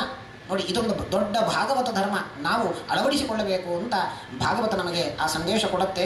ಹೀಗೆ ಪೃಥು ತಾನು ಈ ಸಂದೇಶವನ್ನು, ಈ ಎರಡು ಮಹತ್ ಕಾರ್ಯಗಳನ್ನು ತಾನು ಮಾಡಿ ಭೂಮಂಡಲದಲ್ಲಿ ತಾನು ಮೆರೆದಿದ್ದಾನೆ. ಕೀರ್ತಿಶಾಲಿಯಾಗಿ ಅವನ ಹೆಸರಿಂದಲೇ ಈ ಭೂಮಿಗೆ ಪೃಥಿವಿ ಅಂತ ಬಂತು. ಹೀಗೆ ಪೃಥು ಚಕ್ರವರ್ತಿಯ ಚರಿತ್ರೆ ಆದ ಮೇಲೆ ಅದೇ ಪರಂಪರೆಯಲ್ಲಿ ಪ್ರಾಚೀನ ಬರಿಹಿ ಅಂತ ಒಬ್ಬ ರಾಜ, ಅವನ ಚರಿತ್ರೆಯನ್ನು ಭಾಗವತ ಹೇಳುತ್ತೆ. ಪ್ರಾಚೀನ ಬರಿಹಿ ಇವನು ಹೇಗೆ ಅಂತಂದರೆ, ತನ್ನ ಹಿರಿಯರೆಲ್ಲರೂ ಕೂಡ ಯಜ್ಞ ಮಾಡ್ತಾ ಇದ್ರು, ನಾನು ಯಜ್ಞ ಮಾಡಬೇಕು ಅಂತ ಅವನು ಏನು ಮಾಡ್ತಾ ಇದ್ದ, ಎಲ್ಲಿ ಹೋದರೂ ಕೂಡ ಪ್ರಾಚೀನ ಬರಿಹಿ. ಅವನು ಏನಿಗೆ ಅಂದರೆ ಎಲ್ಲಿ ಹೋದರೂ ಪೂರ್ವ ದಿಕ್ಕಿಗೆ ಮುಖ ಮಾಡಿಕೊಂಡು ಅಲ್ಲಿ ಕೂತು ಎಲ್ಲ ದರ್ಭೆಗಳನ್ನು ಹಾಸಿ ಅದರ ಮೇಲೆ ಕೂತು ಯಜ್ಞ ಮಾಡೋದು. ಆದ್ದರಿಂದ ಅವನಿಗೆ ಪ್ರಾಚೀನ ಬರಿಹಿ ಅಂತಲೇ ಹೆಸರಾಯಿತು. ಈ ಪ್ರಾಚೀನ ಬರಿಹಿ ಯಜ್ಞ ಮಾಡ್ತಾ ಇದ್ದ. ಯಜ್ಞ ಮಾಡಬೇಕಾದ್ರೆ, ಆದರೆ ಯಜ್ಞದಲ್ಲಿ ಒಂದು ನೋಡಿ, ಅವನು ಮಾಡಿದ ಅಚಾತುರ್ಯ ಏನು ಅಂತಂದರೆ, ಪ್ರತಿ ಯಜ್ಞದಲ್ಲೂ ಯಜ್ಞ ಮಾಡೋದು, ಪಶುಬಲಿ ಅಂತ ಒಂದು ಪಶುವನ್ನು ಬಲಿ ಕೊಟ್ಟು, ಆ ಪಶುವನ್ನು ಬಲಿ ಕೊಟ್ಟಾದ ಮೇಲೆ ಆ ಪಶುವಿನ ಮಾಂಸ, ಆ ಪ್ರಾಣಿಯ ಮಾಂಸವನ್ನು ಶೇಷ ಅಂಥೇಳಿ ಪ್ರಸಾದ ಅಂತ ಭಾವಿಸಿಕೊಂಡು ಭ್ರಮೆಯಿಂದ ತಾನು ಆ ಮಾಂಸವನ್ನು ತಿಂತಾ ಇದ್ದಂತೆ. ನೋಡಿ, ಪಶು ಬಲಿ ಕೊಟ್ಟು ಪಶುವಿನ ಮಾಂಸವನ್ನು ತಿಂತಾ ಇದ್ದ ತಾನು ದೊಡ್ಡ ಕಾರ್ಯ ಮಾಡ್ತಾ ಇದ್ದೇನೆ ಅಂತ ಭ್ರಮಿಸಿಕೊಂಡಿದ್ದ. ನಾರದರು ಬಂದರು ಒಂದು ದಿನ. ನಾರದರು ಬಂದು ಹೇಳಿದ್ರಂತೆ, ಪ್ರಾಚೀನವರಿಗೆ, ಹೇ ಪ್ರಾಚೀನವರಿಗೆ, ಬಾ, ನೀನು ದೊಡ್ಡ ಪುಣ್ಯದ ಕಾರ್ಯವನ್ನು ಮಾಡಿದ್ದೀನಿ, ನೀನು ನಿನಗೆ ಪರಲೋಕ ತೋರಿಸ್ತೇನೆ ಬಾ ಅಂತ ಕರ್ಕೊಂಡು ಹೋದರು ನಾರದರು. ದಿವ್ಯ ದೃಷ್ಟಿಯನ್ನು ಕೊಟ್ಟರಂತೆ ನಾರದರು ಪ್ರಾಚೀನವರಿಗೆ. ಹೋದ, ಪರಲೋಕಕ್ಕೆ ಹೋದ. ಪರಲೋಕ ಅಂತಂದರೆ ನಾರದರು ನರಕ ಎಲ್ಲ ತೋರಿಸಿ ಬಂದ್ರಂತೆ. ನೋಡಿ, ಇವನೇನು ಅನ್ಕೊಂಡಿದ್ದ ಅಂದರೆ, ನಾನು ಮಾಡಿದ ಯಜ್ಞ ಯಾಗಾದಿಗಳನ್ನು ಮಾಡಿದ್ದೀನಿ, ದಾನ ಮಾಡಿದ್ದೀನಿ, ಸ್ವರ್ಗ ತೋರಿಸ್ತಾರೆ ಅಂತ ಅನ್ಕೊಂಡಿದ್ದ. ಆದರೆ ಪರಲೋಕ ಅಂತ ಎರಡೂ ಪರಲೋಕವೇ, ಸ್ವರ್ಗವೂ ಪರಲೋಕ, ನರಕವೂ ಪರಲೋಕವೇ. ನರಕವನ್ನು ತೋರಿಸಿ ತಂದರು ನಾರದರು. ಕೇಳಿದ್ದಂತೆ ಪ್ರಾಚೀನವರಿಗೆ, ನಾರದರೆ ನನಗೆ ನರಕ ತೋರಿಸ್ತೀನಿ ಅಂತ ಹೋಗಿ ನೀವು ಸ್ವರ್ಗ ತೋರಿಸ್ತೀನಿ ಅಂತ ಅಂದ್ಕೊಂಡಿದ್ದೆ ನಾನು, ನೀವು ನೋಡಿದರೆ ಹೋಗಿ ನರಕ ತೋರಿಸ್ತಾ ಇದ್ದೀರಲ್ಲ. ಅದು ನರಕದಲ್ಲಿ ಬೇರೆ, ಅಲ್ಲೆಲ್ಲ ಖಡ್ಗವನ್ನು ಹಿಡಿದು ಎಲ್ಲ ತಯಾರಾಗಿದ್ದಾರೆ. ಯಾವಾಗ ಇವನು ಬರ್ತಾನೆ, ಇವನನ್ನು ತುಂಡರಿಸಿ ಯಾವಾಗ ಇವನನ್ನು ತಿಂತೇವೆ ಅನ್ನೋ ಥರ ನೋಡ್ತಾ ಇದ್ರಂತ ನರಕದಲ್ಲಿ ಎಲ್ಲ. ಕೇಳಿದ, ಅಲ್ಲೆಲ್ಲ ದೂತರೆಲ್ಲ ಇದ್ದಾರೆ, ಖಡ್ಗ ಹಿಡಿದೆಲ್ಲ ಅನೇಕ ಜನ ನಿಂತ್ಕೊಂಡಿದ್ದಾರೆ, ನನ್ನನ್ನೇ ತಿನ್ನುವಂತಿದ್ರು ಅವರೆಲ್ಲ, ಏನಿದು ಅಂತ ಕೇಳ್ತಾನು ಪ್ರಾಚೀನವರಿಗೆ ನಾರದರು ಹೇಳ್ತಾರೆ, ನೀನು ಯಾವ ಪಶುವಿನ ಮಾಂಸವನ್ನು ತಿಂದಿದ್ದೀಯಲ್ಲ, ಯಾವ ಜೀವಿಯ ಮಾಂಸವನ್ನು ಈ ಜನ್ಮದಲ್ಲಿ ನೀನು ತಿಂದಿದ್ದಿ, ಆ ಜೀವಗಳು ಕಾಯ್ತಾ ಇವೆ ಅಲ್ಲಿ. ನೀನು ಅವರ ಮಾಂಸ ತಿಂದಿದ್ದೆ, ಅವರು ಈಗ ನರಕದಲ್ಲಿ ಕಾಯ್ತಾ ಇದ್ದಾರೆ. ನೀನು ಯಾವಾಗ ಬರ್ತಿ, ನಿನ್ನನ್ನು ಯಾವಾಗ ತುಂಡರಿಸಿ ನಿನ್ನನ್ನು ತಿನ್ನಬೇಕು ಅಂತ ಅವರು ಕಾಯ್ತಾ ಇದ್ದಾರೆ, ಅದೇ ಜೀವಿಗಳು ಅಂತ ಹೇಳ್ತಾರೆ ನಾರದರು. ಕೇಳ್ತಾನವನು, ಅಲ್ಲ ಪಶು ಬಲಿ ಕೊಡಬಾರದು, ಪಶು ಮಾಂಸ ತಿನ್ನಬಾರದೇನು, ನಾನು ಎಲ್ಲವೂ ಸರಿ ಮಾಡಿದ್ದಿ, ಅದೊಂದು ತಪ್ಪು ಮಾಡಿದ್ದಿ ನೀನು ಅಂತ ನಾರದರು ಹೇಳಿದ್ರು. ಯಜ್ಞ ಯಾಗಾದಿಗಳು ಮಾಡಿದ್ದಿ, ಭಕ್ತಿ ಶ್ರದ್ಧಾ ಪುರಸ್ಸರವಾಗಿಯೇ ಮಾಡಿದ್ದಿ, ಆದರೆ ಪಶು ಬಲಿ ಕೊಟ್ಟು ಏನು ಮಾಂಸ ಭಕ್ಷಣೆ ಮಾಡಿದ್ದೀಯಲ್ಲ, ಅದು ತಪ್ಪಾಯಿತು ಅಂತ ಹೇಳಿದ್ರು. ಶಾಸ್ತ್ರ ಹೇಳತ್ತೆ, ಮಾಂಸ ಅನ್ನೋ ಶಬ್ದನೇ ನೋಡಿ ಹೇಗಿದೆ ಅಂತ. ಮಾಂಸ ಭಕ್ಷಯಿತ ಪುತ್ರ ಯಸ್ಯ ಮಾಂಸ ವಿಹಾಜ್ಞಹಂ ತದಿದಂ ಮಾಂಸಸ್ಯ ಮಾಂಸತ್ವಂ. ಮಾಂಸಃ ಅಂತಂದರೆ ಮಾಂ, ನನ್ನನ್ನು ಅಂತ ಅರ್ಥ. ಸಂಸ್ಕೃತದಲ್ಲಿ ಮಾಂ ಅಂತಂದರೆ ನನ್ನನ್ನು, ಸಹ ಅವನು. ಏನು ನನ್ನನ್ನು ಅವನು? ಏನು ಯಾವ ಈ ಜನ್ಮದಲ್ಲಿ ಯಾವ ಜೀವನನ್ನು ನಾನು ತಿಂದಿದ್ದೇನೋ, ಯಾವ ಜೀವದ ಮಾಂಸವನ್ನು ನಾನು ತಿಂದಿದ್ದೇನೋ, ಮುಂದಿನ ಜನ್ಮದಲ್ಲಿ ಸಹ ಆ ಜೀವವು ನಮ್ಮನ್ನು ತಿನ್ನತ್ತಷ್ಟೆ. ಈ ಜನ್ಮದಲ್ಲಿ ಆ ಜೀವ ಪಶುವಾಗಿ ಬಂದಿದೆ, ನಾವು ಅದನ್ನು ಹೊಡೆದು ಅಥವಾ ನಮಗೋಸ್ಕರ ಬೇರೆಯವರು ಅದನ್ನು ಸಾಯಿಸಿ ನಮ್ಮ ಎದುರು ತಂದಿಟ್ಟಿದ್ದಾರೆ. ಆ ಜೀವದ ಕೊಲೆಯಾಗಿದೆ, ನಮಗೋಸ್ಕರ ಆ ಜೀವದ ಕೊಲೆಯಾಗಿದೆ. ಆ ಜೀವ ಬದುಕುವ ಹಕ್ಕನ್ನು ನಾವು ಆ ಜೀವದಿಂದ ನಾವು ಕಸಿದುಕೊಂಡಿದ್ದೇವೆ, ನಾವು ಅದನ್ನು ತಿಂದ್ವಿ. ಆ ಜೀವ ಏನು ಮಾಡುತ್ತೆ ಅಂತಂದರೆ, ಮುಂದಿನ ಜನ್ಮದಲ್ಲಿ ನನ್ನನ್ನು ಈಗ ತಿಂದಿಯಲ್ಲ ನೀನು, ಮುಂದಿನ ಜನ್ಮದಲ್ಲಿ ನಾನು ಮನುಷ್ಯನಾಗಿ ಬರ್ತೇನೆ, ನೀನು ನನ್ನನ್ನು ಪ್ರಾಣಿಯನ್ನು ತಿಂದದ್ದರಿಂದ ನೀನು ಪ್ರಾಣಿಯಾಗಿ ಬರ್ತಿ, ನಾನು ಮನುಷ್ಯನಾಗಿ ಬರ್ತೇನೆ, ನಿನ್ನನ್ನು ನಾನು ತಿಂತೇನೆ ಅಂತ ಆ ಜೀವ ಹೇಳುತ್ತೆ. ಮಾಂಸಃ, ಮುಂದಿನ ಜನ್ಮದಲ್ಲಿ ಆ ಪ್ರಾಣಿ ಮನುಷ್ಯನಾಗಿ ಬಂದು ನಾವು ಪ್ರಾಣಿಯಾಗಿ ಆ ಮನುಷ್ಯನ ಪ್ಲೇಟ್ನಲ್ಲಿ ಇರ್ತೀವಿ, ಅದು ನಮ್ಮನ್ನು ತಿನ್ನತ್ತಷ್ಟೆ. ಒಬ್ಬರು ಯಾರೋ ಹೇಳಿದರು ನನಗೆ, ಅಲ್ಲ ಆಚಾರ್ಯರೇ, ಇದು ನೀವು ಹೇಳಿದ್ದೇನೋ ಸರಿ, ಯಾವ ಜೀವದ ಮಾಂಸ ಈ ಜನ್ಮದಲ್ಲಿ ತಿಂತೇವೆ ಆ ಜೀವ ಮುಂದಿನ ಜನ್ಮದಲ್ಲಿ ಮನುಷ್ಯವಾಗಿ ನಮ್ಮನ್ನು ತಿನ್ನತ್ತೆ ಅಂತ. ಅವರು ಹೇಳಿದರು, ನಾನು ಹೇಗೆ ಆಲೋಚನೆ ಮಾಡ್ತೇನೆ ಅಂತಂದರೆ ರಿವರ್ಸ್ ಮೆಕ್ಯಾನಿಸಮ್. ನಾನು ಈ ಜನ್ಮದಲ್ಲಿ ಆ ಪ್ರಾಣಿಯ ಆ ಜೀವದ ಮಾಂಸವನ್ನು ತಿಂತಾ ಇರೋದು ಏನಕ್ಕೆ ಅಂತಂದರೆ, ನನ್ನನ್ನು ಹಿಂದಿನ ಜನ್ಮದಲ್ಲಿ ಆ ಪ್ರಾಣಿ ತಿಂದಿದೆ, ಆದ್ದರಿಂದ ನಾನು ಮನುಷ್ಯನಾಗಿ ತಿಂತಾ ಇದ್ದೇನೆ ಆ ಜೀವನನ್ನು ಅಂತ. ರಿವರ್ಸ್ ಮೆಕ್ಯಾನಿಸಮ್ ಇದು ಅಂತ. ನಾನು ಕೇಳಿದೆ, ಅಲ್ಲ ನೀವು ಒಂದೇ ಪ್ರಾಣಿಯನ್ನು ತಿಂದಿದ್ದೀರೋ ಸುಮಾರು ಪ್ರಾಣಿಗಳನ್ನು ತಿಂದಿದ್ದೀರೋ ಅಂತ. ಇಲ್ಲ, ಸುಮಾರು ಅಂತ. ಒಂದನ್ನು ತಿಂದಿದ್ದರೆ ನೀವು ಹೇಳೋದನ್ನು ಸಮರ್ಥನೆ ಮಾಡಬಹುದು. ಏನಕ್ಕೆ ಅಂದರೆ ಆ ಜೀವ ನನ್ನನ್ನು ಹಿಂದಿನ ಜನ್ಮದಲ್ಲಿ ತಿಂದಿದೆ, ಆದ್ದರಿಂದ ಆ ಜೀವವನ್ನು ಮಾತ್ರ ನಾನು ತಿಂತೇನೆ ಅಂತ. ಅಲ್ಲಿಗೆ ಸರಿ ಹೋಯಿತು, ರಿವರ್ಸ್ ಮೆಕ್ಯಾನಿಸಮ್. ಆದರೆ ನೀವು ಜಿಹ್ವಾ ಚಾಪಲ್ಯಕ್ಕೋಸ್ಕರ ಒಂದಲ್ಲ ಎರಡಲ್ಲ ಎಷ್ಟು ತಿಂದಿದ್ದೀರಿ ಲೆಕ್ಕ ಇಲ್ಲ ಅಂದಮೇಲೆ ಆ ಲಾಜಿಕ್ ಅಪ್ಲೈ ಆಗೋದಿಲ್ಲ. ಏನಕ್ಕೆ ಅಂದರೆ ನಿಮ್ಮ ಒಬ್ಬರನ್ನು ಅನೇಕ ಪ್ರಾಣಿಗಳು ಮನುಷ್ಯರಾಗಿ ಹಿಂದಿನ ಜನ್ಮದಲ್ಲಿ ತಿಂದಿರ್ಲಿಕ್ಕೆ ಸಾಧ್ಯ ಇಲ್ಲ. ತಿಂದರೆ ಒಬ್ಬರೇ ತಿಂದಿರ್ಲಿಕ್ಕೆ ಸಾಧ್ಯ. ಆ ಒಬ್ಬರನ್ನು ನೀವು ತಿಂದರೆ, ಒಮ್ಮೆ ನೀವು ಈ ಜನ್ಮದಲ್ಲಿ ಮಾಂಸ ತಿಂದಿದ್ದರೆ ಸರಿ, ನಿಮ್ಮನ್ನು ಆ ಜೀವ ಹಿಂದೆ ತಿಂದಿತ್ತು, ಈಗ ನೀವು ತಿಂತಾ ಇದ್ದೀರಿ, ಅಲ್ಲಿ ಸರಿ ಹೋಯ್ತು. ಅದು ಬಿಟ್ಟು ನೀವು ಎಷ್ಟೋ ಮಾಂಸಗಳನ್ನು ತಿಂತಾ ಹೋದರೆ ಸಮರ್ಥನೆ ಮಾಡಲಿಕ್ಕೆ ಆಗೋದಿಲ್ಲ. ಆದ್ದರಿಂದ ಮಾಂಸಃ ಅನ್ನೋ ಶಬ್ದಕ್ಕೆ ಅದೇ ಅರ್ಥ. ಪ್ರಾಚೀನ ಬರಿಹಿಗೆ ನಾರದರು ಹೇಳಿದರು, ನೋಡು ಇದೊಂದು ತಪ್ಪು ಮಾಡಿದ್ದಿ, ಹಾಗಾದರೆ ಏನು ಮಾಡೋದು ನಾನು? ಭಯ ಆಯಿತು ಪ್ರಾಚೀನ ಬರಿಹಿಗೆ. ಏನು ಮಾಡೋದು ನಾನು? ನರಕ ತಪ್ಪಿಸ್ಕೊಳ್ಳಿಕ್ಕೆ ಏನು ಮಾಡಬೇಕು ಅಂತ ನಾರದರು ಹೇಳಿದರು, ಒಂದು ಕೆಲಸ ಮಾಡು, ಕೂತು ಕಥೆ ಕೇಳು ಅಂತಂದು. ಕೂತು ಕಥೆ ಕೇಳಿದರೆ ನರಕ ತಪ್ಪತ್ತೆ. ನೀನು ಮಾಂಸ ತಿಂದಿದ್ದಿ ಏನು ಪರವಾಗಿಲ್ಲ ಸರಿ, ಆದರೆ ನಾನು ಹೇಳೋ ಕಥೆ ಸರಿಯಾಗಿ ಕೇಳು, ನಿನಗೆ ಅರ್ಥ ಆದರೆ ಈ ಕಥೆ ನೀನು ಏನು ಮಾಡಿದರೂ ನಿನಗೆ ನರಕ ಸಿಗೋದಿಲ್ಲ, ನರಕದಿಂದ ನೀನು ತಪ್ಪಿಸ್ಕೊಳ್ಬಹುದು ಅಂತ ಹೇಳಿದ್ರು. ಓ ಹೌದಾ, ಕಥೆ ಕೇಳಿದ್ರೆ ಸಾಕ? ಹೌದು, ಕಥೆ ಕೇಳಿದರೆ ಸಾಕು. ಆದರೆ ಈ ಕಥೆ ಕೇಳೋದಷ್ಟು ಸುಲಭ ಅಲ್ಲ, ಅರ್ಥ ಮಾಡಿಕೊಳ್ಬೇಕು. ಎರಡೆರಡು ಅರ್ಥ ಇದೆ ಈ ಕಥೆಯಲ್ಲಿ ಅಂತ ಹೇಳ್ತಾರೆ ನಾರದರು. ಕಥೆ ಸುಮ್ಮನೆ ಕೇಳ್ತಾ ಹೋದರೆ, ಅರ್ಥವಾಗದೆ ಹೋದರೆ ಏನು ಪ್ರಯೋಜನ ಇಲ್ಲ ಅಂತ ಹೇಳ್ತಾರೆ. ಏನು ಕಥೆ ಅದು? ಪುರಂಜನೋಪಾಖ್ಯಾನ ಅಂತೂ ಸಣ್ಣ ಕಥೆ ಬರುತ್ತೆ ಭಾಗವತದಲ್ಲಿ, ಅದನ್ನು ನಾರದರು ಉಪದೇಶ ಮಾಡ್ತಾರೆ. ಕೇಳ್ತಾನೆ, ಏನು ಕಥೆ? ಆಸೀತ್ ಪುರಂಜನೋ ನಾಮ. ನೋಡಿ, ನಾವು ನರಕ ತಪ್ಪಿಸ್ಕೊಳ್ಬೇಕು ಅಂತಾದರೆ ಈ ಕಥೆ ಸರಿಯಾಗಿ ಕೇಳಬೇಕು, ಇಲ್ಲಾಂದರೆ ಅರ್ಥ ಆಗೋದಿಲ್ಲ. ಆಸೀತ್ ಪುರಂಜನೋ ನಾಮ ರಾಜಾ ರಾಜನ್ ಬೃಹಚ್ಛ್ರವಾಃ ತಸ್ಯ ವಿಜ್ಞಾತ ನಾಮಾಸೀತ್ ಸಖಾ ವಿಜ್ಞಾತ ಚೇಷ್ಟಿತಃ. ಪುರಂಜನ ಅಂತ ಬೈದ್ನಂತೆ. ಆ ಪುರಂಜನನಿಗೆ ಆಪ್ತಮಿತ್ರ ಅಂದರೆ ಅಷ್ಟು ಆಪ್ತಮಿತ್ರ, ತನ್ನ ಪ್ರಾಣವನ್ನು ಕೊಡುವಷ್ಟು ಅಷ್ಟು ಆಪ್ತಮಿತ್ರ. ಆ ಆಪ್ತಮಿತ್ರನನ್ನು, ಅವನ ಹೆಸರು ಏನು ಅಂತಂದರೆ ಅವಿಜ್ಞಾತ ಅಂತ ಅವನ ಹೆಸರು. ಹೆಸರೇ ಇಲ್ಲ ಅವನಿಗೆ, ಅವಿಜ್ಞಾತ. ಏನು ಹೆಸರೇನು ಅಂತ ಗೊತ್ತಿಲ್ಲ, ಅವಿಜ್ಞಾತ ಅಂತ. ಈ ಅವಿಜ್ಞಾತ ಎಂಬ ಸ್ನೇಹಿತನನ್ನು ಬಿಟ್ಟು ಪುರಂಜನ ಏನು ಮಾಡಿದ? ಭೂಲೋಕಕ್ಕೆ ಬಂದಂತೆ. ಭೂಲೋಕಕ್ಕೆ ಬಂದು ತಾನು ರಾಜಧಾನಿಯನ್ನು ಹುಡುಕ್ತಾ ಇದ್ದಂತೆ. ಪಟ್ಟಣ ನಿರ್ಮಾಣ ಮಾಡಿ ತಾನು ತನ್ನ ಎಲ್ಲ ವ್ಯವಹಾರಗಳನ್ನು ನಡೆಸಲಿಕ್ಕೋಸ್ಕರ ಒಂದು ರಾಜಧಾನಿ, ಕ್ಯಾಪಿಟಲ್ ಸಿಟಿ ಹುಡುಕ್ತಾ ಇದ್ದ. ಒಳ್ಳೆ ಚೆನ್ನಾಗಿರಬೇಕು, ಸುಂದರವಾಗಿರಬೇಕು ಅಂತ ಹುಡುಕಿದ ಭೂಮಂಡಲ ಎಲ್ಲವನ್ನು ತಿರುಗಿದರೂ ಸಿಗ್ತಾ ಇಲ್ಲ. ಇನ್ನು ಯಾವ ಜಾಗನೂ ಸೆಟ್ ಆಗ್ತಾ ಇಲ್ಲ ಪುರಂಜನನಿಗೆ. ಅಂತೂ ಎಲ್ಲ ಹುಡುಕಿ ಬರಬೇಕಾದ್ರೆ ಒಂದು ಸುಂದರವಾದ ಅತ್ಯಾಕರ್ಷಕವಾದಂತಹ ಹೂತೋಟವನ್ನು ಪ್ರವೇಶಿಸಿದ. ಬೃಹದಾಕಾರವಾದ ಉದ್ಯಾನವನ, ಬೊಟಾನಿಕಲ್ ಗಾರ್ಡನ್, ಅದನ್ನು ನೋಡಿದ.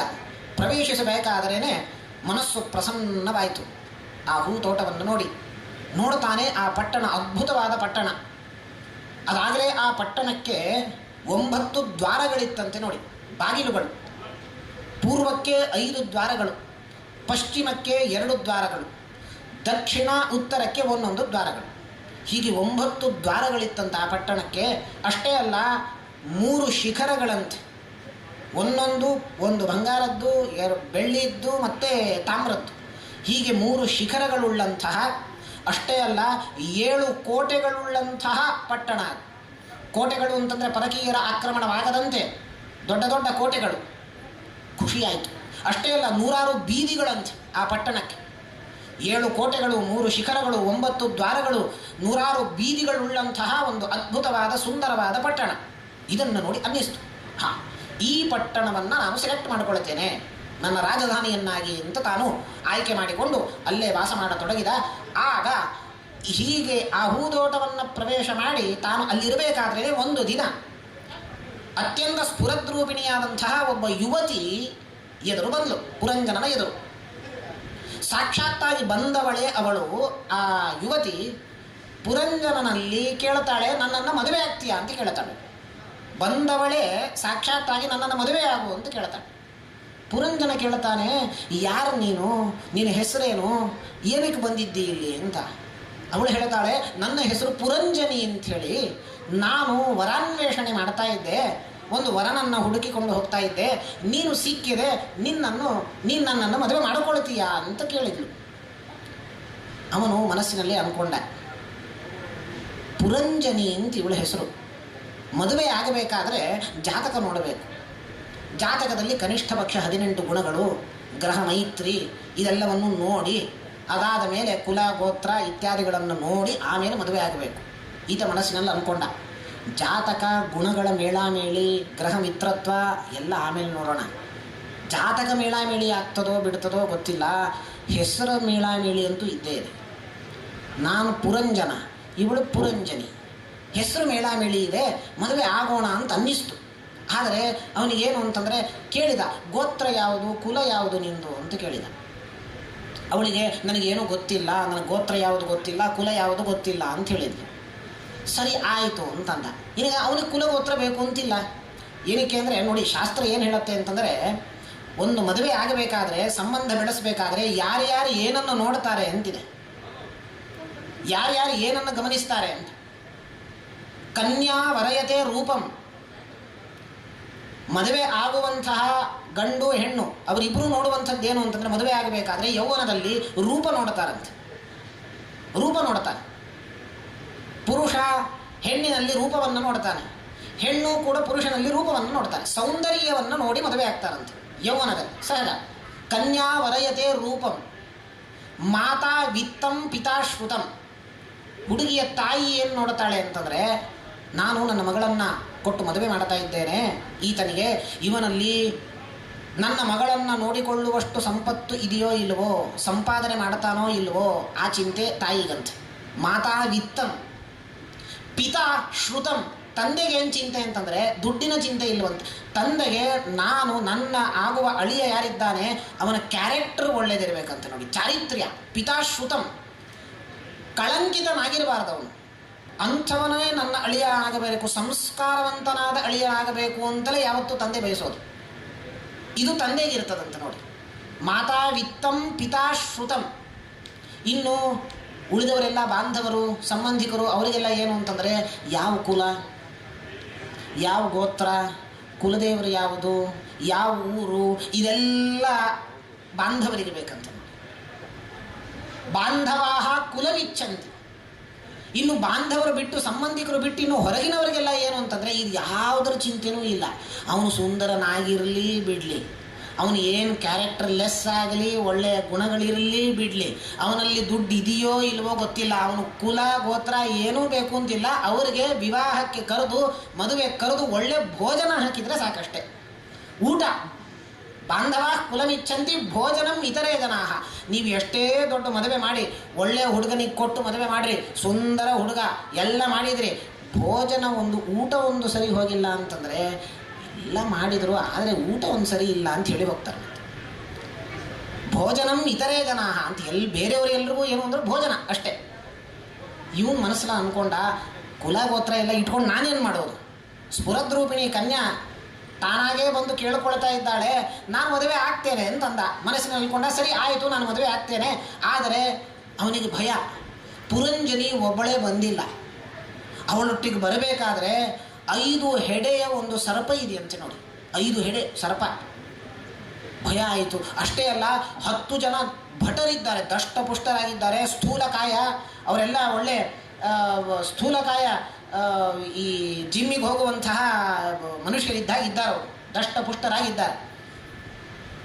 ಇವರನ್ನೆಲ್ಲ ನೋಡಿ ಆ 10 ಭಟರಿಗೂ 100 ಸೇವಕರಂತೆ, ಸೇವಕರು.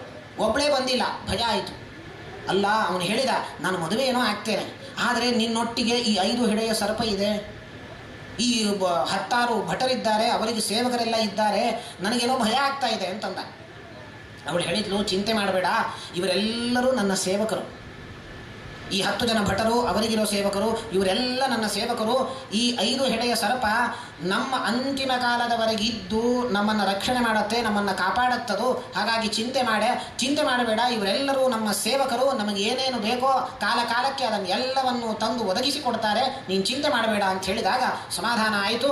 ಹಾಗಾದರೆ ಮದುವೆ ಮಾಡಿಕೊಳ್ತೇನೆ ಅಂತ ಮದುವೆ ಆಯಿತು ನೋಡಿ. ಪುರಂಜನ ವೆಡ್ಸ್ ಪುರಂಜನಿ ಅಂತ ಆಯಿತು, ಮದುವೆ ಅಂತೂ ಆಯಿತು. ವೈಭವದ ವಿಜೃಂಭಣೆಯಿಂದ ಎಲ್ಲ ಮದುವೆ ಆಯಿತು. ಆದ ಮೇಲೆ ಸಂಸಾರವು ಎಲ್ಲ ನಡೀತಾ ಇದೆ, ದಾಂಪತ್ಯ ಸುಖಮಯವಾದ ದಾಂಪತ್ಯ. ಆ ದಾಂಪತ್ಯದ ಫಲವಾಗಿ ಮಕ್ಕಳು ಹುಟ್ಟಿದರು, ಮಕ್ಕಳಿಗೂ ಮಕ್ಕಳು ಹುಟ್ಟಿದರು, ಪುರಂಜನಿಯರಿಗೆ ಮೊಮ್ಮಕ್ಕಳು ಹುಟ್ಟಿದರು. ಈತ ಪ್ರತಿನಿತ್ಯವೂ ತಾನು 9 ದ್ವಾರಗಳು ಬೇರೆ ಇತ್ತು ಪಟ್ಟಣಕ್ಕೆ. ಆ 9 ದ್ವಾರಗಳಿಂದ ಒಂದೊಂದು ದಿನ ಒಂದೊಂದು ದ್ವಾರದಿಂದ ಹೋಗಿ ಧನ ಸಂಗ್ರಹ ಮಾಡಿ ತಾನು ದೊಡ್ಡ ಸಾಮ್ರಾಜ್ಯವನ್ನೇ ಕಟ್ಟಿದ. ತನ್ನ ಮಕ್ಕಳು ಮೊಮ್ಮಕ್ಕಳೊಟ್ಟಿಗೆ ಸುಖವಾಗಿ ಸಂಸಾರ ಮಾಡಿ ತಾನು ಅಲ್ಲಿ ವಾಸ ಮಾಡಿಕೊಂಡಿದ್ದಾನೆ ಆ ರಾಜಧಾನಿಯಲ್ಲಿ. ಯಾರೋ ಕೇಳಿದರು, ಎಂಥ ದಾಂಪತ್ಯ ನಿಮ್ಮದು, ಇಷ್ಟು ಸುಖಮಯವಾದ ದಾಂಪತ್ಯ, ಒಂದು ದಿನ ಜಗಳ ಆಡಿಲ್ಲ. ಯಾರೋ ಕೇಳಿದ್ರು, ನೋಡ್ತಾ ಇದ್ರು ಪುರಂಜನಿಯರನ್ನು, ಒಂದು ದಿನ ಜಗಳ ಇಲ್ಲ ನೋಡಿ. ಗಂಡ ಹೆಣ್ಣಂದಿರಲ್ಲಿ ಜಗಳ ಇಲ್ಲ ಅಂತ ಯಾರಲ್ಲಾದರೂ ಇದೆಯೇನೋ? ಇಲ್ಲ. ಗಂಡ ಹೆಣ್ಣಂದರು ಅಂತಂದಮೇಲೆ ಏನಾದರೂ ಸಣ್ಣ ಪುಟ್ಟ ಏನಾದರೂ ಇರುತ್ತೆ ಜಗಳ, ಆದರೆ ಇವರಲ್ಲಿ ಸ್ವಲ್ಪವೂ ಜಗಳ ಇಲ್ವಂತೆ ನೋಡಿ, ಸ್ವಲ್ಪವೂ ಜಗಳ ಇಲ್ಲ. ಕೇಳಿದರು, ಅಲ್ಲ ನಿಮ್ಮಲ್ಲಿ ಜಗಳನೇ ಇಲ್ವಲ್ಲ ಏನಕ್ಕೆ ಅಂತ. ನಿಮ್ಮಿಬ್ಬರಲ್ಲಿ, ನಮ್ಮಲ್ಲೆಲ್ಲ ಯಾವಾಗಲೂ ಪ್ರತಿ ಪ್ರತಿನಿತ್ಯ ನಾನು ನನ್ನ ಹೆಂಡತಿ ಒಟ್ಟಿಗೆ ಜಗಳ ಆಡ್ತಾ ಇರ್ತೇನೆ, ಪುರಂಜನಿಯರು ನಿಮ್ಮಲ್ಲಿ ಜಗಳನೇ ಇಲ್ವಲ್ಲ, ಏನು ಕಾರಣ ಏನು ಅಂತ, ಇದ್ರ ಹಿಂದಿರುವ ಏನು ಮರ್ಮ ಏನು ಅಂತ ಕೇಳಿದ್ರಂತೆ. ಪುರಂಜನ ಹೇಳಿದ, ಮರ್ಮ ಏನು ದೊಡ್ಡ ವಿಷಯ ಏನಲ್ಲ, ನನ್ನ ಹೆಂಡತಿ ಕೂತ್ಕೋ ಅಂತ ಹೇಳಿದ್ರೆ ಕೂಡ್ತೇನೆ, ಏಳು ಅಂತ ಹೇಳಿದ್ರೆ ಹೇಳ್ತೇನೆ. ಇದೇ ದಾಂಪತ್ಯ ಸುಖಮಯವಾಗಿ ನಡೀತಾ ಇರೋದು. ಏನಕ್ಕೆ ಜಗಳ ಇಲ್ಲ? ಏನಕ್ಕೆ ಅಂದರೆ ನಮ್ಮ ಸಂಸಾರದಲ್ಲಿ ಹೆಂಡತಿ ಹೇಳಿದಾಗ ನಾನು ಕೇಳ್ತೀನಿ. ಫ್ರಿಕ್ಷನ್ ಯಾವಾಗ? ಹೆಂಡತಿ ಒಂದು ಹೇಳೋದು, ಅದಕ್ಕೆ ಗಂಡ ಕೇಳೋದಿಲ್ಲ, ಅದ್ರ ಮೇಲೆ ಅವನ ವಾದ ಮಾಡೋದು, ಅದನ್ನು ಹೆಂಡತಿ ಕೇಳೋದಿಲ್ಲ. ಫ್ರಿಕ್ಷನ್ ಆವಾಗ. ಹೆಂಡತಿ ಹೇಳಿದ್ದನ್ನೇ ಕೇಳಿ ಸುಮ್ಮನೆ ಕೂತ್ಬಿಟ್ರೆ ಆಯ್ತಲ್ಲ, ಮುಂದೆ ಜಗಳನೇ ನಾವು ಕಂಟಿನ್ಯೂ ಮಾಡಿದಾಗ ಆಗೋದಿಲ್ಲ, ಅಲ್ಲಿಗೆ ನಿಂತು ಹೋಗ್ಬಿಡತ್ತೆ. ಹಾಗಾಗಿ ನಾನು ಸುಮ್ಮನೆ ಕೂಡ್ತೇನೆ ಅಂತ ಅವನು ಹೇಳಿದ. ನೋಡಿ, ಅವನು ಅಧೀನನಾಗಿ ಬಿಟ್ಟಿದ್ದ, ಪುರಂಜನಿಯ ಅಧೀನನಾಗಿದ್ದ. ಅಂತೂ ತಾನು ರಾಜ್ಯವನ್ನು ಒಳ್ಳೆಯ ಸಮೃದ್ಧವಾದ ರಾಜ್ಯದಲ್ಲಿ ರಾಜಧಾನಿಯನ್ನು ಕಟ್ಟಿ ತಾನು ನಡೆಸ್ತಾ ಇದ್ದಾನೆ. ಆಗ ಒಬ್ಬ ಚಂಡವೇಗ ಅಂತಿದ್ದ ಗಂಧರ್ವ, ಅವನ ದೃಷ್ಟಿ ಬಿತ್ತು ಈ ಪಟ್ಟಣದ ಮೇಲೆ. ತಾನು ಹೇಗಾದರೂ ಮಾಡಿ ಈ ಪಟ್ಟಣವನ್ನು ಆಕ್ರಮಣ ಮಾಡಿಕೊಳ್ಳಬೇಕು, ತನ್ನ ವಶಪಡಿಸಿಕೊಳ್ಳಬೇಕು ಅಂತ ತಾನು ಏನು ಮಾಡಿದ, ಅವನ ಬಳಿ 720 ಸೈನಿಕರಂತೆ. ನೋಡಿ, ಸೈನಿಕರು, ಸಣ್ಣ ಆರ್ಮಿ ಇತ್ತು ಅವನ ಹತ್ರನು. 720 ಜನ ಲೆಕ್ಕ ಹಾಕಿ, 360 ಜನ ಪುರುಷರು, 360 ಜನ ಹೆಂಗಸರು. ಅವನು ಏನಕ್ಕೆ ಅಂದರೆ ಆಗಲೇ ಗೊತ್ತಿತ್ತು, ಅವನು ಆಗಲೇ ರಿಸರ್ವೇಷನ್ ಇಟ್ಬಿಟ್ಟಿದ್ದ. ನೋಡಿ, ಮೀಸಲಾತಿ ಅಂತ ಹೆಂಗಸರಿಗೆ ಆಗಲೇ, ಮತ್ತೆ ಅವರ ಹೆಂಗಸರು ಜಗಳ ಮಾಡಬಾರದು, ವಿಮೆನ್ ಎಂಪವರ್ಮೆಂಟ್ ಆಗಬೇಕು ಅಂಥೇಳಿ ಆಗಲೇ ಅವನು 360 ಜನ ಅಲ್ಲಿ ಇಟ್ಟಿದ್ದ. ಈಗಲೂ ಪಾರ್ಲಿಮೆಂಟಲ್ಲಿ ಎಷ್ಟೋ ಪರ್ಸೆಂಟ್ ಮಾಡಿದ್ದಾರಂತ, 33% ಏನೋ ಹೆಂಗಸರಿಗೆ ಅಂತ. ಆಗಿನ ಕಾಲದಲ್ಲೇ ಅವನು 33 ಅಲ್ಲ 50% ಮಾಡಿಟ್ಟಿದ್ದ. 50% ಹೆಂಗಸರು ಇರಬೇಕು ನನ್ನ ಸೈನಿಕರು.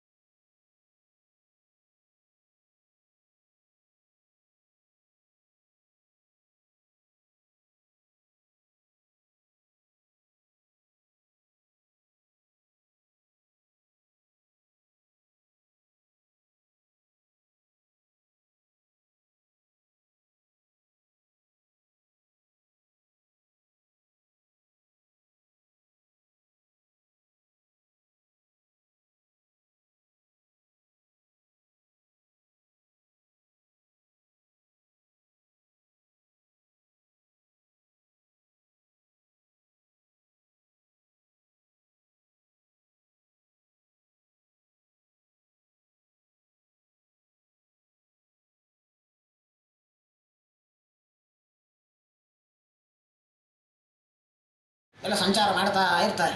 ಶಾಪ, ದುರ್ಭಗೆಯ ಶಾಪ, ನೆಲೆ ಸಿಗದೇ ಇರಲಿ, ಸಂಚಾರ ಮಾಡ್ತಾನೇ ಇರಬೇಕು ನೀವು ಅಂತ ಶಾಪ.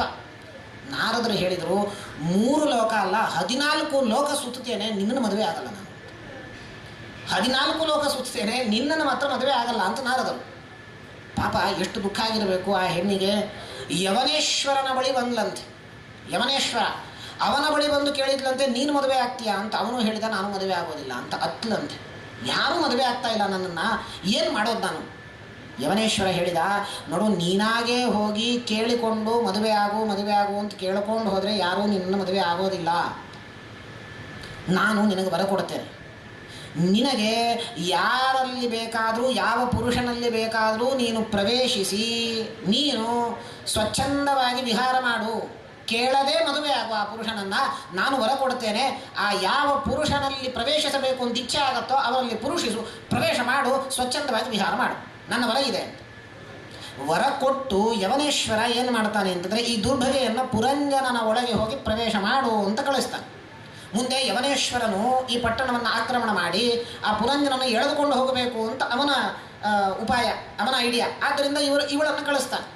ದುರ್ಭಗೆ ಪ್ರವಿಷ್ಟಳಾದ್ಲು, ಬಂದ್ಲು. ಈಗಾಗಲೇ ವೃದ್ಧನಾಗಿದ್ದ ಪುರಂಜನ. ವೃದ್ಧನಾದ ಪುರಂಜನನಲ್ಲಿ ದುರ್ಭಗೆಯ ಪ್ರವೇಶ ಆಯಿತು. ಪಟ್ಟಣವೂ ಶಿಥಿಲವಾಗಿದೆ. ದುರ್ಭಗೆಯೂ ಕೂಡ ತಾನು ಒಳಗೆ ಹೋಗಿ ದುರ್ಬಲಗೊಳಿಸಿದ್ದಾಳೆ. ಈ ಪುರಂಜನ ದುರ್ಬಲನಾಗಿದ್ದಾನೆ. ಏನು ಇತ್ತ ಯವನೇಶ್ವರ ಆಕ್ರಮಣ ಮಾಡಿದ. ತನ್ನಲ್ಲಿ ಒಂದು ದೊಡ್ಡ ಸೈನ್ಯ ಇತ್ತು. ಸೈನ್ಯ ಸಮೇತ ತಾನು ಆಕ್ರಮಣ ಮಾಡಿದ್ದಾನೆ. ಆಕ್ರಮಣ ಮಾಡಿದಾಗ ದೊಡ್ಡ ಯುದ್ಧವೇ ಆಗಿದೆ ನೋಡಿ. ಯುದ್ಧ ಆಗಬೇಕಾದ್ರೆ ಆ ಪುರಂಜನಿಯ ಬಳಿ ಇದ್ದ ಸೈನಿಕರು, 10 ಭಟರು, ಅವರ ಬಳಿ ಇದ್ದಂತಹ ಸೈನಿಕರು, ಅವರೆಲ್ಲರೂ ಕೂಡ ಹೋರಾಟ ಮಾಡಿದ್ದಾರೆ. ಯಾರಿಂದಲೂ ಕೂಡ ಯವನೇಶ್ವರನ ಸೈನ್ಯದ ಮುಂದೆ ನಿಂತು ಹೋರಾಟ ಮಾಡುವ ಸಾಮರ್ಥ್ಯ ಇಲ್ಲದಂತಾಯಿತು. ಬಲಿಷ್ಠರಿದ್ದರು ಯವನೇಶ್ವರನ ಸೈನಿಕರೆಲ್ಲರೂ ಕೂಡ. ಇವರಿಗೆ ಹೋರಾಟ ಮಾಡಲಿಕ್ಕಾಗಿಲ್ಲ. ಎಲ್ಲರೂ ಕೂಡ ಹೋದರು. ಕೊನೆಗೆ ಹೋರಾಟ ಮಾಡಿದ್ದು ಆ 5 ಹೆಡೆಯ ಸರಪ ಏನಿತ್ತು ಅದು ಹೋರಾಟ ಮಾಡಿತಂತೆ ನೋಡಿ, ಯುದ್ಧ ಮಾಡಿತಂತೆ ನೋಡಿ. ಆದರೂ ಕೊನೆಗೆ ಅದಕ್ಕೂ ಆಗಲಿಲ್ವಂತೆ ನೋಡಿ. ಅದಕ್ಕೂ ಆಗಲಿಲ್ಲ. ಈ ಯವನೇಶ್ವರನ ಸೈನ್ಯದಲ್ಲಿ ಪ್ರಜ್ವಾರ ಅಂತ ಒಬ್ಬ ಇದ್ದ ಸೈನಿಕ. ಅವನು ಏನು ಮಾಡಿದ, ಇಡೀ ಪಟ್ಟಣಕ್ಕೆ ಬೆಂಕಿ ಕೊಟ್ಟನಂತೆ ನೋಡಿ. ಸುಡಬೇಕು ಇಡೀ ಪಟ್ಟಣವನ್ನು ಅಂತ ಬೆಂಕಿ ಕೊಟ್ಟಾಗ ಆ 5 ಹೆಡೆಯ ಸರಪ ತಾನು ಒಂದು ಬಿಲದ ಮುಖೇನ ಹೋಯಿತು. ಇತ್ತ ಯಾರೂ ಇಲ್ಲ. ಪುರಂಜನ ಒಬ್ಬ ಇದ್ದಾನೆ. ಯವನೇಶ್ವರ ಬಂದ, ತನ್ನ ಪಾಶವನ್ನು ತಗೊಂಡು ಹಗ್ಗವನ್ನು ಬೀಸಿದ, ಕಟ್ಟಿ ಅವನನ್ನು ಸೆಳೆದುಕೊಂಡು ಹೋದ. ಯವನೇಶ್ವರ ಹೋಗಬೇಕಾದ್ರೆ ಪುರಂಜನನನ್ನು ನಾಯಿಯಂತೆ ಎಳೆದುಕೊಂಡು ಹೋಗಬೇಕಾದ್ರೆ ಪುರಂಜನಿ, ಅಯ್ಯೋ ನನ್ನ ಗಂಡನನ್ನು ಎಳೆದುಕೊಂಡು ಹೋಗ್ತಾ ಇದ್ದಾನೆ ಯವನೇಶ್ವರ, ಮುಂದೆ ನನ್ನ ಗಂಡನ ಪರಿಸ್ಥಿತಿ ಏನಾಗ್ತದೋ ಏನೋ ಅಂತ ಆ ಗಂಡನ ಚಿಂತೆಯೇ ಮಾಡ್ತಾ ತಾನು ಸತ್ತು.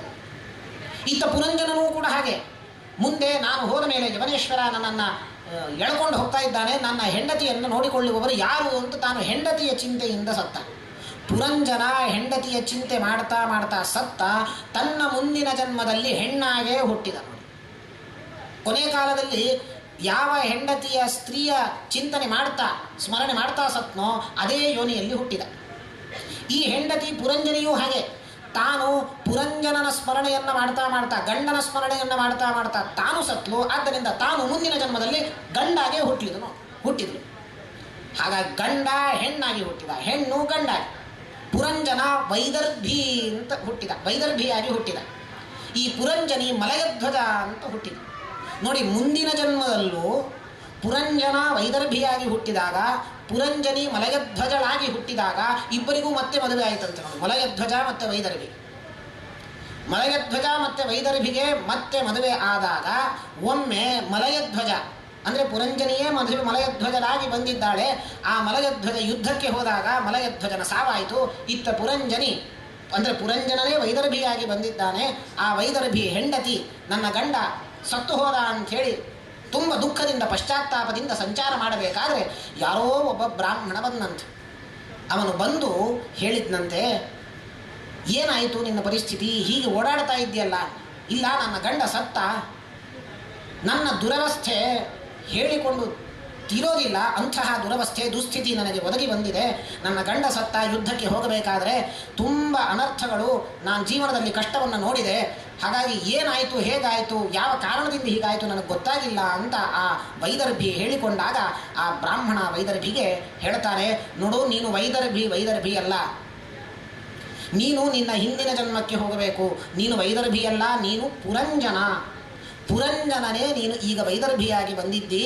ನಿನಗೆ ಈ ದುಸ್ಥಿತಿ ಬರಲಿಕ್ಕೆ ಕಾರಣ ಏನು ಅಂತಂದರೆ, ನೀನು ನಿನ್ನ ಹಿಂದಿನ ಜನ್ಮದಲ್ಲಿ ಪುರಂಜನನಾಗಿದ್ದಾಗ ನಿನ್ನ ಆಪ್ತ ಸ್ನೇಹಿತನನ್ನು ಮರೆತು ಇಷ್ಟೆಲ್ಲ ಕೆಲಸಗಳನ್ನು ಮಾಡಿದೆ.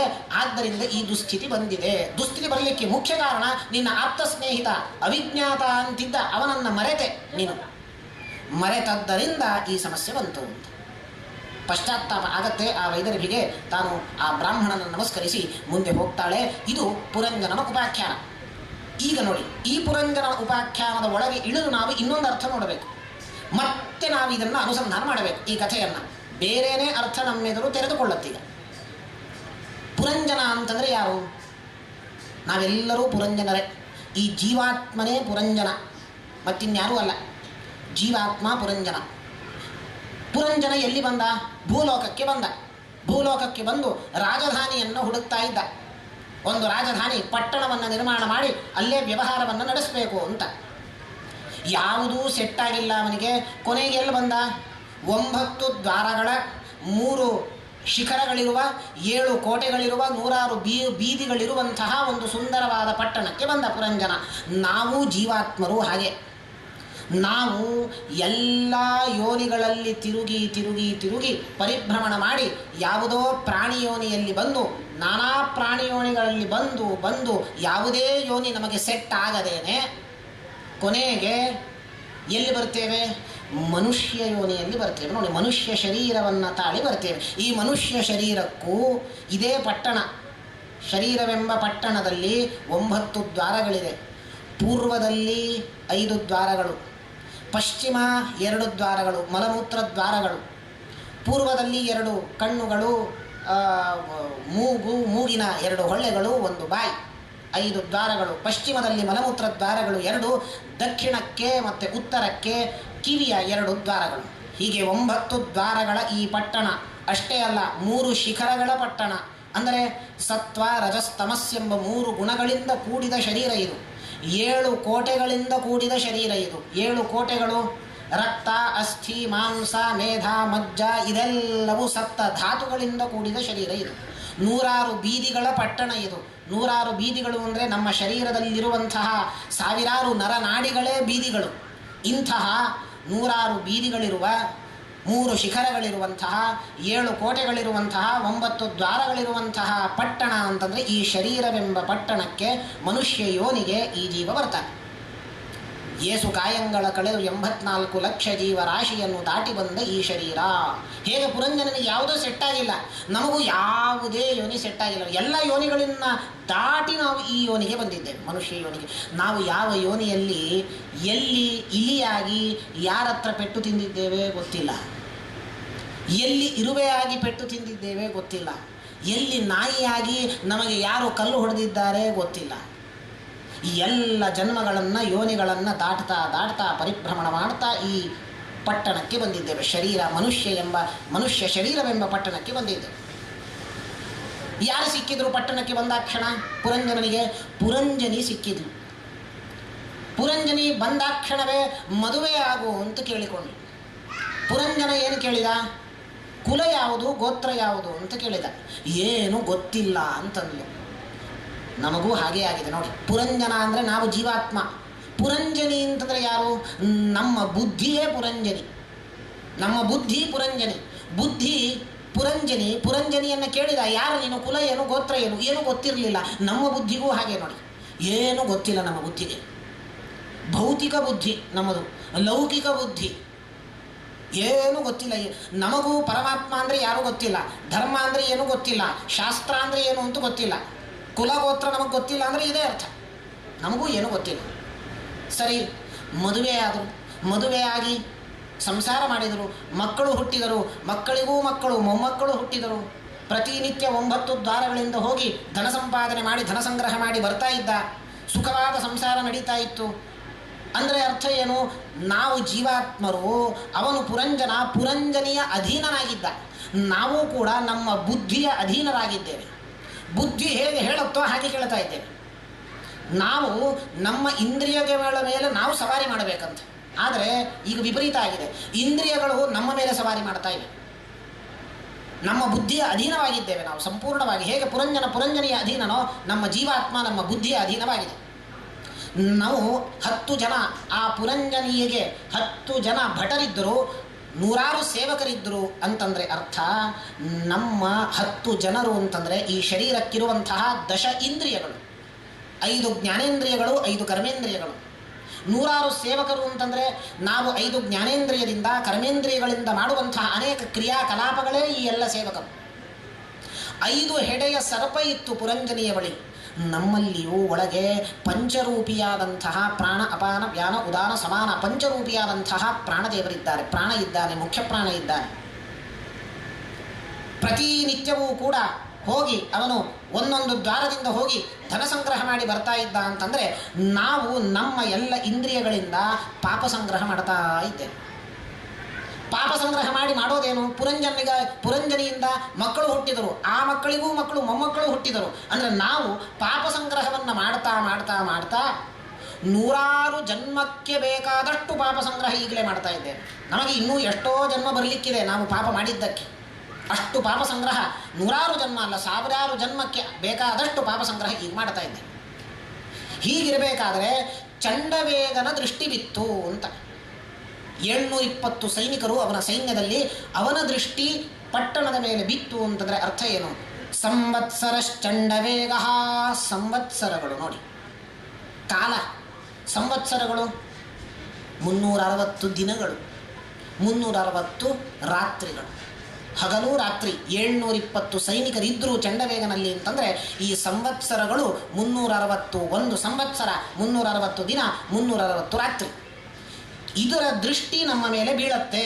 ಅಂದರೆ ಚಂಡವೇಗ ಆಕ್ರಮಣ ಮಾಡಿದಾಗ ಪಟ್ಟಣ ಶಿಥಿಲ ಆಯಿತು, ಪುರಂಜನನಿಗೆ ಏನೂ ಗೊತ್ತಾಗಿಲ್ಲ, ಎಚ್ಚರವೇ ಆಗಿಲ್ಲ. ನೋಡಿ, ನಮ್ಮ ಮೇಲೂ ಹಾಗೆ ಈ ಸಂವತ್ಸರ ಕಾಲ ನಮ್ಮನ್ನು ಆಕ್ರಮಣ ಮಾಡತ್ತೆ. ನಮ್ಮ ಕಾಲವೂ ಕೂಡ ಉರುಳಿ ಉರುಳಿ ಉರುಳಿ ಹೋಗ್ತಾ ಇರ್ತದೆ, ನಮಗೂ ಗೊತ್ತಾಗೋದಿಲ್ಲ.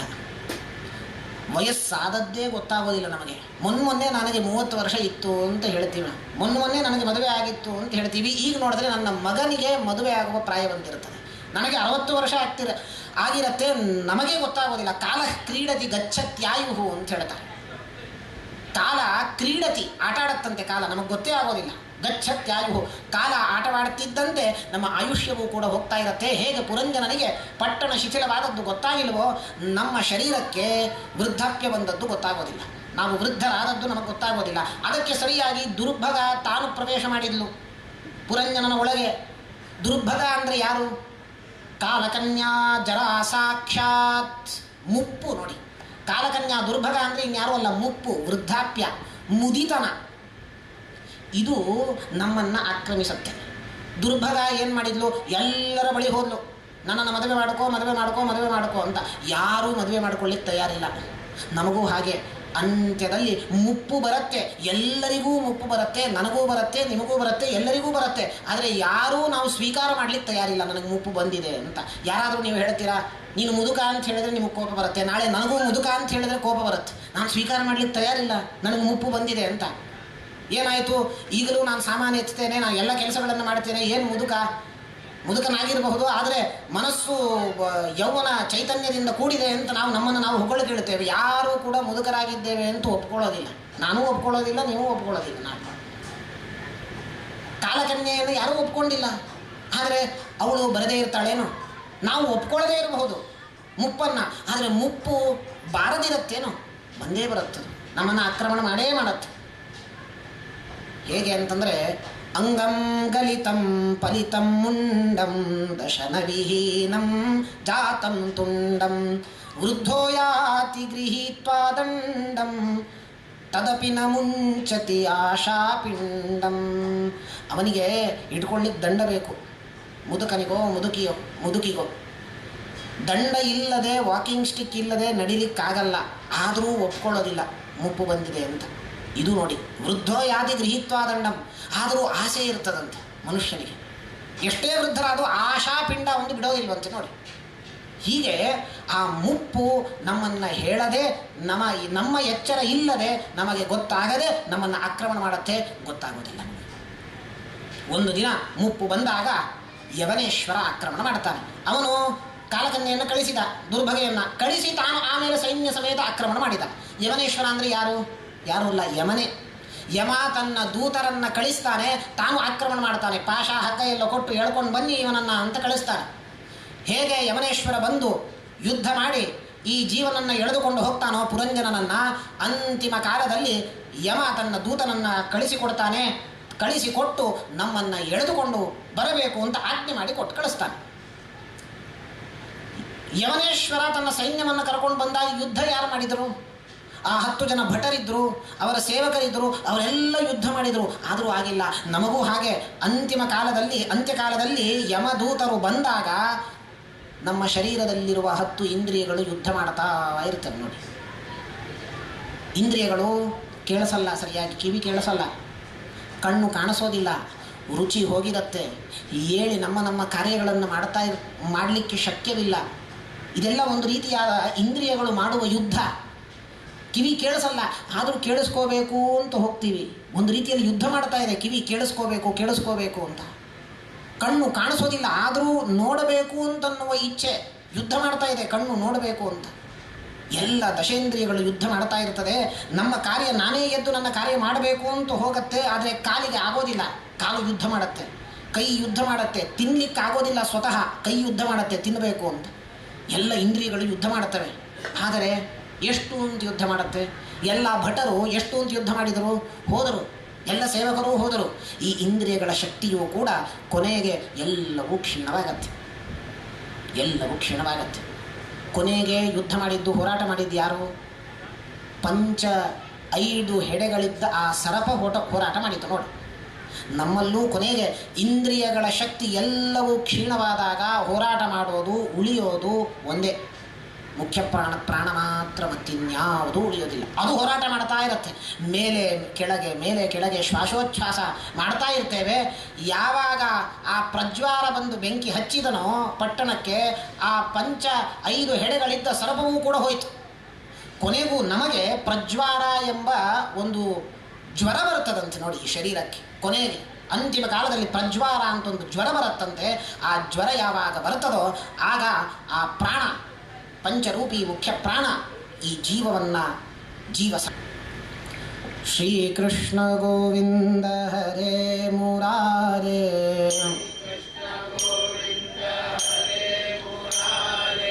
ಹೇ ನಾಥ ನಾರಾಯಣ ವಾಸುದೇವ,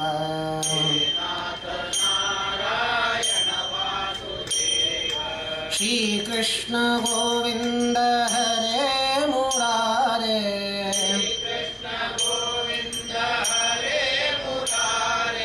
ಹೇ ನಾಥ ನಾರಾಯಣ ವಾಸುದೇವ,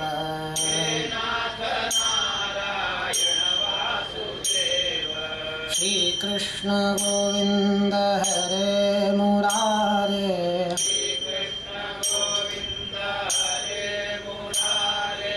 ಹೇ ನಾಥ ನಾರಾಯಣ ವಾಸುದೇವ,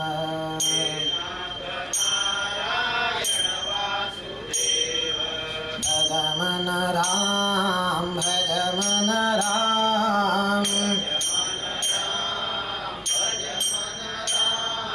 ಪಾಂಡುರಂಗ ಶ್ರೀರಂಗ ಭಜಮನ ರಾಮ,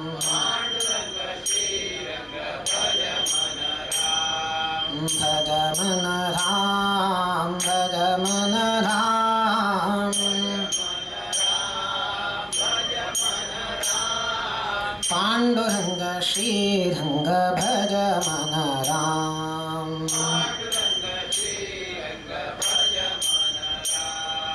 ಭಜಮನ ಕೇಶವ ಭಜಮನ ಮಾಧವ,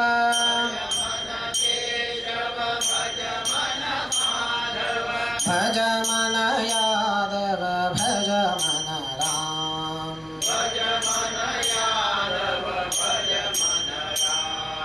ಭಜಮನ ರಾಮ ಭಜಮನ ರಾಮ,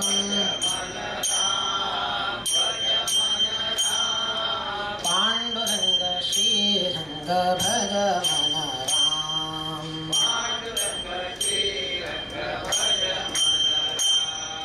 ಪಾಂಡುರಂಗ ಶ್ರೀರಂಗ ಭಜಮನ ರಾಮ,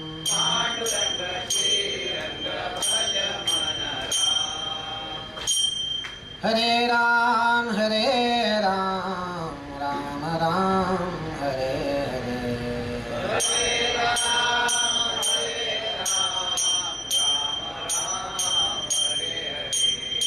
ಹರೇ ಕೃಷ್ಣ ಕೃಷ್ಣ ಕೃಷ್ಣ ಹರೇ ಹರೇ,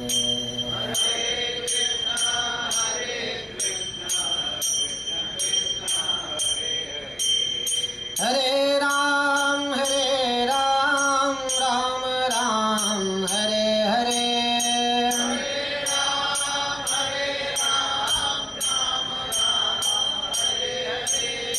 ಹರೇ ಕೃಷ್ಣ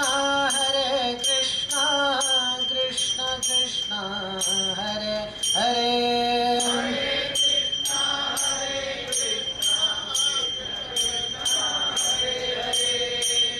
कृष्ण कृष्ण हरे हरे श्री राम जय राम जय जय राम श्री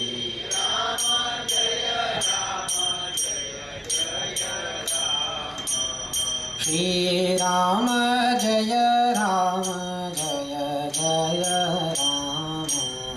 श्री राम जय राम जय जय राम श्री राम जय राम जय जय राम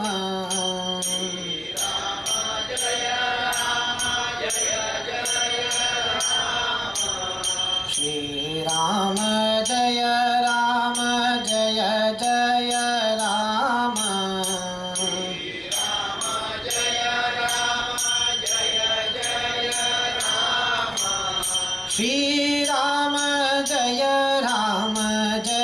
जय राम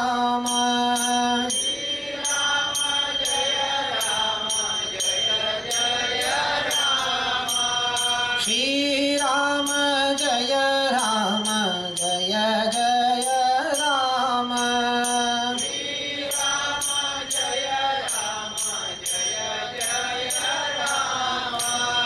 श्री राम जय राम जय जय राम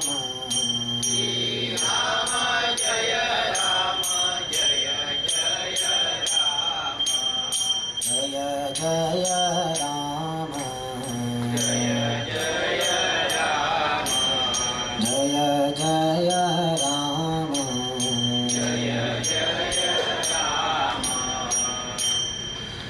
अक्षयं कर्म यस्मिन् परे स्वर्पितं प्रक्षयै यान्ति दुःखानि यन्नामताः अक्षरो योजरः सर्वदैवामृताः कुक्षिगं यस्य विश्वं सदा जादिकम् प्रीणयामो वासुदेवं देवतामण्डला अखण्डमण्डलम् प्रीणयामो वासुदेवं देवतामण्डला अखण्डमण्डलम् देवतामण्डला अखण्डमण्डलम् गोपाल कृष्ण भगवान की सीतापति श्री रामचंद्र भगवान की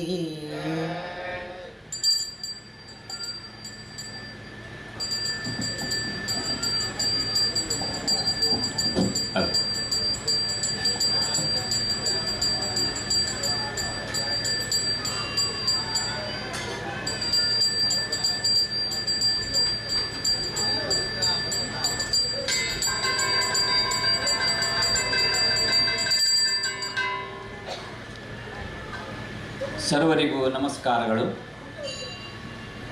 ಈ ಒಂದು ಶ್ರೀ ಯೋಗಾಲಕ್ಷ್ಮೀ ನರಸಿಂಹ ದೇವಸ್ಥಾನದಲ್ಲಿ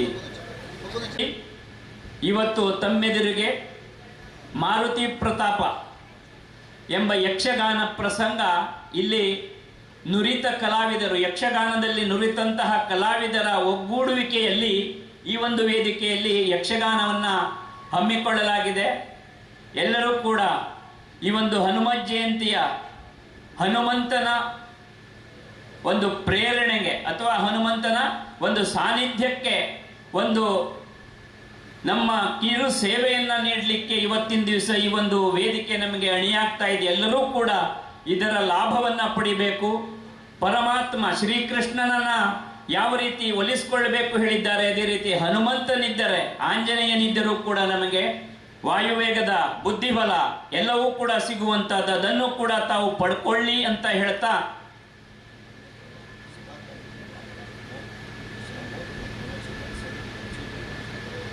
ಮತ್ತು ನಾಳೆ ದಿವಸ ಕೂಡ ಬೆಳಿಗ್ಗೆ ಎಂದಿನಂತೆ 7 ಗಂಟೆಯಿಂದ ಧಾರ್ಮಿಕ ವಿಧಿವಿಧಾನಗಳು, ಶ್ರೀ ಮಠದ ದೇವರ ಪೂಜೆ ಆಗಿರಬಹುದು ಅಥವಾ ಇಲ್ಲಿ ನಮ್ಮ ಯೋಗಾಲಕ್ಷ್ಮೀ ನರಸಿಂಹ ದೇವರ ಪೂಜಾ ವಿನಿಯೋಗಗಳು, ತದನಂತರ ಮಧ್ಯಾಹ್ನ 1 ಗಂಟೆಗೆ ಮಹಾಪೂಜೆ ಮಹಾಸಂತರ್ಪಣೆ, ತದನಂತರ ಮಧ್ಯಾಹ್ನದಲ್ಲಿ ಊಟ ಆದ ನಂತರ ನಾಳೆಯ ಪ್ರವಚನ ಯಾವತ್ತು ಈಗ 5:30 6 ಗಂಟೆಗೆ ಪ್ರಾರಂಭ ಆಗ್ತಿತ್ತಂತಹ ಈ ಭಾಗವತ ಪ್ರವಚನ ನಾಳೆ ಒಂದು ವಿಶೇಷ ಗುರುಗಳ ದಿವ್ಯ ವಾಸ್ತವ್ಯದಲ್ಲಿ ಗುರುಗಳ ಉಪಸ್ಥಿತಿಯಲ್ಲಿ ಒಂದು ಸಭಾ ಕಾರ್ಯಕ್ರಮ ನಡೀಲಿಕ್ಕಿದೆ.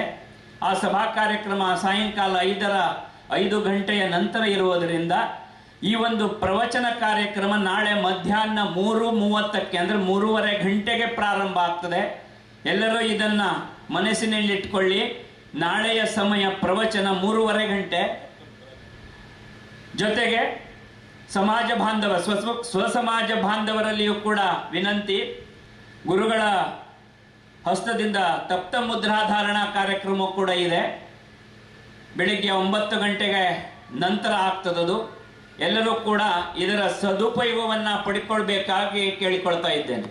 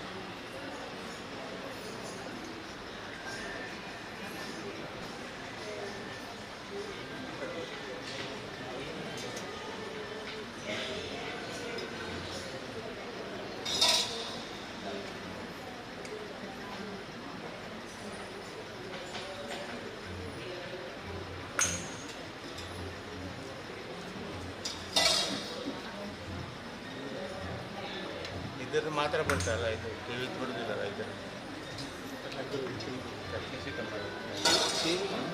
ನೈವೇದ್ಯ ಟೈಮ್